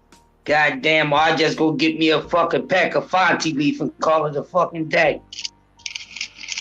But you know me, I ain't complete unless I got at least 4 pack of guard. You know what I'm saying? I ain't got New Orleans. Where'd that come from? Skills from New Orleans. Where'd that come from? Hey, but this one me and Kano both smoke right here. The games? Yeah. I used to smoke them, dog. I don't smoke them no more. Hey, no, this White Russian, this game too. Yeah, I know the White Russian joints is. Yeah. Yeah, this is a game. I fuck with my backwoods, but yeah. Damn, I ain't smoked the game in about a couple years. Oh yeah, but I keep about 4 or 5 packs at all time. Usually 5 because I'm 5. You know what I'm saying? Right. So, I'm gonna run through them. You know what I'm saying? I don't know about y'all, but I hate running out of lighters and gauze, bruh. I'm always gonna have the Gonja. But if I ain't got no gauze and every store don't have what I got, what I like, man, nah. Hey, Skills from New Orleans must have came from a different live or something, man, that they was arguing about the pound for pound. It had to be. Where? Because he said they was arguing about some pound for pound shit. Your best friends with Marty McFly and can you tell me position pound for pound? I love opinion based how the fuck the pound bombs with shit out of your control. Shit's supposed to be fun. Yeah, you already know Skills is supposed to be fun. We Talk Sports was good, bro. Skills. Yeah, they do. They be arguing like shit over that. Something that's subjective. And then they be using other people's opinion to make the argument, like on who's pound for pound instead of using their own. That's what fucked up Tony. That's what fucked up Tony yesterday. Talking about the goddamn pound for pound. I'm like, that pound for pound don't mean shit. Like, it doesn't mean a motherfucking thing. Nada. Talking about motherfucker, the ranking system, and that's what Canelo told me. Loco was like, hold up, I had to jump on here because do you know how the ranking system is work? And he was like, yeah, because you go off of who you beat and this and that. I'm like, no, it doesn't work like that all the time. Because we got plenty of examples how motherfuckers was not ranked, but then all of a sudden they fought a certain individual and they was ranked. Yeah. He couldn't understand what I was trying to tell him, Dwayne. He could not understand what I was trying to tell him. He don't understand it. He go by what ESPN says. That's his source. That's his source. He goes by what ESPN tell him. That's the damn thing, bro. I get him. Get that motherfucker shit. Just like they tell me get me shit. Motherfucker. Hell yeah. Knock that motherfucker chest out. Yeah. Talking shit about me. You already know, Skills. I know how. When I got up, I was like, goddamn, I ain't even on mute. I said, this nigga finna start talking some shit. Fuck. You got on my ass. Goddamn shit. I was like, oh, hold up, man. That was too easy to come back at you, bro. Facts. A while back, I had said it to, I think it was Champs. I said it to him. I hope he ain't think I was blowing smoke. I said I don't watch ESPN. I watch Champs. I watch him much. I watch any content creator up here before I turn on ESPN. That's just what it is with me. I don't watch that shit no more. My bad. With the pound for pound, bro. That's my whole thing with it, man. Make your list, and that's it. I make my list. You make your list. That's that. Yeah. You know what I'm saying? I mean, like, why argue about it any goddamn way, dog? We're not all, it's opinionated. First of all, it's opinionated. Facts. You know what I'm saying? Yeah. Second of all, we all got different eyes, so we're going to see different skill sets and different fighters, and we're going to think that this skill set might be that skill set, and I might think opposite of that. And ain't nothing wrong with that. You know what I'm saying? It's the problem when you try to make it seem like somebody wrong for having an opinion of their own. Because they don't match yours. It's a fucking opinion. That man think for himself. I respect the man that think for himself. Or the lady that think for herself. They losers, bro. And they try to, like I said on my live, bro, these fools are so caught up in that bullshit that they try to spoon feed you their opinion and make it fact and get mad when you don't believe it. When you don't allow it. Yeah, you don't allow them to pass their opinion off as fact. Man, something wrong with you, bro. Don't try to force me, spoon feed me to believe your dumbass rhetoric. It's a reason why I'm debunking your shit. It's stupid. Like, why?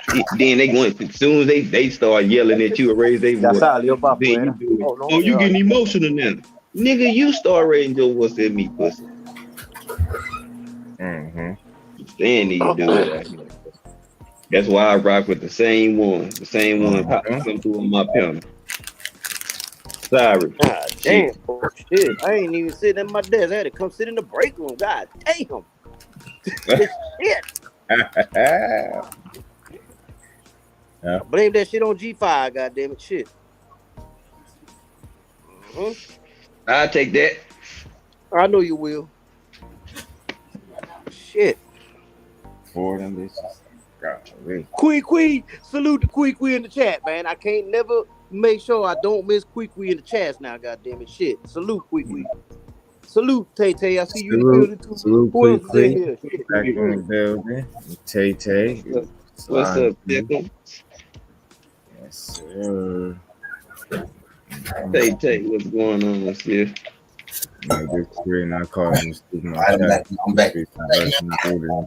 Facts, Skills, your comments, man. I always appreciate your input, bro. I thought Quee was gonna pull up on me the other day. Shit. I'm like, hold up. Let me make sure I don't fuck up no more with Quee. Motherfucker, pull up. Yeah.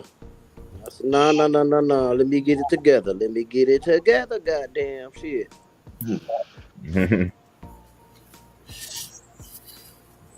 Oh man. Yeah, so speaking of Quee, man, she had me watching this old ass show last night. Man, the shit called Euphoria. It's called if y'all ain't see it, go check that shit out. I have no idea. Yeah, facts. And I really meant that. I wasn't blowing smoke when I said that to him. I don't watch ESPN, bro. I will not turn that bullshit on, bro. I don't understand why no people disrespect to them as an establishment and none of that, but why am I going to continuously listen to people push narratives when I could listen to some real people push real content? And that's the thing they don't understand, just dude. I mean, how many times have ESPN and Mike Cappinger and shit tweeted out or posted shit that wasn't true? You know what I'm saying? Like, when are they gonna realize that they're not valid? Yeah, like fuck that. Y'all don't even follow the sport enough. Y'all really puppets and just nah. We ain't rocking with that. I like real people that have real thought processes that push real content. I'm not watching that shit. Nobody up here got an agenda when we make content. We don't make a content with agendas, not fucked up ones anyway. Narrative pushing is cool when you pushing the right kind of narratives. Gotta always be some bullshit. I can't listen to that. I don't want to sit here and hear you take personal jabs at players and talk about who shouldn't be getting what. I don't want to hear y'all talk that shit.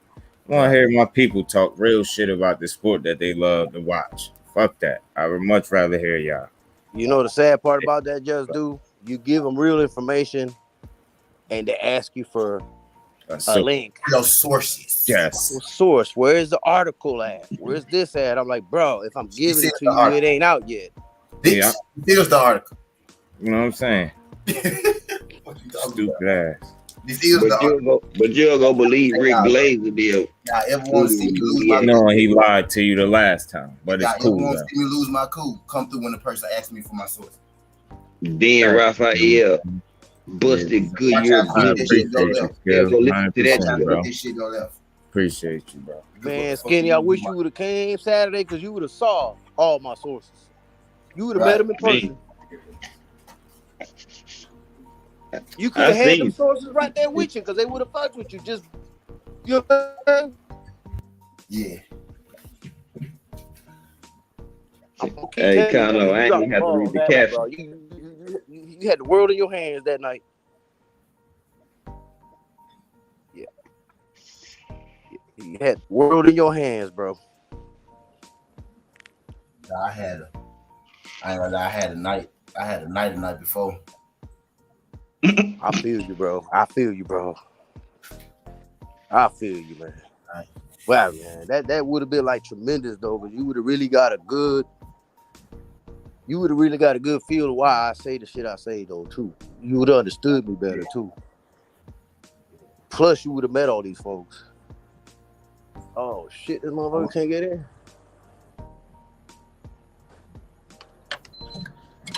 Eso no te funcionó. No. Gracias. Yeah, man. I'm gonna be back down here, Kano. I got me a little junk down here now. Not a woman, a spot. Big Texas, salute, bro. Appreciate you. How you feeling tonight, bro? I'm gonna be down here. I already know, Skinny. I already know. Trust me. Cletus, what's popping? Mm-hmm. Florida have fights all the goddamn time. Y'all the fight stay They tuned. have one in the same spot. I got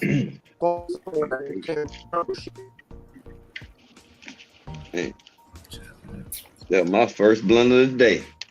Yes, Lord. First blunt of the day, serving it up. Mm-hmm. Yeah, Rich, right? Well, I say, I'm a smoker, but shit, I got shit to do. Fuck that. I gotta go get this paper. Mm-hmm. Get this money, man. Let me say salute to Quick one more time. I want to make sure she heard me say.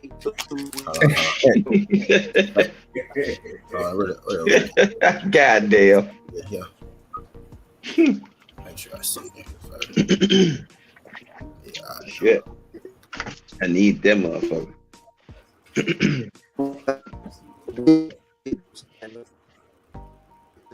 Good now.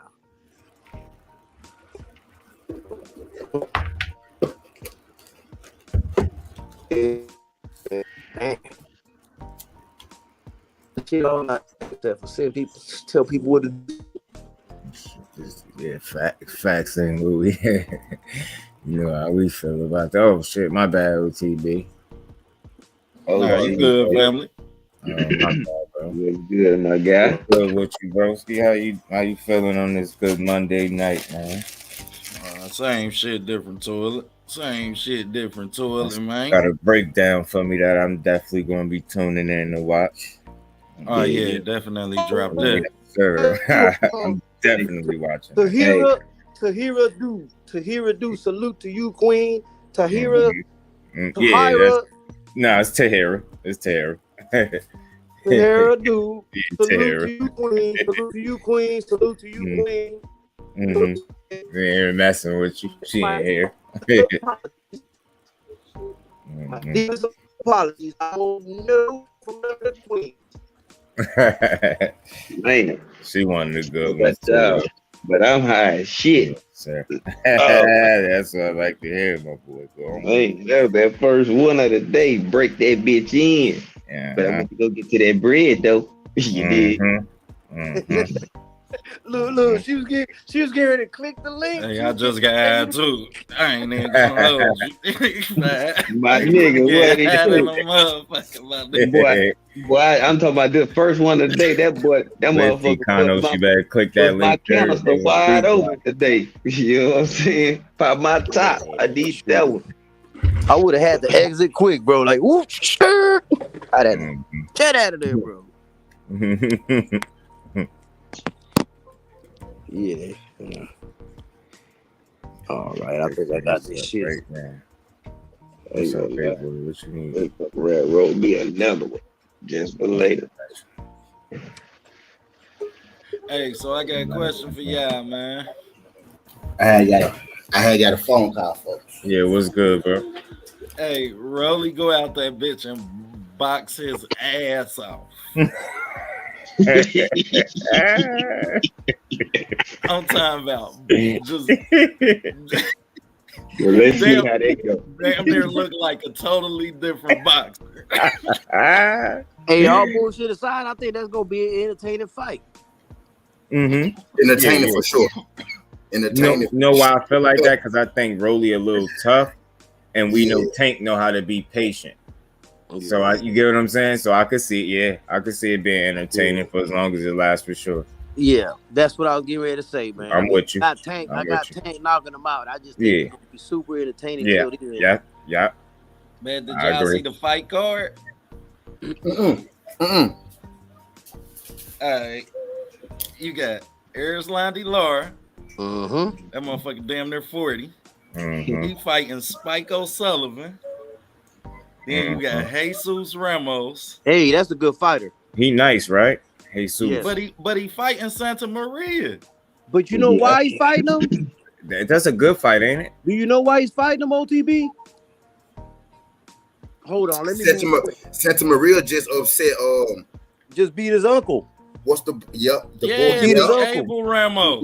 He just upset Ramos. So he got a chance to say he whooped 2 relatives' asses by the end of the That's night. gonna be a real. That's gonna be a real fight, bro. Because there's smoke in the air right there. There's smoke right there. Man, you ever whooped 2 relatives' asses? Hey, it's not gonna happen, bro. Who's gonna 2 win brothers. That fight, bro? He fought 2 brothers, one at a time. Just? Huh? Did you yeah. I got 2 brothers to chip them. No, he gonna win that fight. Jesus Ramos gonna win that fight, bro. I was the young boy. Got the older one first, and got the younger one second. Look, the uncle don't fight as good as Jesus, man. Nephew. Yeah. Okay, yes. Got you a 2-piece mix in there. Yeah. And then to be just to keep it all over with the first one, that beat on him. His mom came outside, so he snuck a little sucker punch, bust my lip, and ran behind his mom for what it's worth. But the second one, I knotted him up like that shit Benavidez did. I ain't gonna say it was 7 uppercuts, but I ain't gonna lie to you when I said I landed about 3-4 straight left hooks and seen that nigga shit knot up right in front of me. I got his ass knotted his shit up. He ain't get it off. I got him for his brother. Yeah. You gonna get this work. You just another lost nigga. Pull his ass up with them lefts.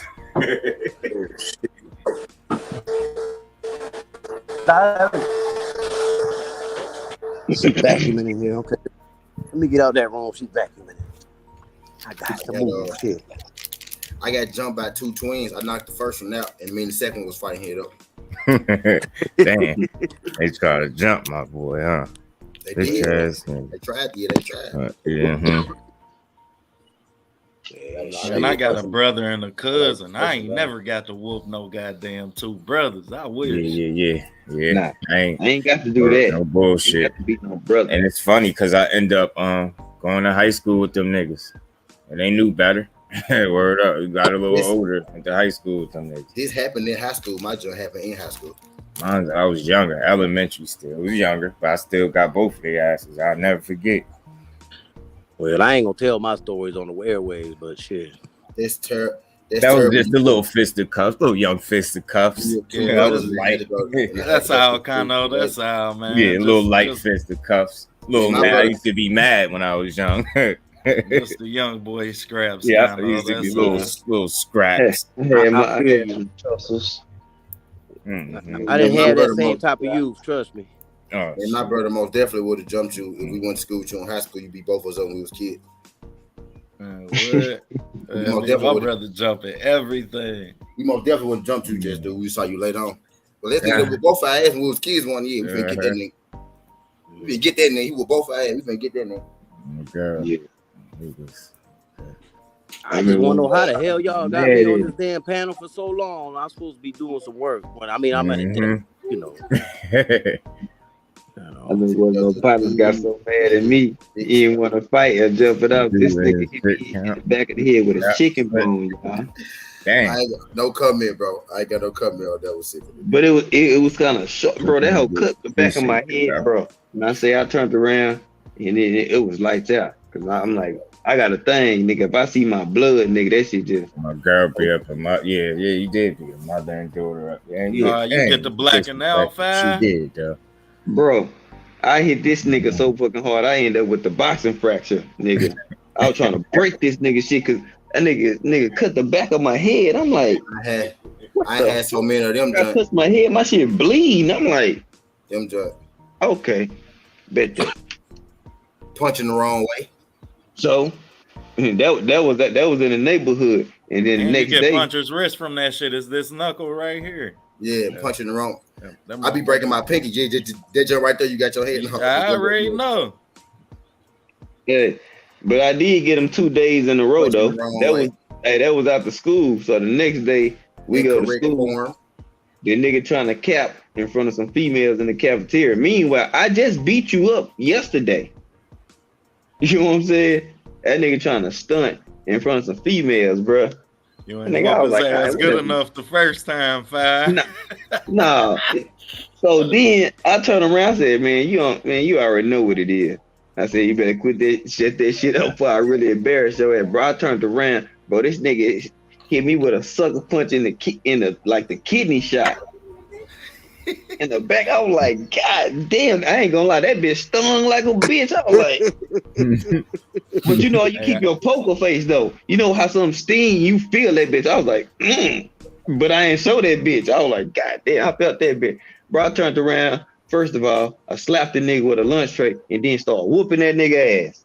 Like, nigga say, bro, I got the wrong. Nah, I was fighting one time. I know a nigga knocked me out real quick, but it happened so I came back so quick. I was still fighting. Like, I was fighting, right? I felt myself slow up a little bit. I said, oh, damn, he just, but it happened so quick. I was still fighting though, but I felt myself like my leg, I felt that leg, you know, a little bit like it didn't stop me from fighting, but I knew. I said, oh shit, I just slowed down a little bit. You know what I mean? I said, oh shit, did my just catch me?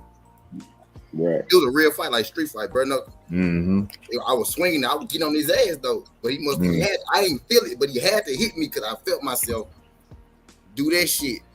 But I was still punching though, you know what I mean? Never stopped. So I know how Earl Spence can say, no, I wasn't hurt.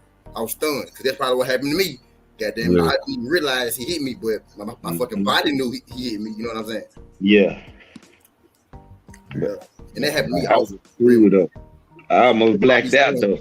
White room, gray room, black room. I'm telling y'all this shit for real. White room, gray room, black room. Stay away from the black room. When you see the gray room, step back, motherfucker. The white room is cool. Yeah. White room is cool. Yeah. Mm-hmm. Damn, bro. Nah, them chicks had to stop me. If they didn't grab me, I was gonna black out on that nigga, bro. I ain't even gonna lie. I'm glad they was there because I was halfway there. Man, let me get off of this thing, man, and do my my last little emails and walk around this building, see who all still working, so they can get the hell out of here. God damn, this dude got the weirdos in here too. Yeah, there they come. I appreciate you sliding through, Conno. Hey, no problem, bro. Oh yeah, that boy is at the workhouse. Loco, man, I'll let you, my guy.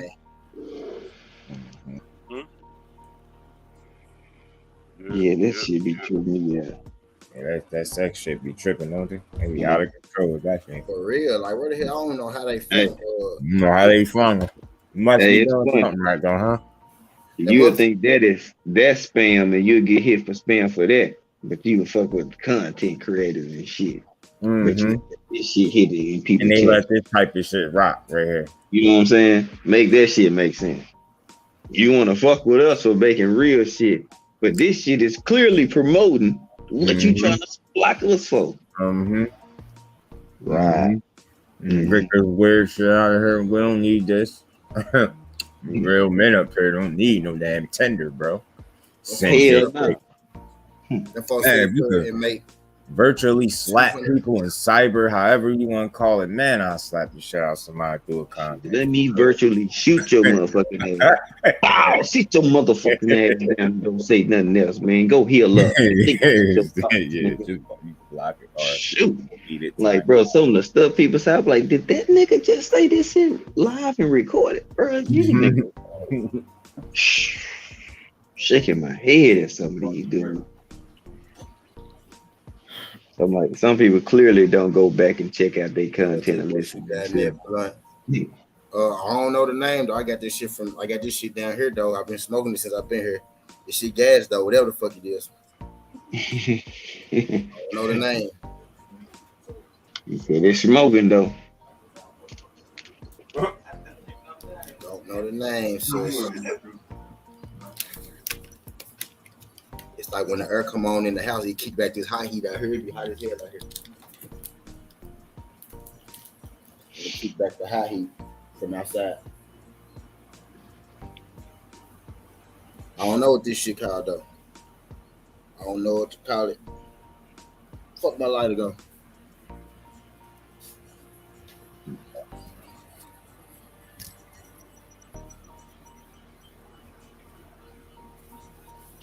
Fuck my lighter go. Kind of local might have stolen his was running low. Yeah. That bitch, my nigga, she was. I crank up my old school in the wintertime. Hey, for motherfucker, I got yeah, that boy getting stone cold, man. Shit, I got about 4 different strands over here right now. She says the ask only question says the non-smoker for the most part, but her ass got all these damn pre-rolls over here. Yeah, trying to get stoned, rubbing off. Yeah. Sorry, he said, a little bit up in he said, "You're learning. Mm-hmm. Stone best way to be. Get on this joint, freestyle content. GG, Gorilla Glue. Yeah. We wearing cases some Gorilla Glue and some gelato. Okay. Make sure to see my tablet chart.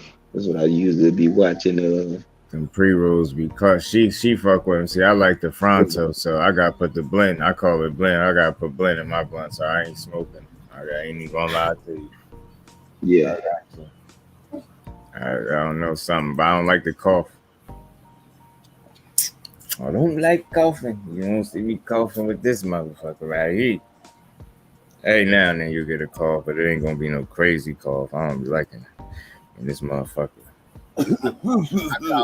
I cough. I'm gonna hit this motherfucker right. I'm gonna hold something in, I'm gonna smoke some, I'm gonna let it out, and I'm gonna take this shit right back in. Yeah, see, I be feeling like I got a third lung. I be hitting that bitch, and I be like, God damn, I can hold in a whole bunch of motherfucking smoke. And I be like, that bitch feel like that bitch go to the bottom of my belly and come back up. I be like, shit, yeah, I feel that, but especially that first one, I get a little something cough here and there, but other than that, I'm free smoking. When y'all be hearing that, that's why I be getting out the smoke, I let it out back in. Good, bro. I already know. I be hearing you. What's that? It's good with you. St. Louis. What up, St. Louis? I just realized today, OTB, I wasn't even subscribed to you, fool. Damn, for real? No, OTB over there. I just had to hit my bell shit on your shit, man, because I don't be seeing a lot of your videos regularly. Bro, and I'm sure like why I always gotta go to your shit. Why your show never pop up? I gotta do that too. Again, I was telling Kano, yo, sometimes you gotta turn them off and turn them back on. Like hit the bell, turn it off, man. Yeah, and turn it back on. Like read, you know. Such a shit, but let these bots hit our chat and shit on this dumb ass shit.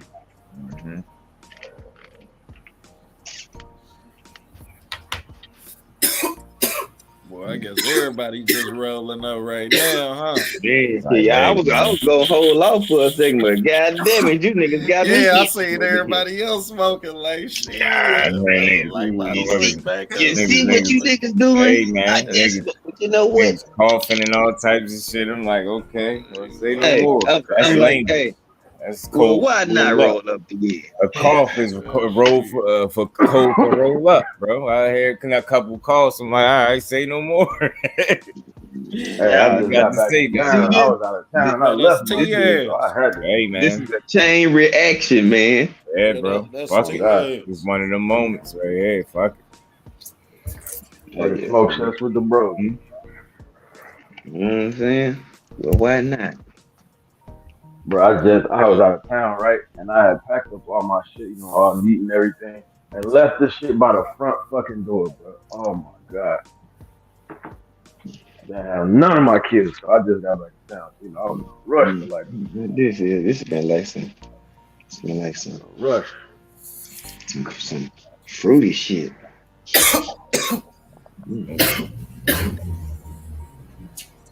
Oh yeah. Oh yeah, my bad. This some GG5. I lied. I said it's some GG5. Hey man, we got to get right. 8B, what's good, bro?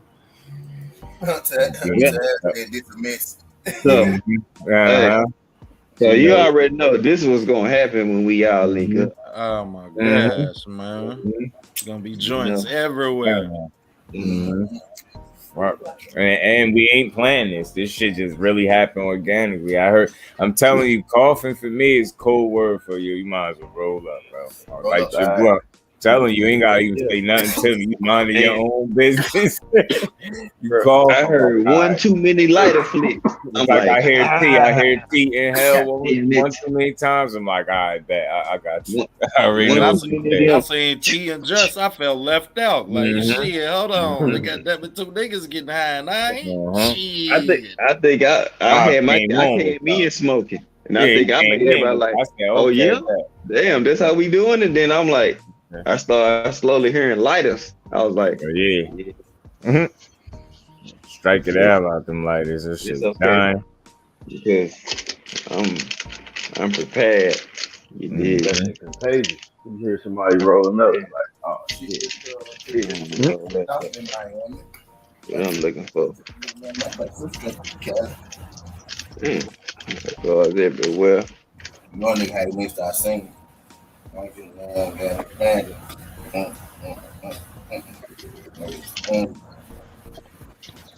mean, me and that nigga T and my nephew, we sat in my driveway and got high as a motherfucker. That nigga say, man, let me get the fuck up so I can make it back on my side of town. Right. You know, every drive in Texas be 35 minutes. Yeah. Especially going where you at. That's awesome. Wait. Now, Fredo, it'd be a real 25 minutes away. Everywhere you go in Texas, about 25 minutes away. Yeah. You came from the north. I'm in DeSoto. I'm like, about 25 minutes. Hella. Yeah, you about 35. You about 37. Yeah. But that ain't shit though, especially going, kicking with your partner. Yeah. Highway to highway. You know what I'm saying? My gal live 45 minutes away from my house in the hood. My gal stay in the good part. She stay 45 minutes away from me. And that's like in Ohio, that shit like Cincinnati and Dayton. Like you 45 minutes, you damn near in Dayton. You in Dayton. That's how long it take us to get to Dayton. When I go, I just be parked. I be there. But like sometimes, like I do these shows, y'all see me just leave. I come back later on. I've been pulled out. I told you. You think I ain't gonna lose you? Go tell you done wrong. I told you. Yeah.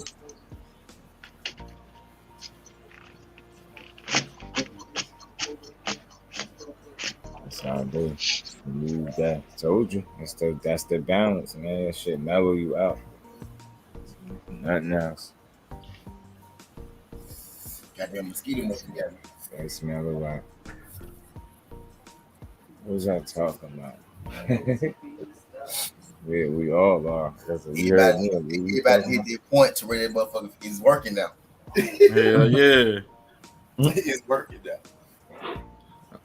Man, I'm sitting over here thinking it, and you said it. I was like, man, what's going on, bro? Oh yeah. I know what I missed. Who the fuck fought in the undercard again? OTB, you said Laura. Yeah. Laura and O'Sullivan. Hey, O'Sullivan, ain't that the dude with the curly mustache? The Irish dude wearing the mustache. It was one more fight too, though, but it was a good one. Jesus Ramos. Yeah, there you go. Santa Maria. That should be a good fight anyway, right? That's gonna be a good fight. Yeah. I don't think none of them shit's gonna be good for you. The Marie Ray was gonna be alright, bro. Type alright. You don't like the Santa Maria Ramos? Nah, I don't like none of them fights. Who won? Not for pay-per-view fight. I think that's a good fight. But you talking about a pay-per-view. You want me to pay to see that shit? Oh, yeah, okay. I gotta pay to see that shit. I got you. After Leonard Ellerby just told us, we know y'all gonna buy the shit anyway. Y'all gonna pay to see Tank anyway. They getting a little bold, ain't they? Yeah. Getting a little bold talking like that. And not only talking like that, but then you give us a card like that. Right. Shit, on top of you gotta pay for that shit. Like studding up on it, like standing in. And you shouldn't do that to Tank. You should stack the card, bro. Treat him like a real pay-per-view star. That's what he is. Stack the card accordingly. Don't just, I get it. You want it to be on him, but still, man, give other motherfuckers a chance to shine. That's gonna make the overall card better. he gonna do what he gonna do regardless, man. Get some other people on that card. Damn, yeah, you right, man. Now that I think about it, yeah, man. Get some motherfuckers up there that we want to see, man. Stack the card the right way, bro. Man, you could have yeah. When you think of, I'm glad you said that. When you think about them asking you to pay your money, yeah, you're right, man. That shit different. Yeah, you're right. I just thought about that. And I felt better even if you showcase like Vito Milnicki and Antoine Russell. Like, yeah, man. Yeah. Like shit, you could have showcased, and then you could have made other fights better than that shit. Like shit, I would have took Caleb Plant, Anthony Durrell. Why wasn't that fight on this card? On this card. Somebody made a point. Is that fight locked yet? The way he looked in his last fight, yeah, man. Why not? Caleb Plant don't do undercard. It ain't nobody on this undercard. No bragging shit though. I'm not for like he don't like the status he at. He don't do. Yeah, I understand you coming off Canelo. You ain't. Yeah, I mean. Yeah, I feel. No, even before then though, you gotta think his last couple fights only been headlines. Just think about it. Yeah, gotta say that he has been a headliner since he came in. But shit, it's some other fights y'all could have made. Like I say, I would have felt better. Now, that's a good one. It should be on that motherfucker. Yeah, that's an undercard ass fight. Yeah, it is. Yeah, man. It really is. It's a great co-main event type shit. Exactly. Shit, when Anthony Durrell fought David Benavidez, it wasn't a main event fight. Shit, that shit wasn't a main event fight when Anthony Durrell fought his last fight. Now, yeah, man, I guess he is coming off a knockout though. And they got real beef. Durrell don't. Yeah. Durrell think Caleb Plant fake. He think he not fake. He think he privileged from PBC. Not because he white, but he think the company like Plant better, so he want to beat up Plant basically. He like y'all put more into him than me, so I want to beat him up. I'm not interested in seeing those. I watched the Laura fight, but I'm not really interested in seeing the other fight. I think that one gonna be garbage. D3. The Laura fight. It's Laura, but I think his opponent ain't gonna. I think like Sullivan, bro.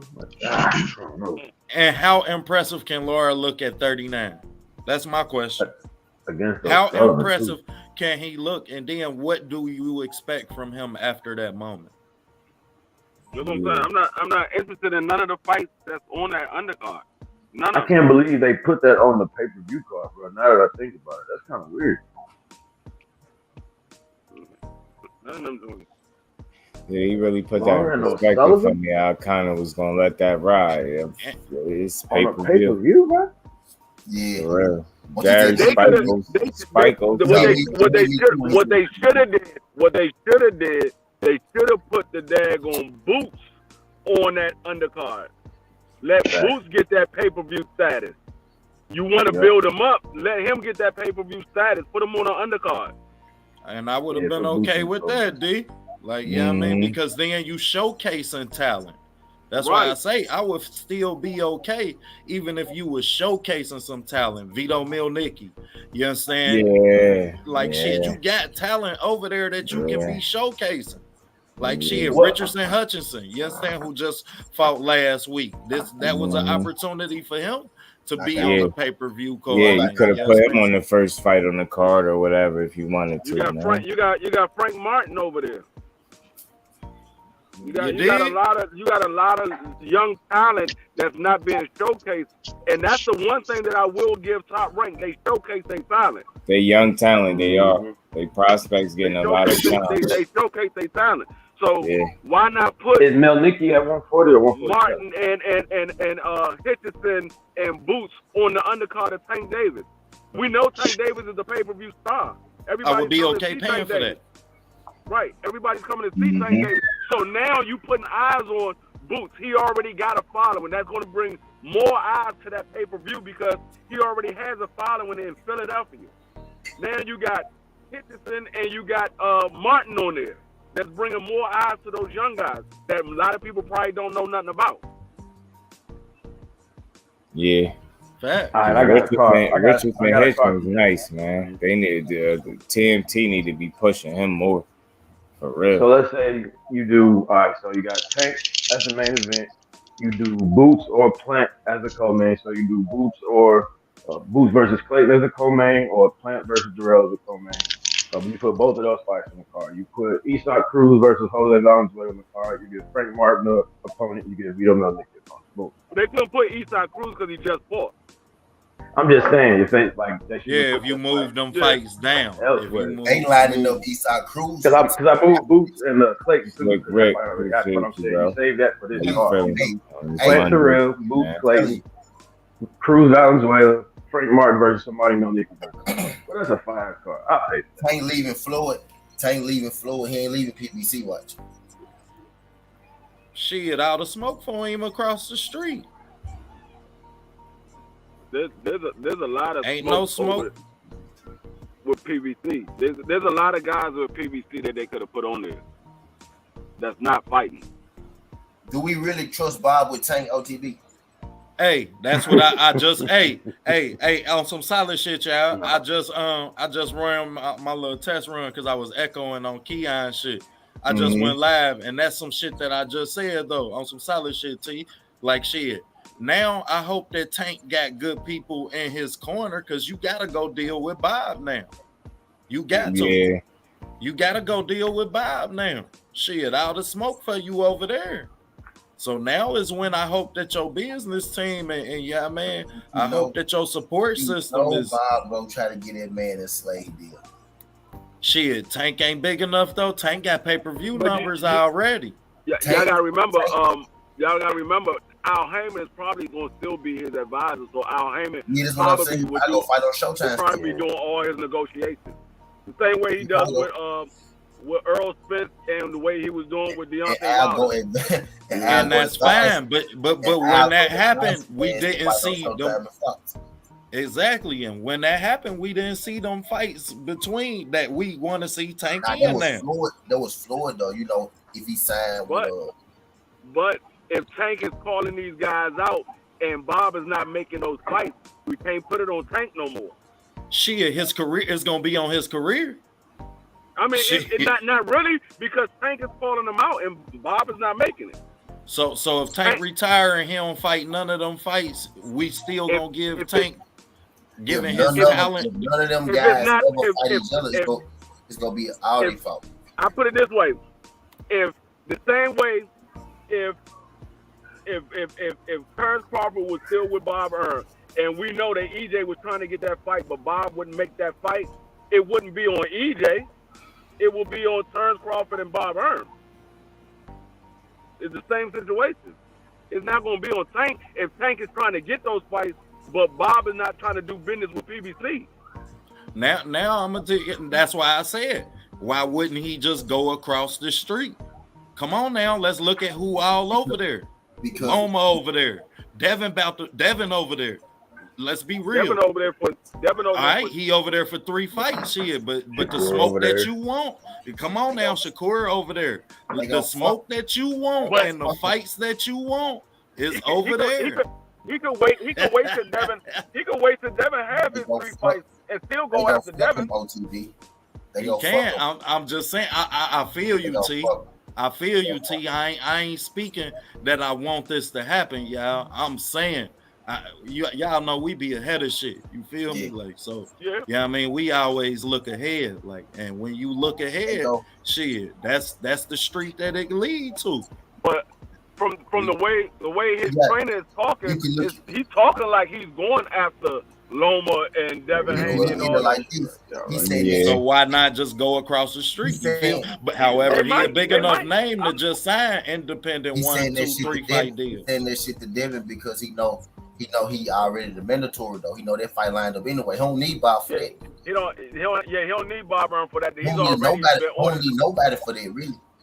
Yeah, he's already been ordered to manage for that undisputed fight. Already. The WBA already mandated that. They said once this fight is over with, Cambosa and Devin, Tank is the mandatory for that fight because they're trying to consolidate those WBA belts. Mm-hmm. So really, they need to be trying to get Tank that bad. You know they gotta try and run him that bad. To be honest, actually the only fight that's over there for him to get is the Loma fight because he's going to get that fight for the undisputed, which I believe it will be Devin. He's going to get that fight. Kambosos is not a top name. He's just a name right now because he has the belts, but he's not a top name because if Tank would have fought Kambosos before Tio did, everybody be like, who the fuck is Kambosos? Yeah, your facts. That's crazy as you say that. That's a fact, though. Yo, that's a fact, though. That's crazy. I never thought about that. He said it, though.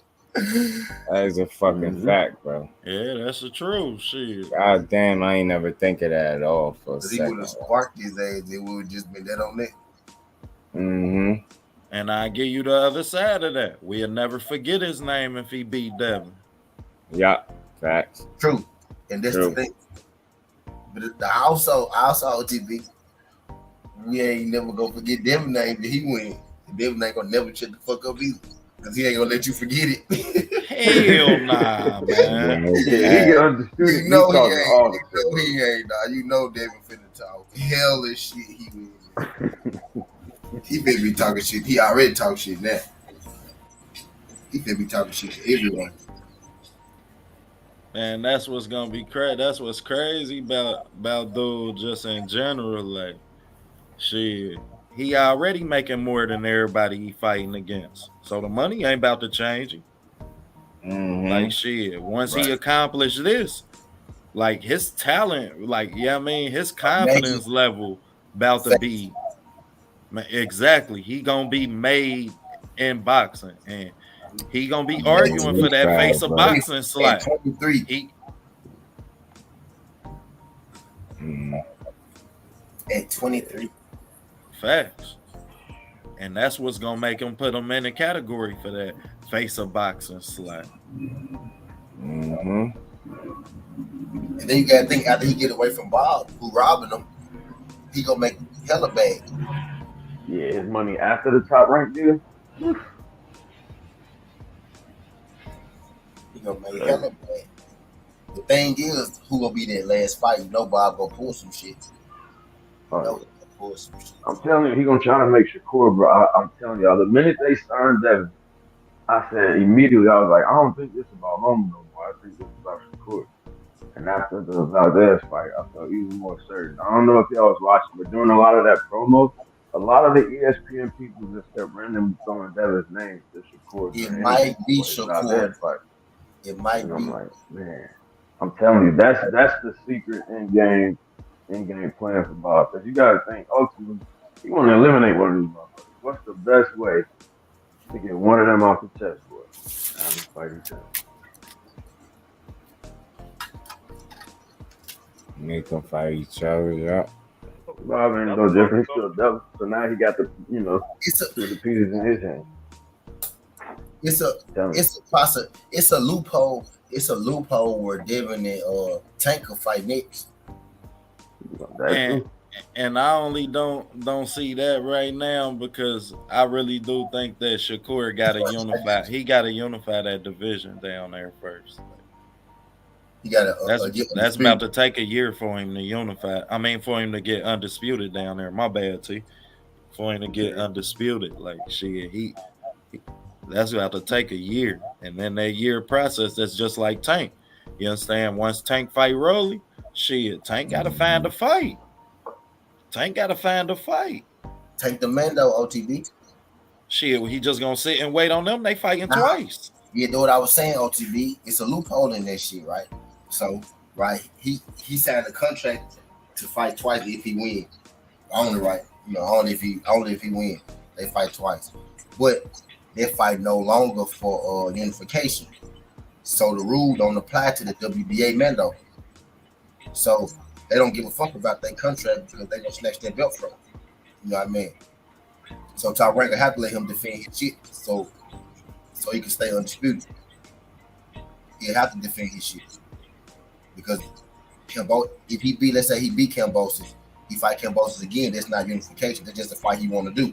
It's a volunteer. Don't nobody give a fuck about a volunteer. You got to defend your belt. You know what I mean? Yeah, they about to have them mandatory. That's why they the motherfuckers be dropping them bitches because of them mandatories and them sanctioning fees. So you think Bob gonna let him drop the belt? The WBA can overrule that that immediate rematch. They can still have the rematch. It just won't be immediate. Hell nah, that ain't smart from the WBA. Right. That fight gonna make it's bigger. It's bigger when your fighter get to fight them, and it's for the undisputed. Not after them two fights. It will be, yeah. It will be because it'll be just after he won undisputed. It'll be after the first fight though. Yeah. After the first fight. The first fight when he's freshly undisputed. His first exactly, and that's what I'm saying. Undisputed. Pending this any controversy or anything like that, like you understand, pending this anything short of somebody hands down getting their ass whooped. Nobody go be mad if Tank break their party up, beat Devin and beat Kambosos. Nobody gonna be mad about that. And then my name, I just realized this my name is probably better than Canelo. That shit so petty. I'm just saying, no, I agree that Bob is gonna try to intervene some kind of way. I just think, and I'm not saying he's gonna be successful, but I think there's gonna be a serious push for Shakur. Remember, Shakur was just talking about how Bob is blocking him, trying to get undisputed for some reason. Like, you know what I'm saying? Like he's waiting on something. I think he's waiting to see who wins that fight. Nah, I'm just saying, man, it's a little loophole in that jump, like for real. Like No, I'm with you. I can see the scenario you played out. That makes sense. Like I can see that. I just think Bob's gonna try to air out first. That's just hell yeah. I don't see him letting that happen. Them motherfuckers I'm not saying it's gonna go together like ants tonight, man. They about to come together like booty cheeks to keep that from happening. I'm telling you. The thing, and you gotta look, that's them having the potential to have two back-to-back undisputed champions in this division. Yeah. Kambosos could always fight. Tank win. Tank could always fight Kambosos because Kambosos still gonna be in the top rank. Top rank still gonna be putting the fights on. Tank Davis gonna be a free agent. I'm guessing. Or whatever, at this point type deal, right? So he'll be able to fight anywhere. He can still have it. Bob can still get his money. He just get a Tank. He get a Devin fight, a Tank fight. He don't keep the belt. The Tank gonna knock everybody ass out. Mm-hmm. But he ain't keep the belts anyway because Devin Haney gonna leave him after the shit over with. Depending on who he fight. But I'm just saying though, like that second fight ain't guaranteed though. The second fight will be a volunteer. It will be a volunteer. I just got this weird feeling that if Devin wins, somehow the second fight ain't gonna happen. Like, I don't know why. I just got this weird feeling. Like it's like if he wins decisively, like it's bad. Like, Tank could allow them to fight again though. If he be like, yeah, I can fight again, it don't matter. No, for sure. But he'll be the only person that really. I just like to see how shit play out. I just want to see how this exactly, how it's gonna play out because I'm like 2 fights. Tank the fucking man though. That second fight ain't no fucking unification. This shit shouldn't fly by the rules, right? It shouldn't fly. That second fight shouldn't be able to fly. But you know how it is, especially shit if Bob on it. Hell yeah, they made sure they said that second fight was in there for a reason. Shit. They know we all about to buy that shit. Kambosos is not a top-ranked fighter, so Bob ain't gonna get in the middle of it. Nah, but it's on his platform though. The fight's gonna be on his platform. Right. Now, if that was Lomachenko, Bob Earn be trying his damnedest to make sure that Lomachenko get his second shot. It's still gonna be on his platform because Lou DiBella. No, he's still gonna be on his platform. But Lou DiBella signed to do it on ESPN already. Yeah, no, I'm saying what I'm saying is like Bob Earn is not going to sit there and try to fight hard for that second fight if Devin Haney wins. He don't have no dog in that race. But Devin Haney will be fighting on ESPN regardless. Yeah. So that fight will be on ESPN. Exactly. Devin Haney got 2 fights left. Period. Whether he win, lose, or draw on ESPN. You know what I mean? So he gonna be there. But So if that's the case, then we already know what the third fight is for Devin Haney. It will be Tank Davis.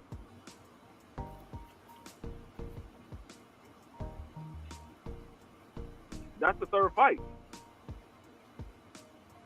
Or the second fight. No, I'm saying it's the third fight because he got 2 with Kambosa. If he has to fight Kambosa in the rematch, that's 2 for Kambosa.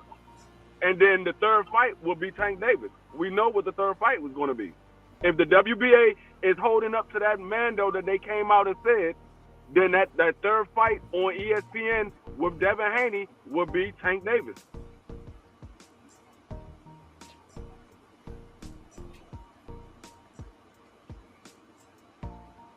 Unless Bob let Devin Haney go to Showtime, which I don't think he's going to do that. He's losing money like hell. You got Devin Haney versus Tank Davis. Tank could be a free agent at this point. No, but what I'm saying is Tank is a free agent, but we all believe that he's still going to have a deal with Showtime. So yeah, but he could step away. He could have a deal with Al. But what I'm saying is, you're going to let that big fight a deal with out Al the door and go into another platform? That's a big fight. Everybody want to see Devin Haney and Tank Davis fight, and now it will be for undisputed. That's a big ass fight. Salute, bro. It's a Devin Haney fight though. It's a Devin Haney fight and Tank the Mando. You know, even the pay work different, but they might work something special out for them too. But even the pay work different when it's a mandatory fight. You know what I mean? I'm guessing if it happens. I'm guessing you're gonna go according to the split. Yeah, I'm guessing if it happened, it'll probably go to purse bid, or Bob be letting shit go to purse bid anyway. Like I said, that would be stupid on Bob because that's a big fight. You're gonna let that big fight walk out the door, which can make you millions. That's a big fight. That fight gonna probably roughly. It's gonna probably do if they put that on pay-per-view. That joint probably would do roughly about 300,000 to 400,000 pay-per-view. Yeah, but Tank signed ESPN. ESPN fights only fight on ESPN. It's gonna be an ESPN Showtime pay-per-view. I know what I'm saying is it's gonna be on ESPN anyway. Because Devin Haney had 3 fights on ESPN. This first fight with Kambosa, the next fight with Kambosa, and then a third fight. They did a ESPN pay-per-view joint with PBC for Wilder Fury, so they'll just do some shit like that again. Yeah, they did it. I mean, they did it. They did a ESPN pay-per-view with Bud Crawford and Sean Porter. Mm-hmm. Yeah. So I'm just saying it would be stupid for Bob to let if the WBA holds up to what they came out with and said that Tank Davis is the mandatory for the winner of Kambosa and Devin Haney. If they hold up to that, that means that third fight will be Tank Davis. If Bob Arum let that walk out the door because he don't want that fight, he don't want that to be the third fight, that would be stupid on Bob Arum. Mm-hmm. Because he's not gonna get a bigger fight than Tank Davis versus Devin Haney. The Loma single fight is not gonna be bigger than Tank Davis versus Devin Haney. Yeah, that's a fact. You think he'll try to make Tank and Devin and try to convince Loma to go back down to 130 fight Shakur? I'm out, family. I check in. We tapped in, and I tap in with y'all tomorrow. You already know. Salute to the game. What'd you say, St. Louis? No, I don't even know if y'all heard that. I just had a meet real quick. My baby girl came back. I thought somebody asked a question. All right, Fate. Appreciate you, bro. Salute to you. No, I was saying, you think he'll try to make Tank versus Devin, and then try to convince Loma to go back down to 130 and fight Shakur? Bob? Man, finna let them folks beat up on Lomachenko. He like him too much. He don't gonna let. He let. You don't think he gonna let him fight either one? He really put T.O. He put Lomachenko on T.O. thinking Loma was gonna win. Yeah, I believe that. Yeah. That I believe. Yeah. I believe that in my heart, bro. He thought Loma was gonna whoop you. He was, I'm finna get this nigga beat up. And Loma laid the egg. He was like, motherfucker. Loma laid a motherfucking egg, man.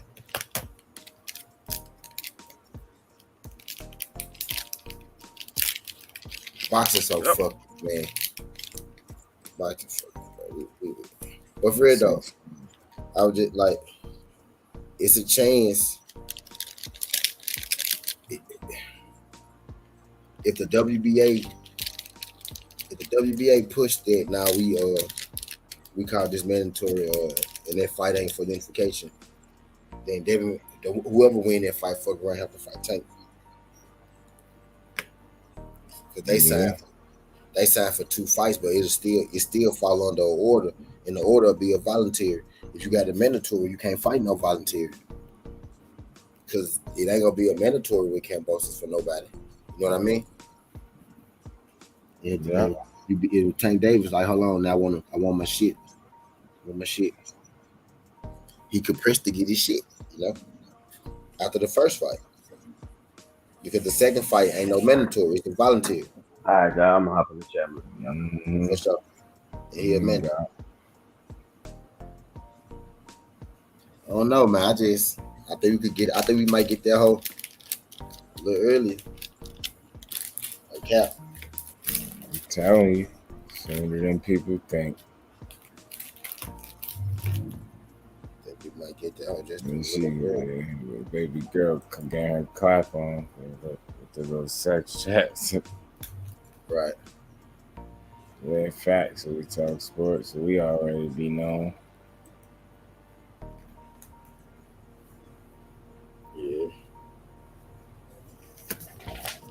Yeah. It's crazy. Devin came on and said that he ain't fucking with Floyd no more. Like I kind of knew it, but to hear him say it. Say that again. I said Devin came out today and said he ain't fucking with Floyd them no more. Oh, Devin? Yeah, I mean not Devin. Tank.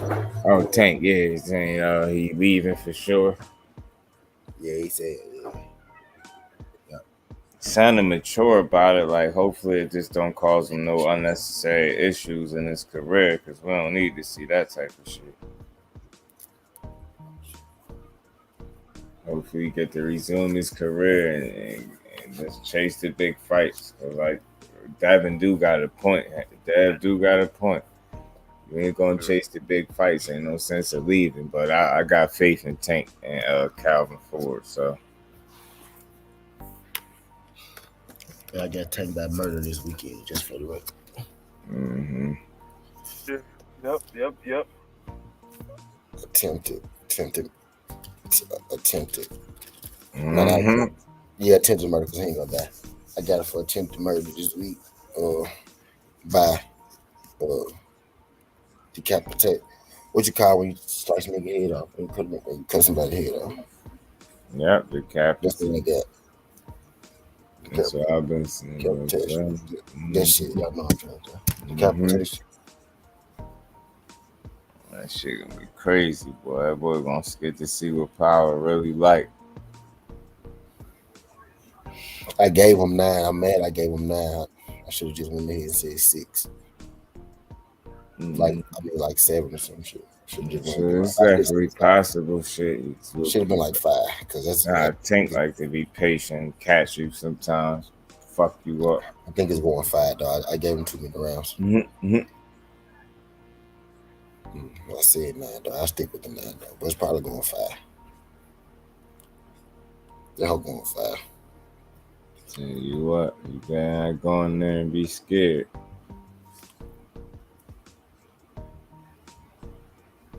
How he looked at that press conference and he keeps saying that shit was not convincing. That boy looks scared. if I'm Devin Haney, I'm winning undisputed, and I'm telling him Kambosos can keep his belts.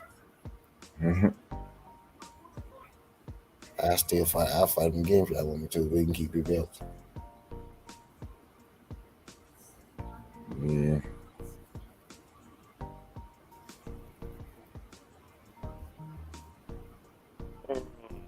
Because he gonna beat. They gonna always remember him after this shit.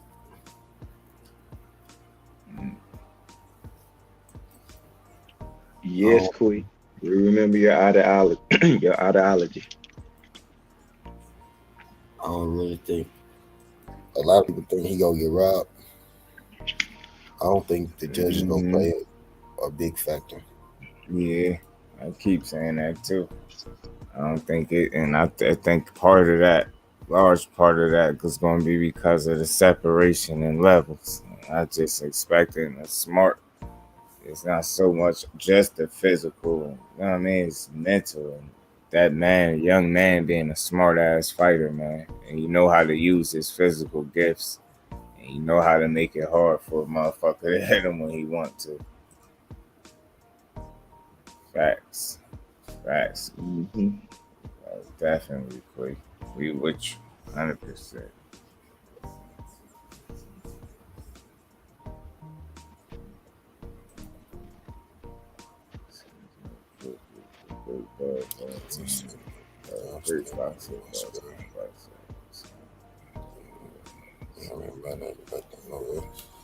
Facts. There's always facts. What's up,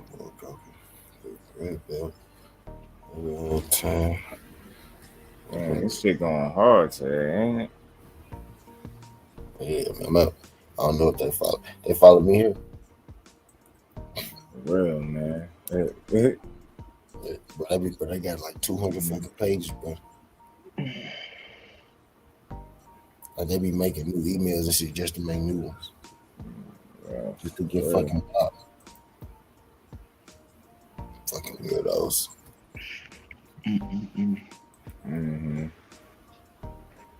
Fucking weirdos. These people be telling me so much more feel now than the first time. I said it last year. Yep. Yep, quick. Yep. Down that bullshit. I gotta be aware. Cause they most definitely trying to fuck Devin. I won't be surprised if that nigga hot water didn't work, if his food was poison. If his bags don't make it. If his bags get stolen during the room check, some shit like that.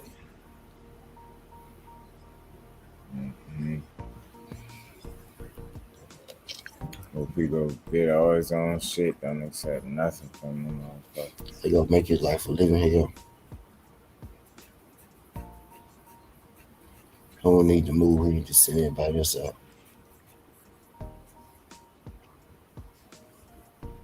Take shit from them niggas. Barely a fucking handshake at this point.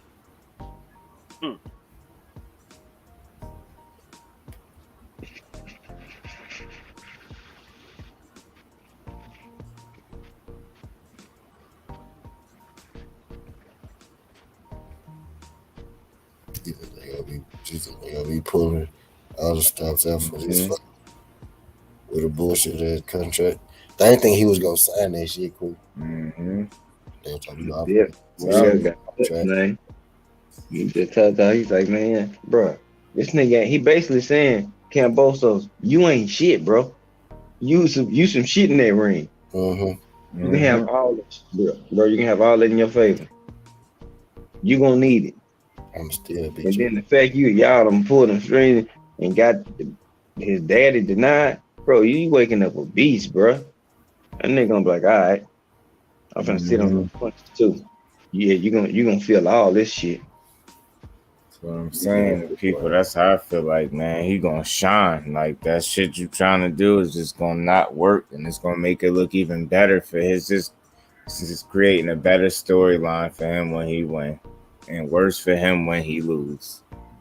Telling you, and I can't wait. It's gonna be better for Haney and worse for Kambosos, and you gonna see it. 'Cause at the end of the day, we're gonna have this shit as like bulletin board material. This little, all this extra shit you did to lose to try to avoid this ass whooping that's coming your way. But, yeah, facts. You already know. Know it. It's a little ass. No, Miami getting the shit beat out of them. We ain't talking about that right now, boy. It's 84 to 57. 84 to 57. Yeah.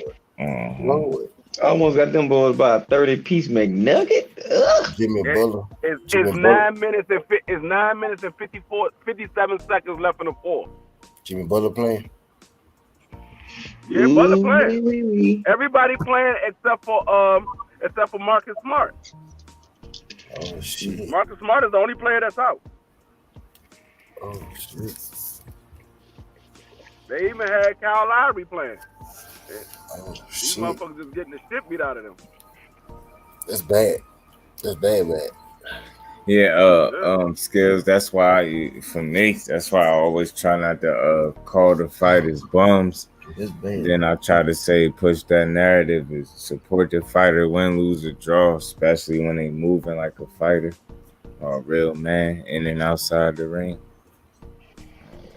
That's half the reason why these folks don't want to get in the ring. It's because punk ass motherfuckers with these networks. Not so much the content creators, because we talk about a fighter based off because we looking at it out of different lens. Some people just biased, some people actually know what they're talking about. These niggas create this narrative, they push it out to millions and millions of people. Exactly. You know what I'm saying?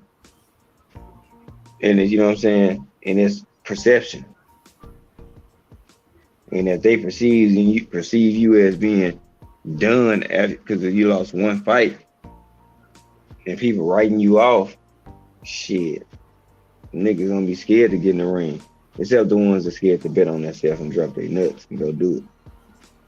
Yeah. So media has fucked up a lot. Fucked up a lot. Good and bad. Yeah. They can promote the fuck at you, but it can expose your ass too.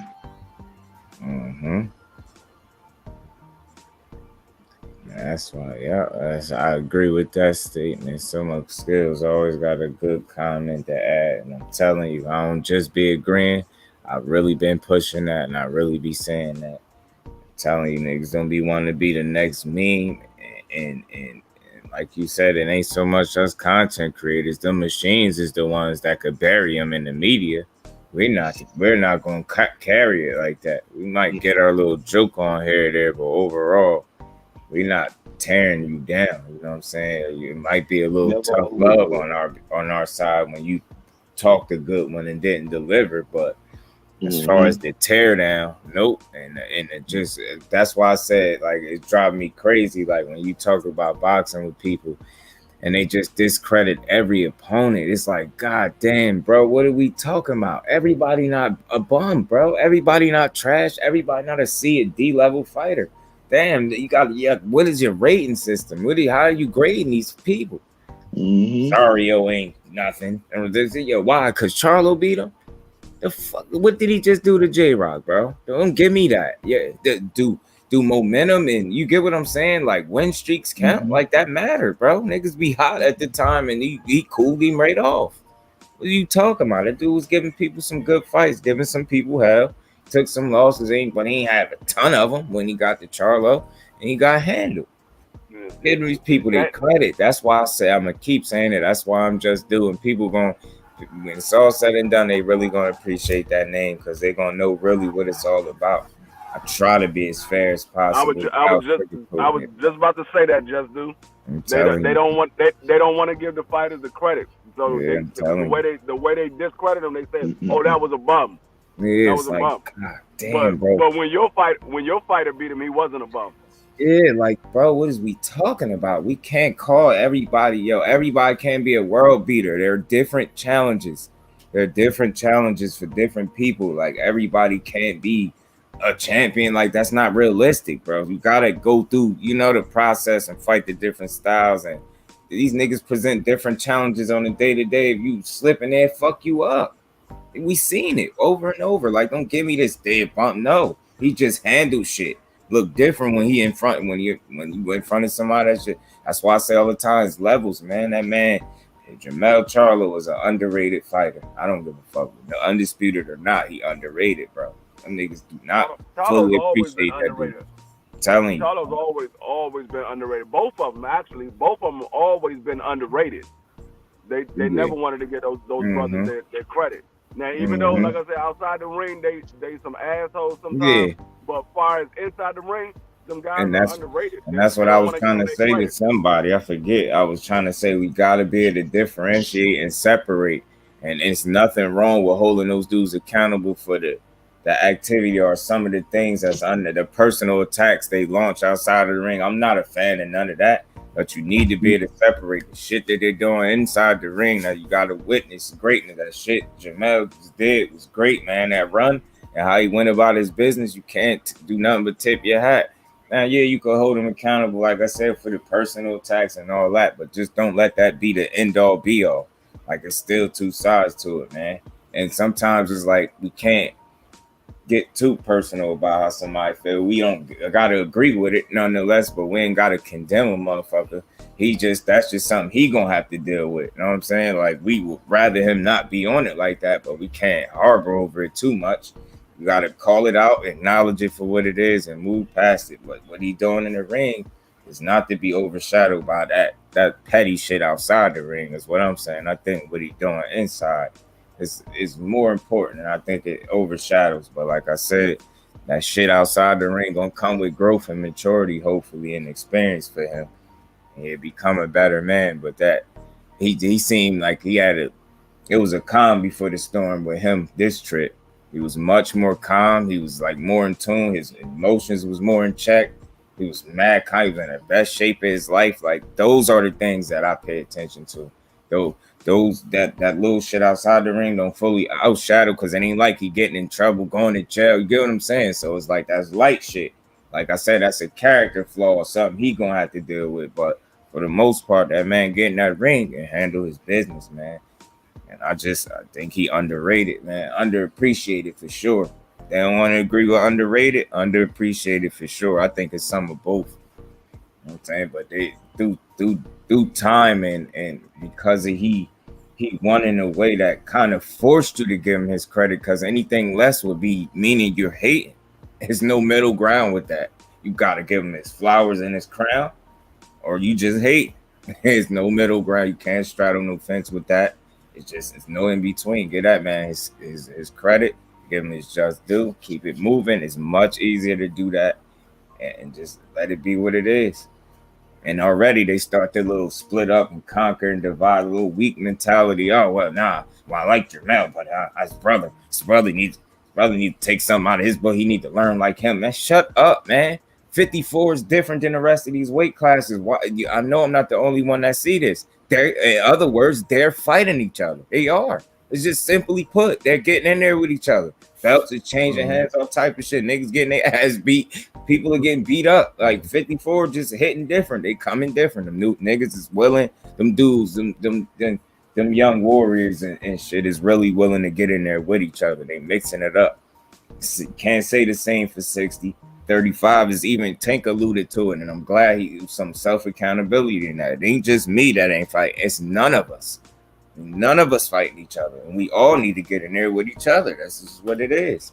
Like, yeah, that's what you need to say. Ain't no, don't try to defend it. No, just accept it, understand it. Yeah, you're right, and it's all of us. We all got to get in there. Facts, girls. We all get in there, and it's gonna be better for boxing, better for all of us. It's just that simple. Get your ass in there, and like I said, the way he went about the call out, it wasn't in a clout chasing manner. It was like in the context of the conversation, because it was brought up, and he responded like a competitor would. He took a little jab. He didn't make it too personal, and even me being fair, I don't agree. I ain't gonna never call Devin Haney no email champion. Yeah, it's funny for sound bites when you want to laugh, but nah, man, that man worked for what he got.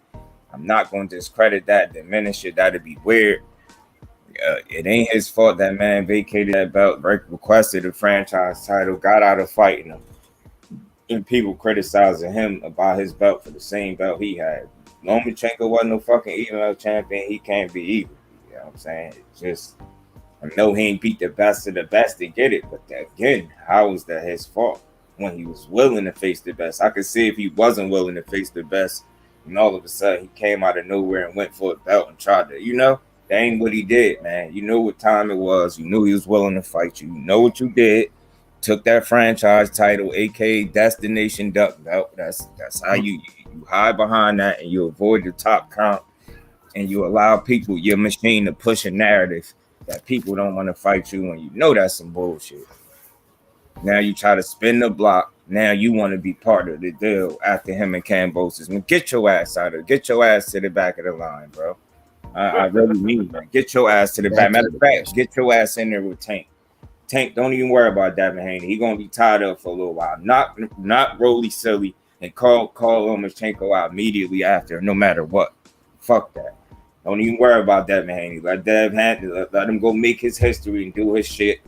Y'all eventually gonna meet up, beat Rolly ass, and go call Lomachenko out. Straight like that. Beat his ass, then you and Dev can see each other. Maybe by the time Dev done with Kambosos, you know what I'm saying? Then you could really be the third name. You know what I'm saying? You could be at the end of that contract instead of Loma by eliminating his ass from the equation, by beating his motherfucking ass. And I really, truly, wholeheartedly believe that fight could be competitive because Loma could fight. But I think Tank could beat his ass. Yeah. I think the first time Loma feels Tank power, he gonna try to stay away. Oh yeah. I'm with you, Skillers. Yeah.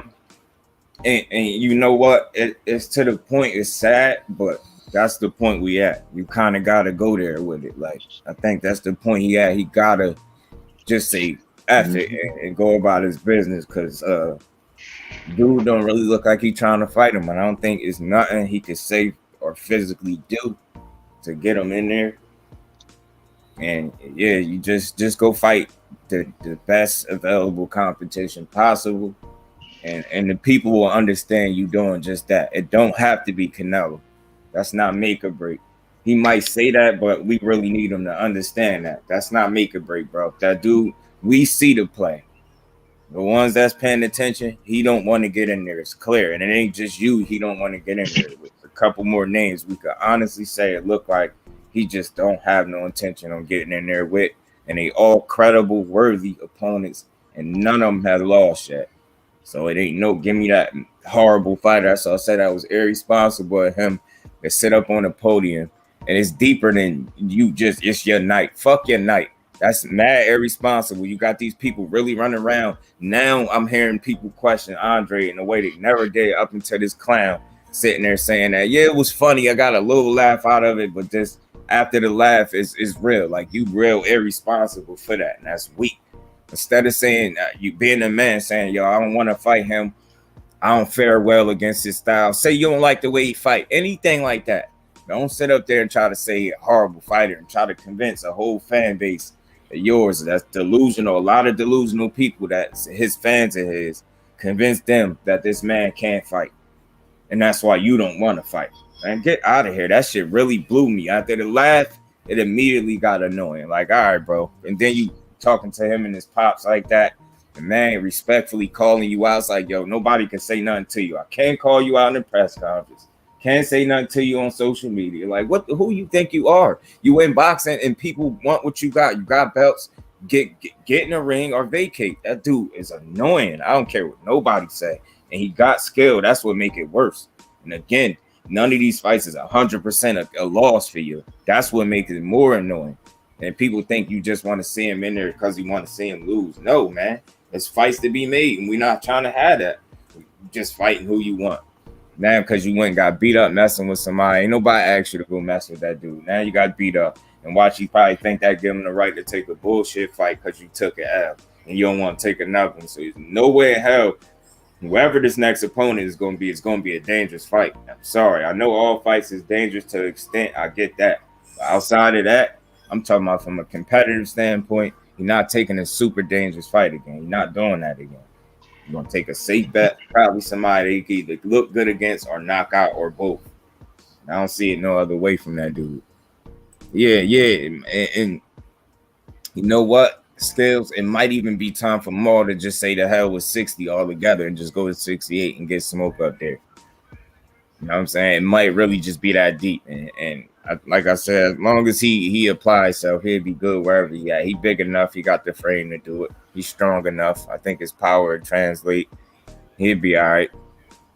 I think that's just what it is. Moving to another division really won't hurt him right now. And then maybe we could put it into this David Benavidez bullshit. For real. That's what I ain't gonna lie, man. On the low, I wasn't even gonna speak him, but that's what I kind of want. And I like David Benavidez too. But I'm just a little tired of the call outs. Nah, bro. Just go fight him. Fuck that. Go be great and go fight that dude. Win, lose, or draw, the people gonna rock with you. You went to go fight him. And it's not a fight where somebody gonna look at you as shit if you was to lose. I wouldn't. So it's like, and they ain't know for sure he gonna beat you. So, man, because you damn sure ain't gonna be cowering in no corner for him to throw no 6-7 fucking uppercuts. Ain't no goddamn way in hell you gonna do that with him.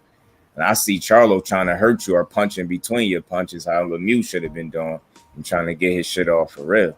I don't see him sitting in there cowering out. Nah, hell no, being soft like that. No, he gonna try to come for his. He gonna actually try to win. Deal with this belt by not. Yeah, facts. Yeah, and like again, that's just to be fair, I didn't agree with Tank saying it. Like, you know what I'm saying with that in regards to Dev, because it's trying to discredit him. Like, but and if I guess if it's coming from like media and shit, it's more discrediting. When it's them, it's more competition and shit talking. So I kind of understand it. And like I said, I'm just glad it don't get personal. Like, that's still within the context of box. You can call him the email champ. You talking shit. You know what it is. You know that man fought who he was supposed to fight and who he could fight. And that just happened to be the way he got the belt. And that's just so be it. That is what it is. It ain't his fault. And again, I could see if he was not willing to fight any and whoever out there. And that's one thing about Haney, aside from the fact that I think he deserved a shot at Kambosos and undisputed. Beside the fact that I root for him, I think he earned this spot. He deserved it. I also think that he'd be willing to defend those belts against anybody if he so choose to stay there. I don't think he would hold the division up. I think he would either defend them or vacate and just let people fight for him. I mean, either way, whatever. If you move up and now something you did, then we get that. If you just sit there and defend them, then okay, even better. But that's another reason why I'm glad he getting this shot, because I think he's going to seize the opportunity, going to take advantage of the moment. He's going to get them belts. And like I said, if he decides to stay at 35, I think he'll fight whoever that he need to fight as far as the top dudes. That'll make history without, and that's exactly.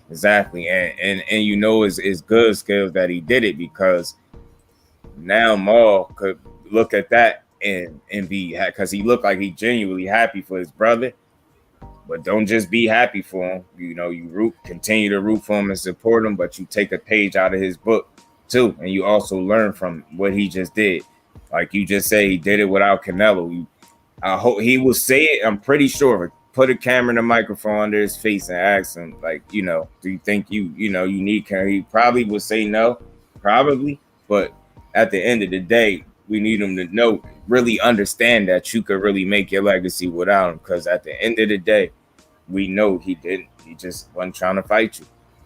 And it's all good. It's other smoke for you to get. And that's why I said, if you can't get Triple G in there, then there ain't no need for him to be at 60 no more. You had that belt long enough. You still a champion in my eyes with or without that fucking belt. Go move up, get that belt, or let them do what they're going to do with it, and just create some more legacy at 68 for yourself, or create some real legacy. Get some pivotal, you know what I mean? Some marquee names, should I say. Get some marquee names, niggas of significance. Fight somebody that You know what I mean? People want to see you fight. Yeah. No, I think. I think that he got Earl and Mel undisputed. EJ undisputed. They don't need Canelo. That's why when they asked him about Canelo after the fight, he's like, "Fuck Canelo, fuck David Benavidez. We sent Canelo a contract. He don't want to fight. I ain't worrying about Canelo." I asked Al for I then told him I want the Benavidez fight. He said, "Hey, let's do it 2023. Cool." You know what I'm saying? I'm gonna hold that man to his word. You feel me? I ain't gonna not sit here and say he ain't gonna hold up to his word. So until then, 2023 come, we don't see no time doing it. Then I'm on your helmet.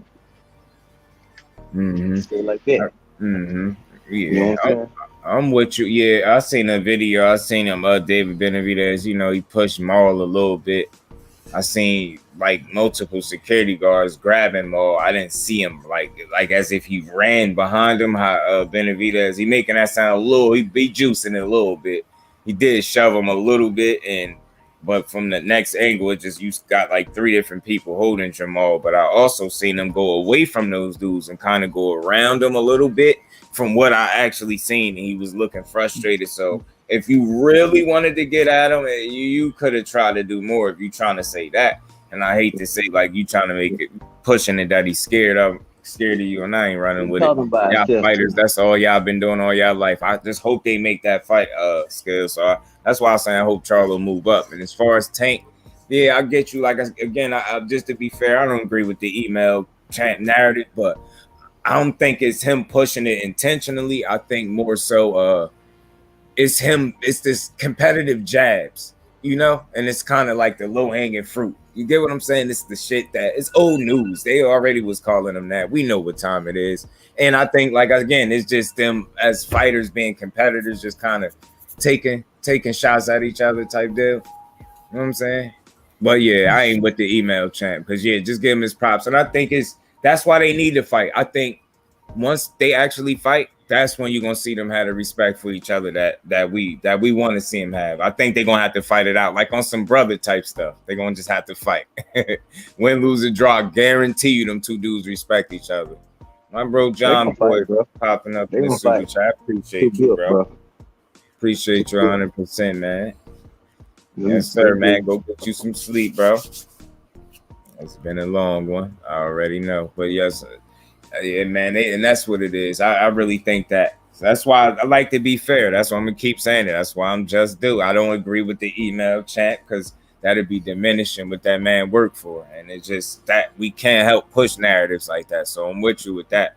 But again, I just think I'm gonna give Tank the slight benefit of the doubt because he's within competition, so he kind of just taking more so of a jab, trying to he's an email, not trying to talk your little shit, but we ain't with that. We just know y'all got to fight to get it out y'all system.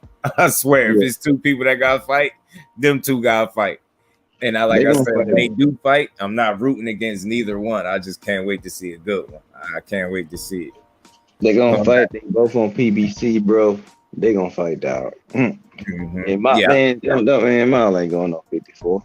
Yeah, Scales. Don't, Maul. And I think sometimes people be really holding Maul to his words. He just be talking shit. I think he know he could piss people off a little bit. You know what I'm saying? He touched them unacceptable. Yeah, definitely. Yeah, but then they rolled up deep too. See, they caught him in the mix of him just shooting the shit. You know what I'm saying? He had already been talking shit to Mr. Davis Senior. David and his boys rolled up over there. And he didn't run, but it's like shit. You tapped the nigga on like, or you didn't really want to. It was really weak. That's why I say niggas got to choose their words more wisely.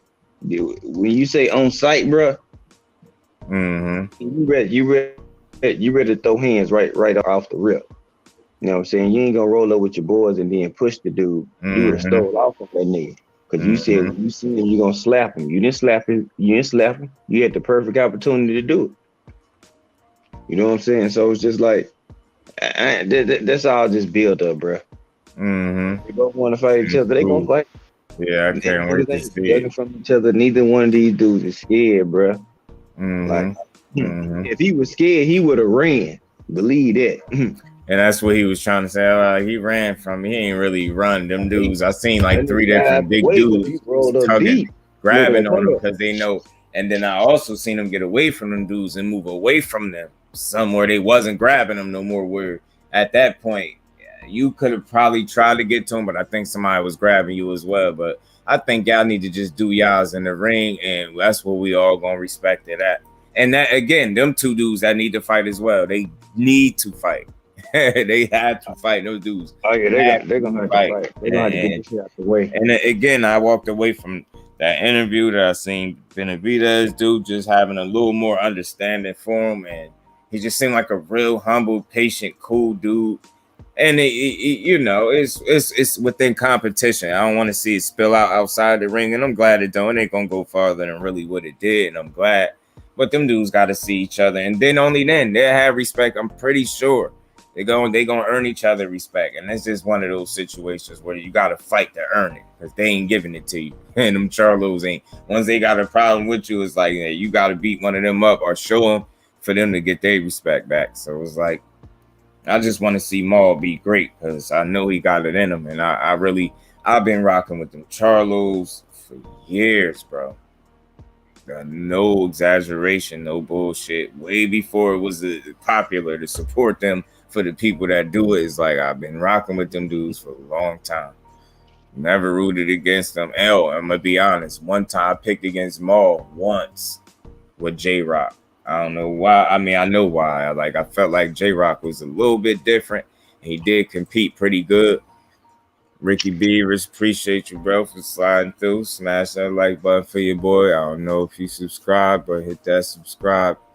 Appreciate you. Davis versus Haney. Yeah, man. He did. Tank said, since he doing all that barking, said after him and Cambosis, if he win, and he want to fight Haney. So I thought that was cool. But it was within the context of the conversation. It wasn't in like the typical clout chasing fashion. Because my initial thoughts was like, now, why would you mention Haney and he busy? That's just me being fair. Like, just me calling it fair. Because I would have said the same thing if it was other way around. Haney saying his name when he had a fight. But then when I hear the rest of it and hear, how, Haney came into the conversation, then I get it. And then that's when, Tank took his opportunity to, kind of take his little jab at Haney. And again, he ain't no email champion. That man worked for it. He defended that belt several times. Ain't nobody been able to take it up off him yet. And for sure, one thing for sure, 2 things for certain. Had somebody beat him at any given point while he had that belt, they would be calling themselves the WBC lightweight champion. You could bet your bottom dollar on that. So when people and just to be fair, and I love Tank, if he was to fight him and beat him in that belt, he would be calling himself the WBC lightweight champion. He would not be calling himself an email champion. You best believe that. So when you look at that, you just know what it is. That's just him being a competitor and taking jabs at his competition. And like I said, as long as it's within the context of boxing, it ain't get personal. He start talking about his jewelry and pawning his jewelry and shit like that. You know what I'm saying? Start talking about his dad and no disrespectful shit like that. He got respect for Haney. And I know Haney got it for him. And like I said, I just played that little clip where Brian Custer asked Devin Haney, who you think could be your toughest fighter, or something along those lines. And he said, I think Tank. He said that shit immediately because he know. And that's a 2-sided coin. They both know. And regardless, that's one thing about me as a spectator or a supporter of this shit. You can talk all the shit they want. It's cool for the sport, long as it's not personal, and I love it. It's within the context of like competition. Is all good. But them dudes ain't scared of each other, and I can't wait to see them dudes fight. It's fun to hear them talk like that. Like I said, as long as that shit don't get personal, it's cool. And I can support it because they eventually gonna meet. They're gonna have to fight. And that shit is going, and he know how good of a fight that gonna be. And Shakur said the same thing. It's funny because then they asked Shakur something like that, and he said Tank as well. So that's something that's something to be said about Tank. He's a special fighter, but so is Devin Haney. With or without the power that people claim he don't got. yeah, young boy is hard to beat. He's gonna be a matchup nightmare for a lot of Oh people. man, my bad. Gary Russell Sr. passed away. Man, so that was true. Man, that is the weakest of the week, bro. Man. Yeah.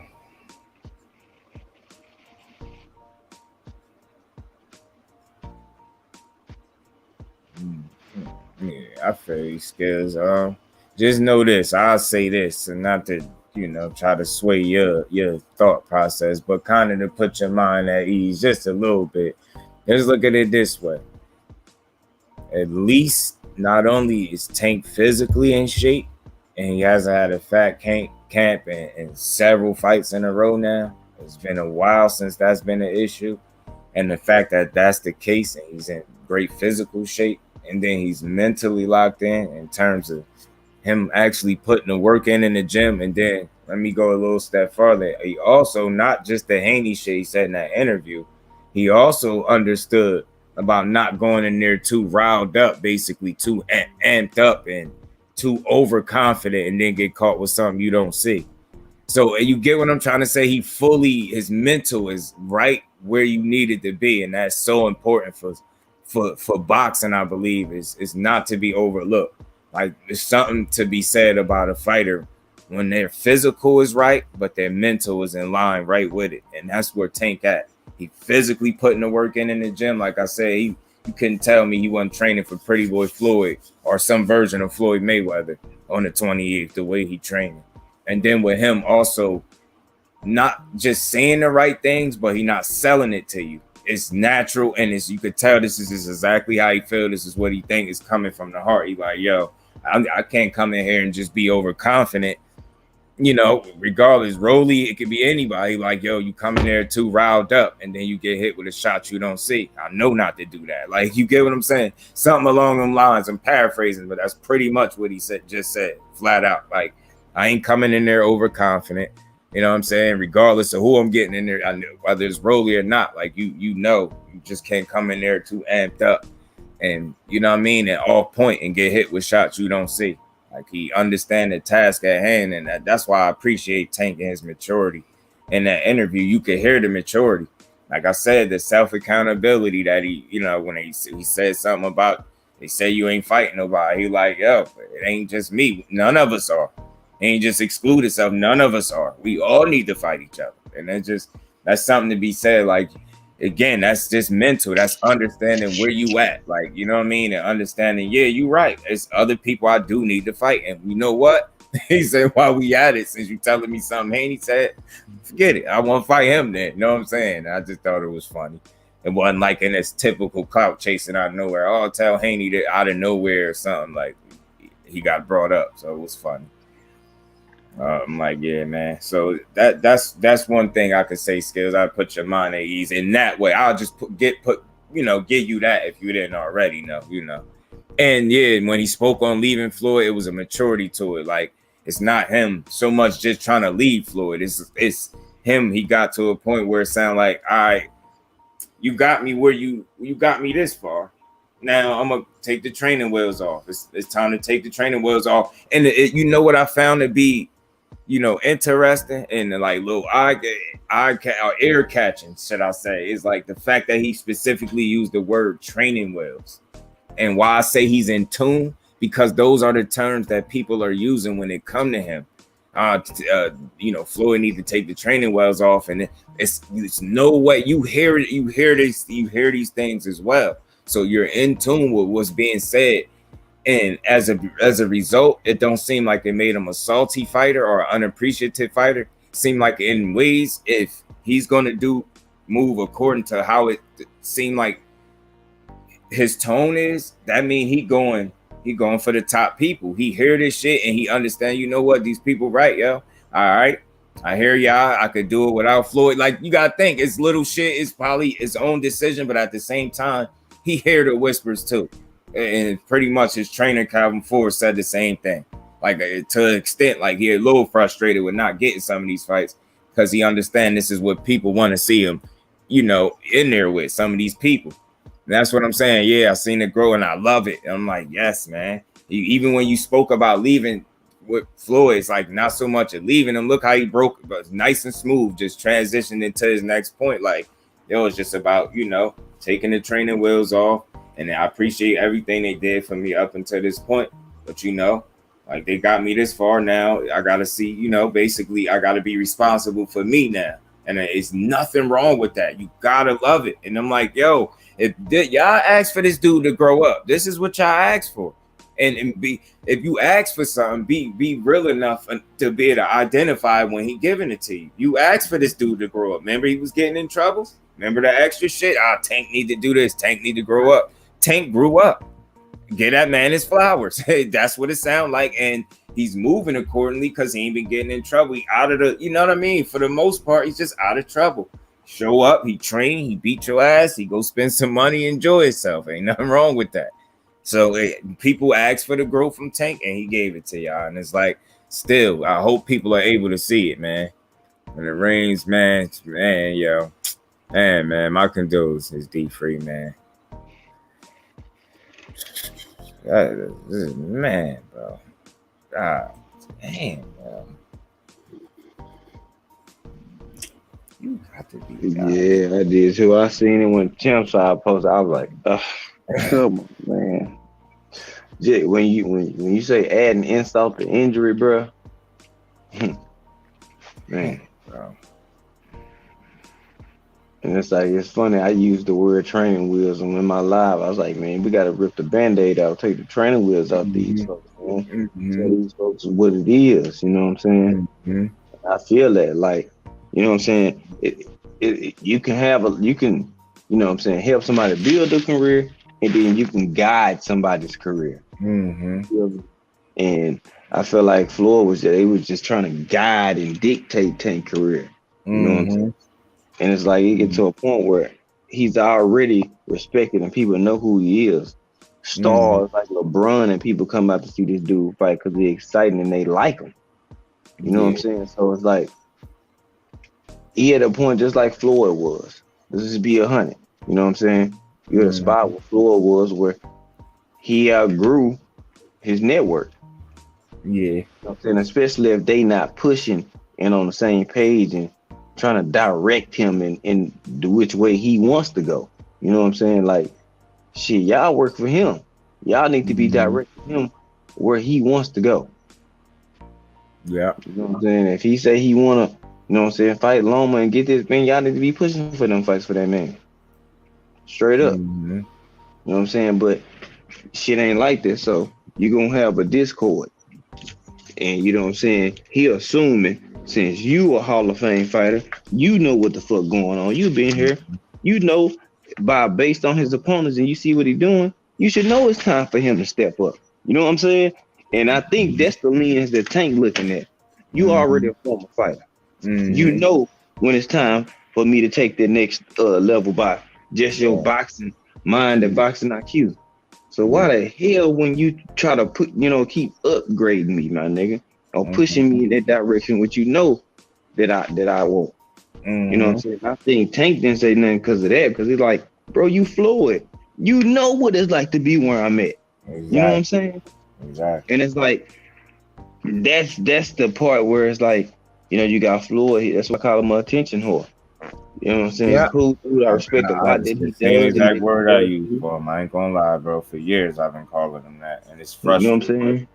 It is. It's irritating because you overshadow like your pupils that you should be grooming, bro. Like, do you know what it'll do for your fucking legacy if you're known as a Hall of Fame promoter and fighter, bro? Come on, bro. He don't even see the play, bro. You got a star right here. You could just be grooming, fam. And then if you really wanted to, you can keep mentoring and giving game to people like, you know what I'm saying, Devin Haney and Bill Haney, and be connected, and you got them connected under, you know, in your network as well. Like, come on, bro. Like, I say, some people that get a position of power, you know, he know how to, you know what I'm saying, no disrespect as a boxer and him making his money, he showed people how to get paid. But in a promoter suit, bro, you gotta sit back and go take some lessons, Lord. Like, it's easy, it's an easy fix. That's the killing part. It's an easy fix. Yeah. I mean, like the fix is not hard at all. You know what I'm saying? And I don't think he realized that it's so simple to fix.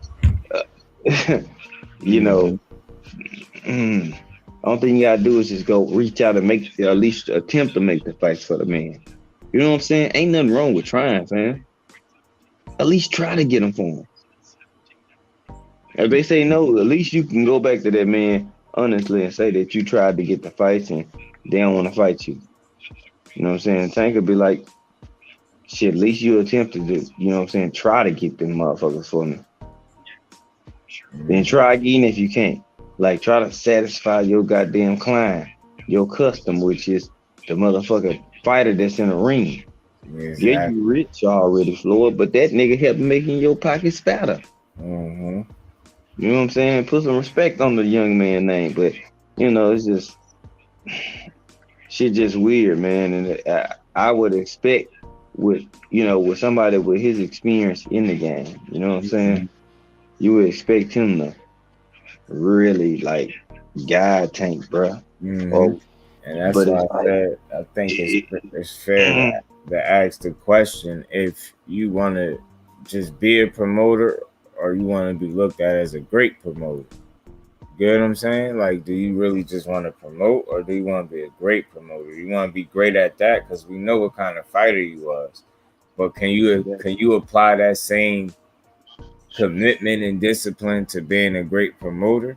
You know what I'm saying? To get the absolute most out of that part of your career in your life, like, you know. So it's like, man, because if that's the case, if you actually want to be great, then it's some very simple things that you need to be doing and you could be doing. I can't tell you what you need to be doing. I ain't got no company and no fighters, none of that. But I'm just saying, I don't think it's unreasonable to say promote what you have left or what you have now or what you've been had. Like, you know what I mean? Like, you got some fighters to work with that you could talk about as well. I think you got Jalil Hackett over there. Got Richardson, Hitchens still. You got some fighters. I think you still do. Is Kevin Newman still over there? Like, you got some people you work with. You got some people you could push, man. That's all I'm saying. Yeah, Kevin David. Me and Kato interviewed him. Did he say he was a top rate? Where he at now? I can't remember. Yeah, I ain't like the way he did that. Yeah, and that's my biggest issue with him from the outside looking in, because I don't know him personally at all. It seems like when you're not a straight up yes man to everything, you bound to have a fallout with him sooner or later. AP, 50, like anybody that's not a permanent. And I'm not saying the people that are cool are automatically, but you get what I'm saying. Like, ultimately, you've seen the issues him and Tank kind of had and how that went. But I'm glad it got put to the back burner, and they done away with it. And I just hope they continue to do some type of business and remain cool. Like, that shit shouldn't change nothing. It should be business as usual. No hard feelings. You love him like a son. All right, his son is just growing up now. Okay, and it took him long enough in some people's eyes. But I'm like, yo, I think all these fights y'all asking for, y'all gonna start to get, because there's only so many more Rollies out there. And y'all get what I'm trying to say. Like, it ain't too many of those type of dudes. Like, it's time for the top tier niggas now. You almost got 30 fights. You got more than enough experience, championship experience, bro. Get up in there, bro. Like I said, it works in a 50-50 fight, and I want to see it. The thing I do love about Floyd. Yeah, Tank, you're 27. Like, you know what I'm saying? It's your time to go ahead and shine. Like, I always referred to Tank was like that pretty, vicious pit bull that get on your ass, but the owner just let the motherfucker tied up all the time. You won't let this nigga loose. You won't let him go out and play. He can't go do nothing. You know what I'm saying? So that's how I kind of looked at it. You know what I'm saying? Like, you got to let the man free. You got to let him go. You know what I'm saying? Spread his wings and try to go be great. And then you also got to push for the shit. You got to go try to make it. So as he pushing for it, it makes the build up. It make people want to do this shit. Exactly.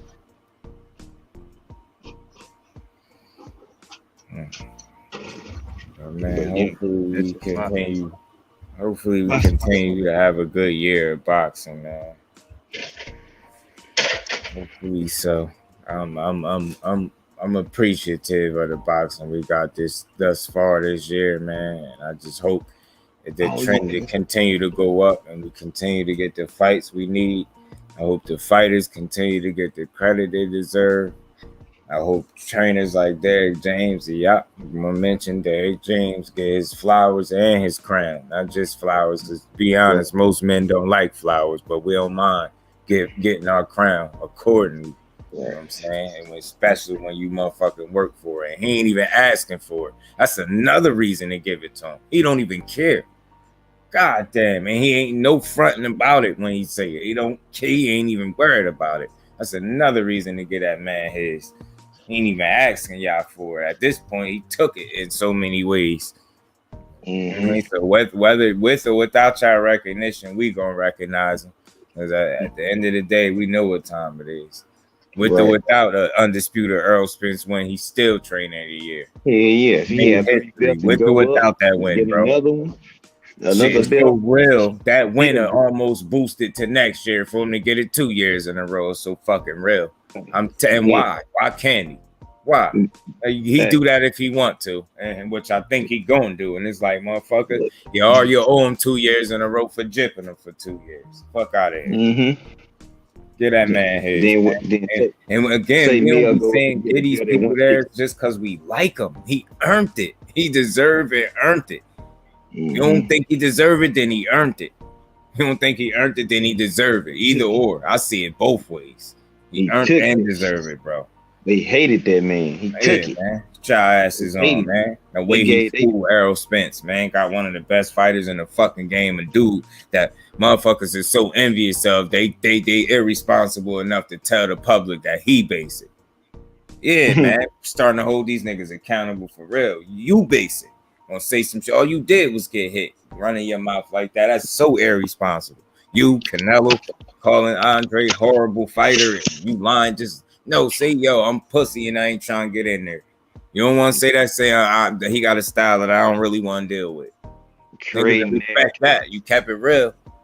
Fuck out of here. Horrible. Nah, man. It's mislead the people. Earl Spence technically and fundamentally sound disciplined. That's what you seen. Fuck is you talking about? Explain it the real way, not the hating way. The real way, bro.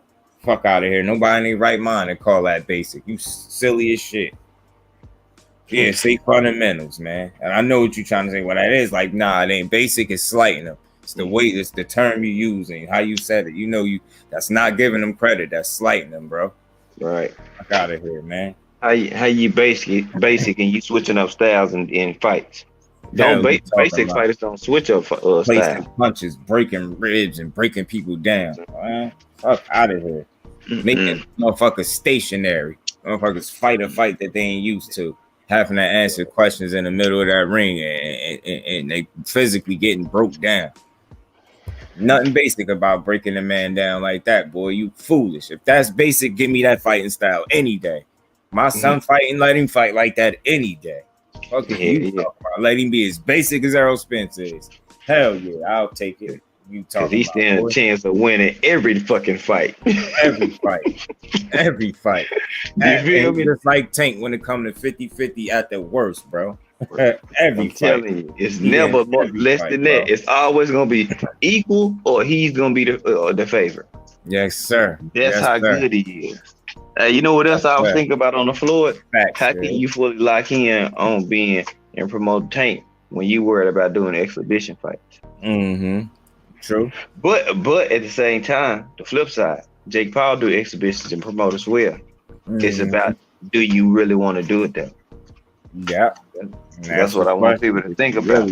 Jake Paul do exhibition fights and he giving people extra bread, giving them their biggest bag and everything. You know what I'm saying? But Floyd, you got the clout, the power. You got so much more than a Jake Paul, but he like I'm gonna show y'all how to do this shit. I already had millions of followers on YouTube. I'm just gonna translate them and have them follow me over here to this network and watch me fight.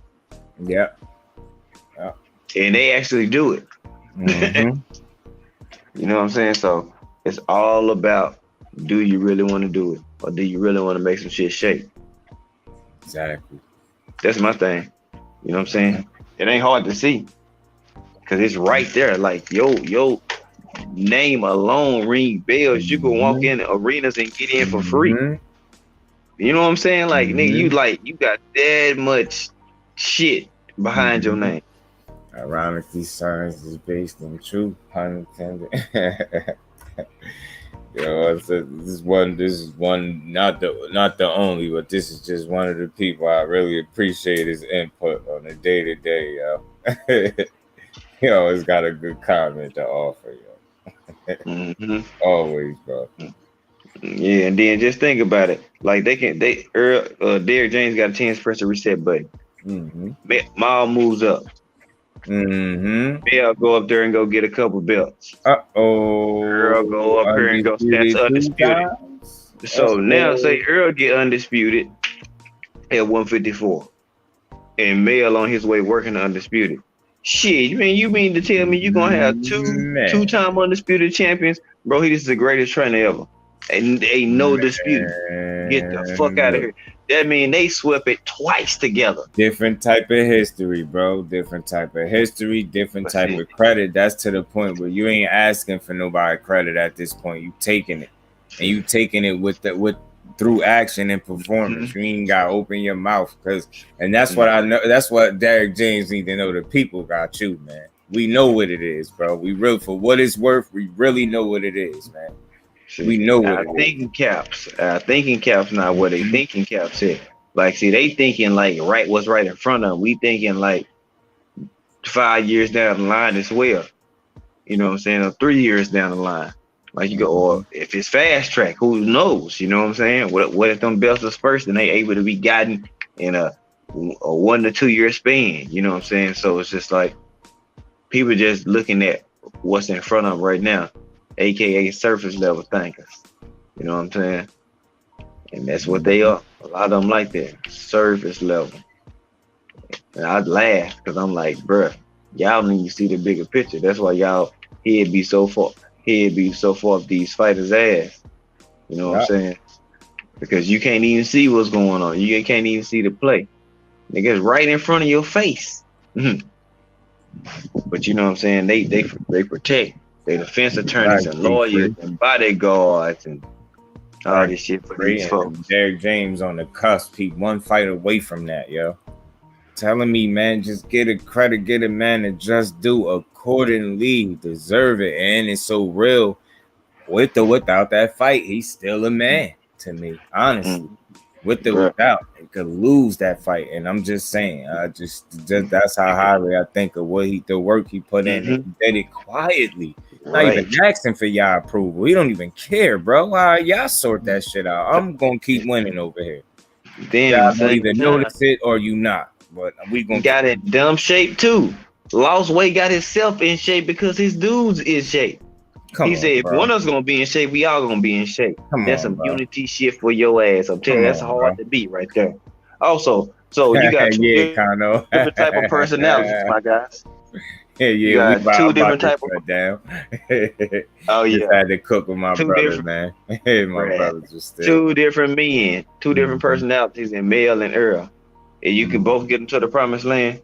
That just ain't no coincidence, bro. That means you know what the fuck you doing, because those two different formulas. And you're getting the absolute most out of your fighter that suffered 2 setbacks. Let's be real about that. All of that time out of the ring, and he's still one fight away from achieving his ultimate goal since he's been in the weight class. Are you fucking kidding?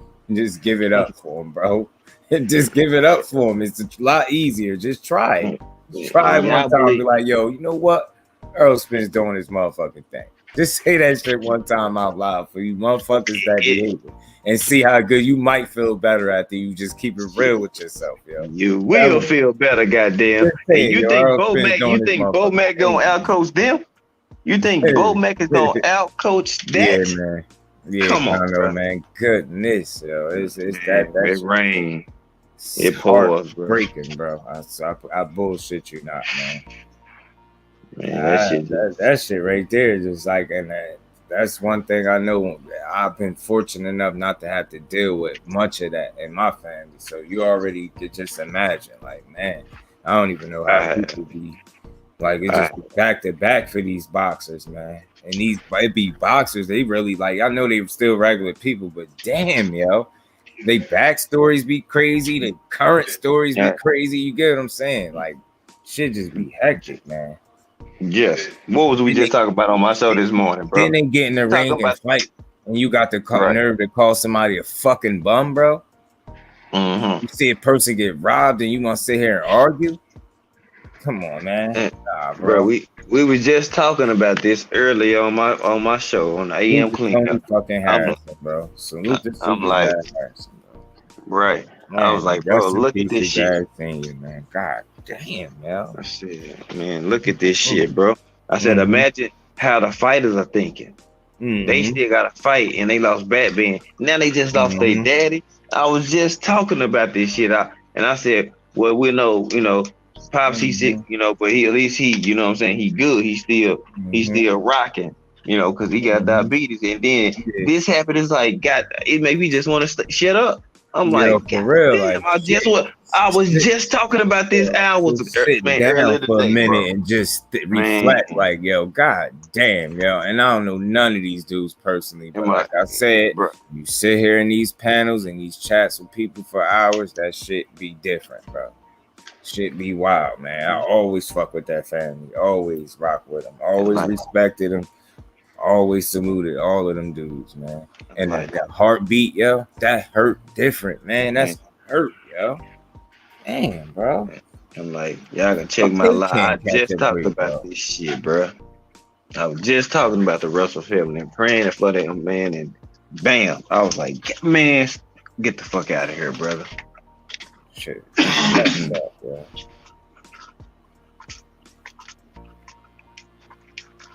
It's like, goddamn, man. How much can what family take, man? What is it, man? Lord, what they do? Shit. God damn, bro. I'm like, man. They catch a breather though. Man, could they get a fresh breath of it? Like, could them niggas breathe for a second, bro? Can't go roll up and smoke one for a second. Shit. They trying to corner, man. I'm like, man, much prayer, you know what I'm saying, and well wishes and, man, healing, you know what I'm saying, to the Russell family. My last name, Russell, I feel like they my family. You know what I'm saying? Like, damn, son. I just remember watching that dude in the corner so many times, watching Gary beat somebody's ass, bro. Fun watching a young Gary beat people ass, bro. Before the beard. Remember the young Gary before the beard, bro. Beating ass, yo. Pops in the ring with it. Man, bro. Man. Well, he had his son. Well, they together. Damn, that sucks, but shit. You know what I'm saying? I don't like to say it like that, but I don't know no other way to say it. Just feel fucked up to even say it. They got each other for sure, man. They definitely gonna hold each other down. That's one thing I know he instilled in them, so they gonna hold each other down. And then look at YouTube as we talking about something serious. Look at these. Yeah, and B5, it's like the fourth time on it because I'm mental notes in my head. It's about the fourth time it's popped up too. I ain't even lying. I think about the fifth, man. I've seen a couple different times.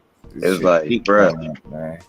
You know what I'm saying? We talking about something serious and this shit pop up. They come with their goofy ass. Like, man, we don't want bro. This ain't the time. Much prayers, man, and thoughts out to the Russell family, man. Yeah, this not the time. Y'all be free, my brother. Salute to you. My condolences, bro. Hope you hear us, man. Yeah, man. This shit. They want to send this shit while this shit going on. And y'all listen to what we talking about. Get out of here with that. It's disrespectful, man. That's highly disrespectful. Get these bots out of here, man. Y'all see the algorithms. Y'all know Champ Side popping. Y'all seen what he put. You know what I'm saying? This is just shit. Just come on, man. I feel for the Russell family. God, Lee, man. I'm just shouting out in man. Boy, I'm telling you. Sometimes, bro, you can be ahead, bro. Your mind is a powerful thing, bro. You just got this feel. I know. I think T might be on his joint live skills. He might be. I think like I'd have had people that if I felt they had diabetes and had amputations. Yeah. It can go good after. Yeah. Or it can be rocking. Yeah, I had my cousin had his friend. He was like 38, 39. He had to get the leg amputated, and shortly after he ain't make it.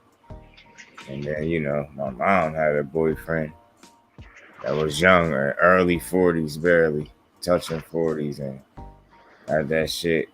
And the kidney going bad, that shit broke him down all the way, yo. And then if I got the call that he had a kidney match, really went, got the operation.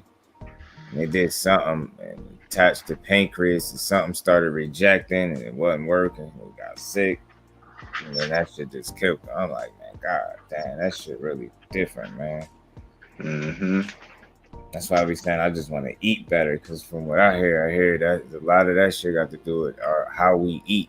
I think when people hear the word diet, they think of like losing weight. No, the shit that you intake on a day-to-day is your diet. The shit you eat, it ain't got nothing to do with, like a weight loss diet. No, the shit you eat, you know what I mean, on a day-to-day need to be different. For me, my shit need to be different. No issues like that. I have no weight and no, blood pressure, cholesterol type issues, but still, never could be too safe. Could never be too healthy. There's no such thing. Weed and water is a friend indeed. Yeah. We you know what I'm saying? You can eat, have fun. You know what I'm saying? But a lot of people gotta cut back on that fried shit. Watch out. Clean your body up. You know what I'm saying? Like, you gotta limit that shit a week, man. Like, that shit build up. It's harder to break down and pass through. You know what I'm saying? Your digestive tract move. So you know what I'm saying? You gotta be wise. You know what I'm saying? Baked and grilled is a better option. You know what I'm saying? I ain't saying you can't have no shit fried, but you know what I'm saying? You just gotta watch that grease in that fried shit. You know what I'm saying? Just think about the shit that you see, that don't make it in the burger that you cook out. Just think about that shit that got cooked that's in that form that you eat. You know what I'm saying? You know what I'm saying? So it's like you gotta be smart. You ain't gotta be no saint with it, but you gotta get you some greens in. You gotta keep your shit going. Like I said, I was saying earlier, they said that's like the best way. It's like a natural blood transfusion in a sense. Drinking a bunch of greens and like how they turn the shit into juices and that type of shit has really got real benefits to it. Shit, like I eat a lot of, deli and sub sandwich with lettuce, spinach, tomatoes, you know what I'm saying? Cucumbers. I'm getting greens in constant, you know what I'm saying? It's like, because they said before all this bullshit, meat eating cannibal shit we do, they said, we had plant-based diets. And they said man walked amongst beasts. It's some documentary that was probably like 2 hours and some change, my nigga, and I watched that. I stumbled across it by mistake, and I tell you right now, I watched every minute of it.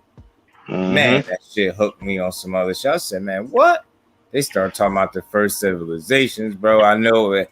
I ain't gonna say I believe every little thing, but sometimes you hear information that you like, man, if y'all made this up, it took some hell of a people. You get what I'm saying? I'm not saying those type of people ain't out there, but the shit just is relevant to some of the shit I hear now. Like the way we used to eat, like man and beast, like beast meaning, you got your tigers and lions, how we got to worry about that shit now, killing us. That wasn't the case back then. They didn't even kill each other. They didn't have a taste for flesh. They was breaking that down. How they also had plant-based diets. You get what I'm saying? And that's the shit that started killing us, and we used to live a lot longer. back then a lot taller. All this shit, like man, that shit was going deep, bro. And I'm like, man, that shit was eye Everything opening. was all natural, man. Everything they got was natural. Rice, I'm saying they were fried. They were steamed. They had steamed and roasted vegetables and shit. Yeah. You know what I'm saying? Like they didn't take out the nutrients of the shit. They ate the shit more in a raw form. Mm-hmm. You know what I'm saying? So they can actually get it. You know what I'm saying? But yeah, I mean, I ain't perfect. I mean, I like, you know what I'm saying? I like, you know what I'm saying, to eat what I like to eat, but I am smart on how I do eat shit. Like me, I love tacos and shrimp and fish, shit like that. That's lean meat. You pass through that shit easy. You know what I'm saying? Mm-hmm.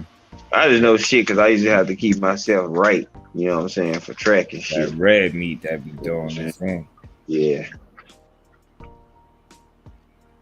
You know what I'm saying? So I used to try to maintain my weight. You know what I'm saying? Like 175, 177. Like that's light for me.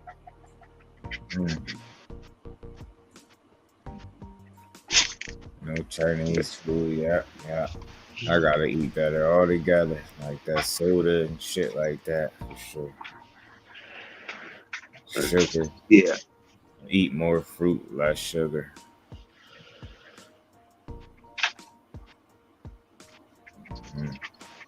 Man, yeah, man. It's been another good productive live, man. Yeah, man. Half-hour mark, man. Mm-hmm. Y'all brothers and sisters, if y'all still in here long enough, man, you know, 5 I appreciate you as always, bro. Yeah, I already know, man. We kicking like a knee in the boot. You know what I'm saying? We rock and rolling. Mm-hmm. You know, like a hot hand in Vegas. Quick, Ty, blow on these. Lucky sevens across the board, you dig? Lucky sevens across the board. We have a winner in this bitch.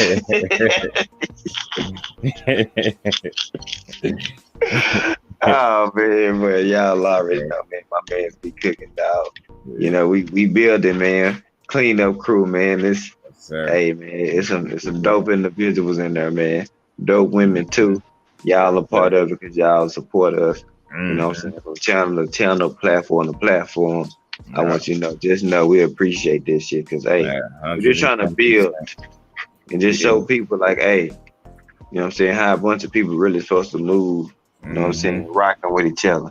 No jealousy, no malicious intent, no hate, you know what I'm saying, everybody eating. You know what I'm saying? It's enough space for everybody to eat. And I say we're gonna build our support by showing them what support is first and foremost. I think if you could lead by example, you giving people a reason to support you as well. Like, yo, they said not only do they expect, it's not that we expect your support, but they're accepting of our, we're wanting of your support. We appreciate it and we accept it. You know what I mean? But we're gonna show you what it's like and give you a reason to do exactly that.